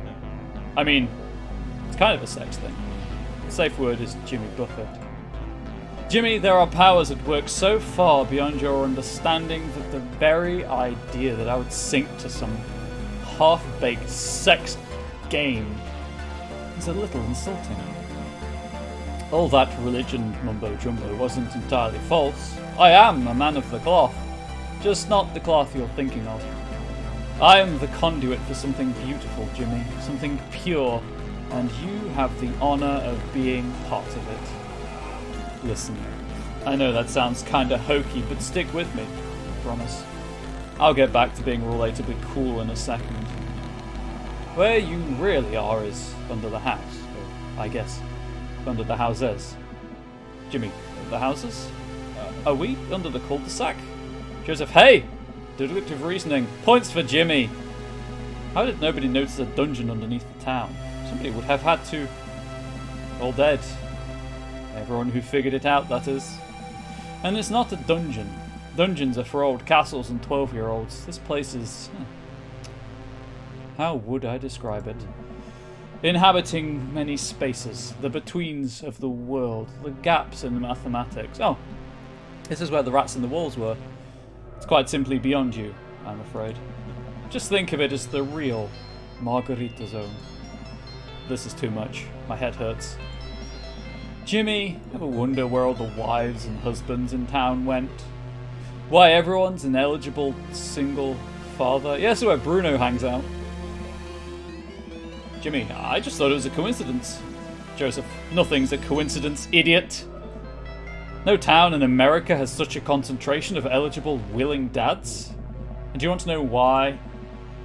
Jimmy, I don't know if I do, Joseph. Joseph, because of me. Because of my work. He's got the crazy eyes. Because of my loyalty. Jimmy, loyalty? You're insane. Joseph, profoundly. How many couples have I pushed to divorce? How many wives and husbands have I hunted in the dark? Wait, Amanda's father. Alex, it can't be. Joseph, I unfortunately can't take credit for that one. It seems nature beat me to the punch. I don't know if that's a relief or not. Joseph, but man, what if I had? The look on your face would have been priceless. Maple Bay is a psychic beacon of unfathomable power, but it requires sacrifice. It needs to feed on those deep, unquenchable pangs of anguish. And all to get these very good friends of ours here in my town, my father's town, and his father's before him, hurting for human touch, praying for the salvation of kindness. Jimmy, I don't understand. Joseph, of course you don't. You were out there gallivanting about, seducing all the hottest single dads, meddling in something of which you have no understanding. A greatness you could not conceive. Out there, in the dark of the sea, lies something that has been waiting to return for 100 million years. It showed the path to my ancient ancestors, as it has shown the path to me. Hey, definite Innsmouth vibes now. Now I want to read Shadow over Innsmouth again. And I will harvest the sorrow of each dad whose life I destroy, until the shame and stink of their failures has returned our eternal king to life.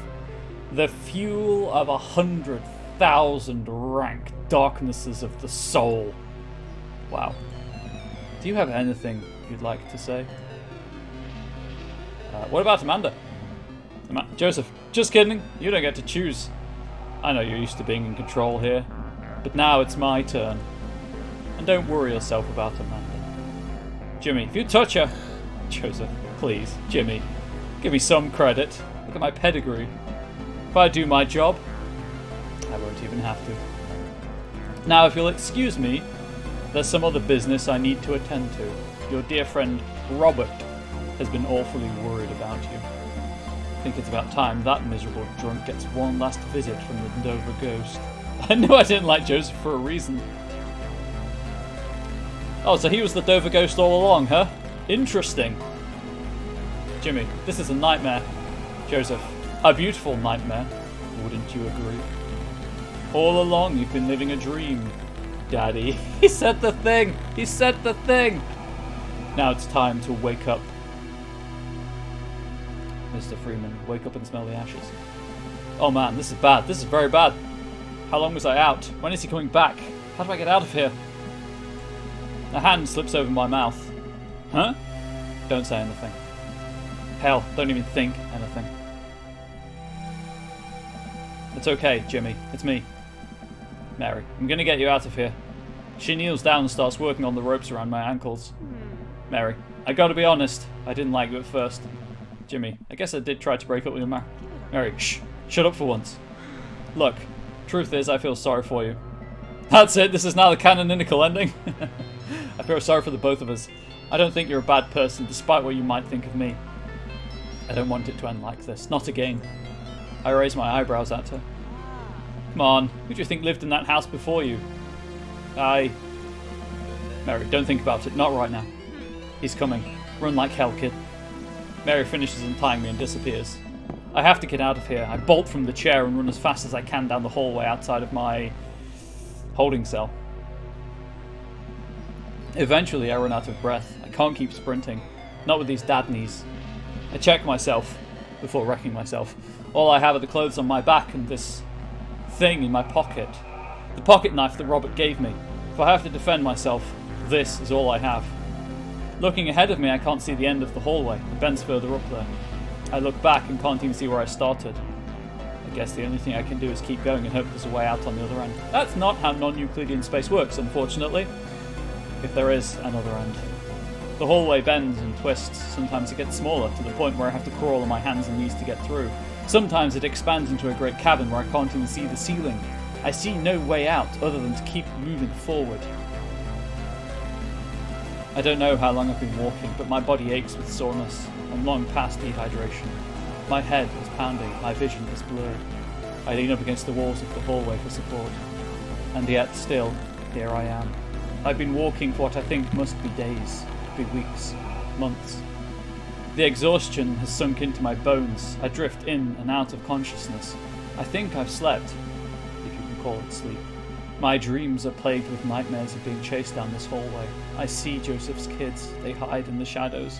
They're coming to drag me back to Joseph. Oh God, Joseph. I can see his face so clearly in those dreams. I don't know why I keep moving, why I keep placing one foot in front of the other. My clothes are tattered and my shoes have worn through. My hell is inescapable until it's a door. A door at the dead end of the hallway. The Cyclopean architecture is overwhelming. It really is. I place my hand on the knob, seeing for the first time my gnarled fingernails and stretched, papery skin. I open the door and walk through. I'm in my house? How did that... Amanda! Dad! Amanda rushes into the room, wrapping her arms around me in a ferocious bear hug. Where have you been? Are you okay? I tried calling you like 30 times. Jimmy, Amanda? Amanda, what happened? Did the boat break down or something? Jimmy, Amanda, you know what? I'm just glad you're home. I look down at myself and my clothes. They're there. My shoes are on. My fingernails aren't gnarled. I feel fine. I hug Amanda again. Nothing has ever felt as good in my entire life. I have to choke back tears of relief. Amanda, I'm so glad to see you. You have no idea. Amanda, wow. One night at sea. You didn't see a whale, did you? You poor thing. Jimmy, no whale could keep me from my daughter. Yeah. Amanda, you're damn right. You know what? You need breakfast. A very greasy breakfast. Jimmy, that sounds amazing. Amanda skips out of the room. This is also confusing. Was it a dream? By the way, is it okay if Emma P comes over tonight? Jimmy, Emma P? Amanda, you know, my best friend? Jimmy, oh, sure. Wait. Yeah, I was going to say, Emma R is her best friend. I thought, isn't Emma R your best friend? She has red hair, you do art together, you pooped in her bed during that sleepover one time. Amanda, alright, my mistake, teenager brain, you know. I sit down on the couch, suddenly very exhausted. All I want is to have a big plate of hash browns with my daughter by my side while I quietly work on my word jumbles. I reach over to the coffee table and grab my trusty book of jumbles. This is a crossword puzzle. I stare at it for too long. Hey, Amanda? Amanda pops her head in from the kitchen. Amanda, working hard on these eggs, Dadtron. If you're on the perfect over medium, I gotta be in the zone. Jimmy, when's your birthday? Amanda, why? Did you get me something? Jimmy, no, seriously. When's your birthday? Amanda, my birthday? Dad, really? Do I have to answer this? Jimmy, I've seen a lot of weird stuff today, Amanda. Humour me. Amanda, my birthday is... It's...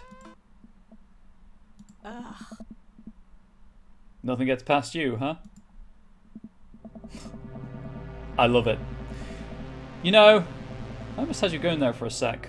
Was it the crossword puzzle that gave it away? You know, I try so hard to nail the details. Like, cooking you breakfast? Over medium eggs with hash browns? Come on, that's so you. Jimmy. Amanda, am I Amanda impression? Really think I stuck the landing on her irreverent yet wholesome tone. The whole manic pixie dream daughter thing? Should have been on Broadway with these chops. Jimmy. Amanda, I feel like you're not appreciating how much work I've put in here. Cracks begin to form along the walls around me. I look down and see the floor collapsing in tiles. As the walls crumble, I see where I truly am. Joseph. Almost got away, huh? Don't know how you got out of those ropes. You're a crafty one, aren't you? Mary. Joseph. Oh, right, Mary. She's rocking the tag team with you, isn't she? Funny. Here I was thinking marriage was about trust. You know, I thought I was going to take care of Robert. Now here you are trying to make your little escape. And honestly, Jimmy, you're just killing my whole timeline here. Wait, Robert. As quick as I can, I pull his folding knife out of my pocket and lunge for Joseph, throwing all my force into him. Joseph knocks the knife out of my hand and skitters across the room. Oh man, Jimmy, thought we were cool. Thought we had a thing here. What happened to Margarita Zone? Jimmy. Joseph, well, sorry bud, but I guess I'm gonna have to do you dirty. Doing you dirty means I have to kill you. Joseph wraps his hands around my neck, smiling as he tightens his grip. What's wrong? You were so into this last night. I have no strength left to fight him. This is it, isn't it? The world goes quiet around me. All I can think about is Amanda. I miss her so much. I'm sorry, Amanda. I love you more than anything. Please be good. Oh, hey, Mary with the save. Joseph's eyes go wide.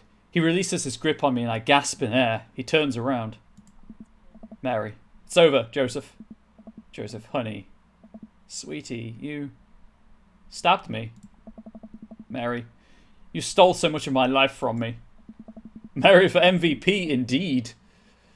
Joseph backs away from Mary, clutching the wound on his shoulder.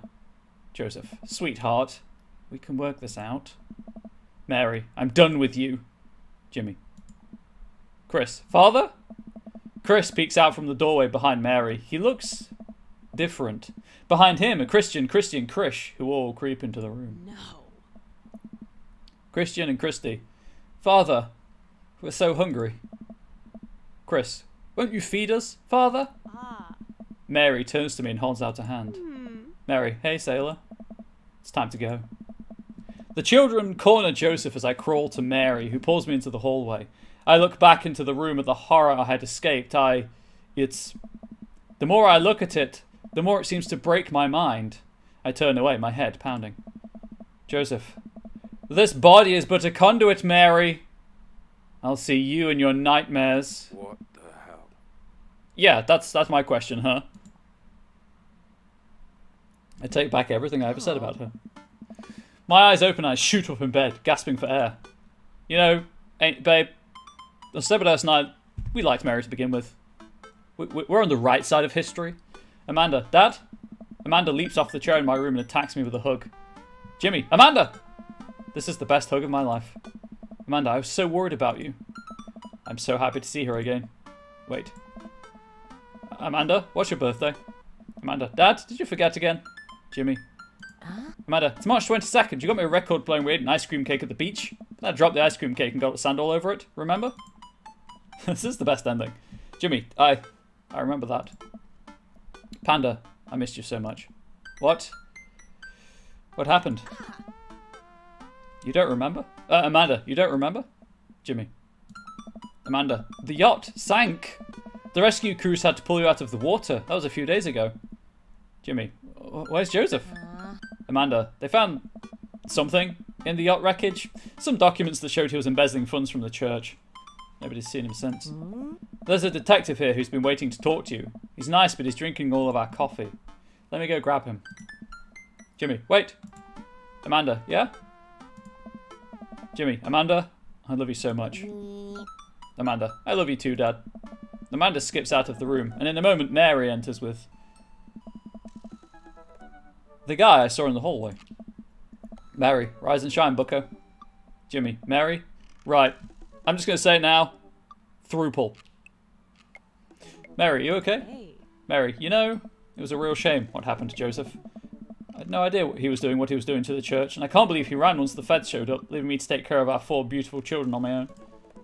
Jimmy. Mary, but don't worry. They're staying with my parents out in the Midwest till this all blows over. Mary stares at me, waiting for me to say something. He has blue eyes. I don't know if I trust him. Also, Killer Skull, but he has blue eyes. Everyone else has brown. And the inner bit. Jimmy. Mary, good answer. Huh? Glad to see you both got your stories straight. Mary, I'm happy you're okay. I was worried about you. They took her children away? Well, her children were possessed, so it's probably more that they killed everyone. Jimmy, thanks, Mary. Mary cracks a smile before turning and leaving my room. Mary, take it sleazy, fellas. Once the door closes, the man pulls up a chair and sits next to my bed. Huh? You don't know me, but I know a lot about you, Jimmy. Been keeping tabs on this for a while. Jimmy, who are you? Graves. Detective Saul Graves. There's strange and mysterious forces at work here in Maple Bay. What you saw down there, what we both saw down there, I don't know if I'll ever be able to forget it. And I get the feeling that you won't be able to either. Amanda's new mom, Mary, and her new dad, Saul. Saul, but it's my job to get to the bottom of it. Jimmy, so what does this mean for me? Saul, it means to live your life like none of this ever happened. Go, be happy. Go raise your daughter. Go fall in love. Be well, Jimmy. Saul walks to the door of my bedroom but stops. He turns to me. And I know it's hard to raise a kid as a single parent. Even I lost my wife under mysterious circumstances. Barry and I have been on our own for a while now, and if there's one thing I've learned through all of this, it's that us dads have to help each other out. Give me a call if you're ever in danger. Get some rest. But if you're not doing anything later, maybe you give me a call. Achievement unlocked, escape from Margarita Zone. That's it. That's the cult ending. So I guess canonically, because I'd skipped the game,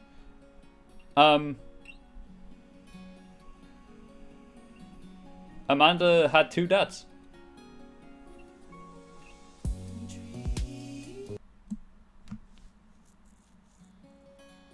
But that's it. That's Dream Daddy. I hope you all enjoyed. I had a blast playing through that. That cult ending was chef kiss. It's making me rethink my schedule slightly, like the upcoming games slightly. So you know what, YouTube, thank you for watching. Hope you enjoyed. Pet your pets, tell them they're good pets and all that good stuff. Stay safe, healthy, wholesome, tune your loved ones. Hopefully you enjoyed. Hopefully you come back for the next archive, whatever that is. I'll see you around.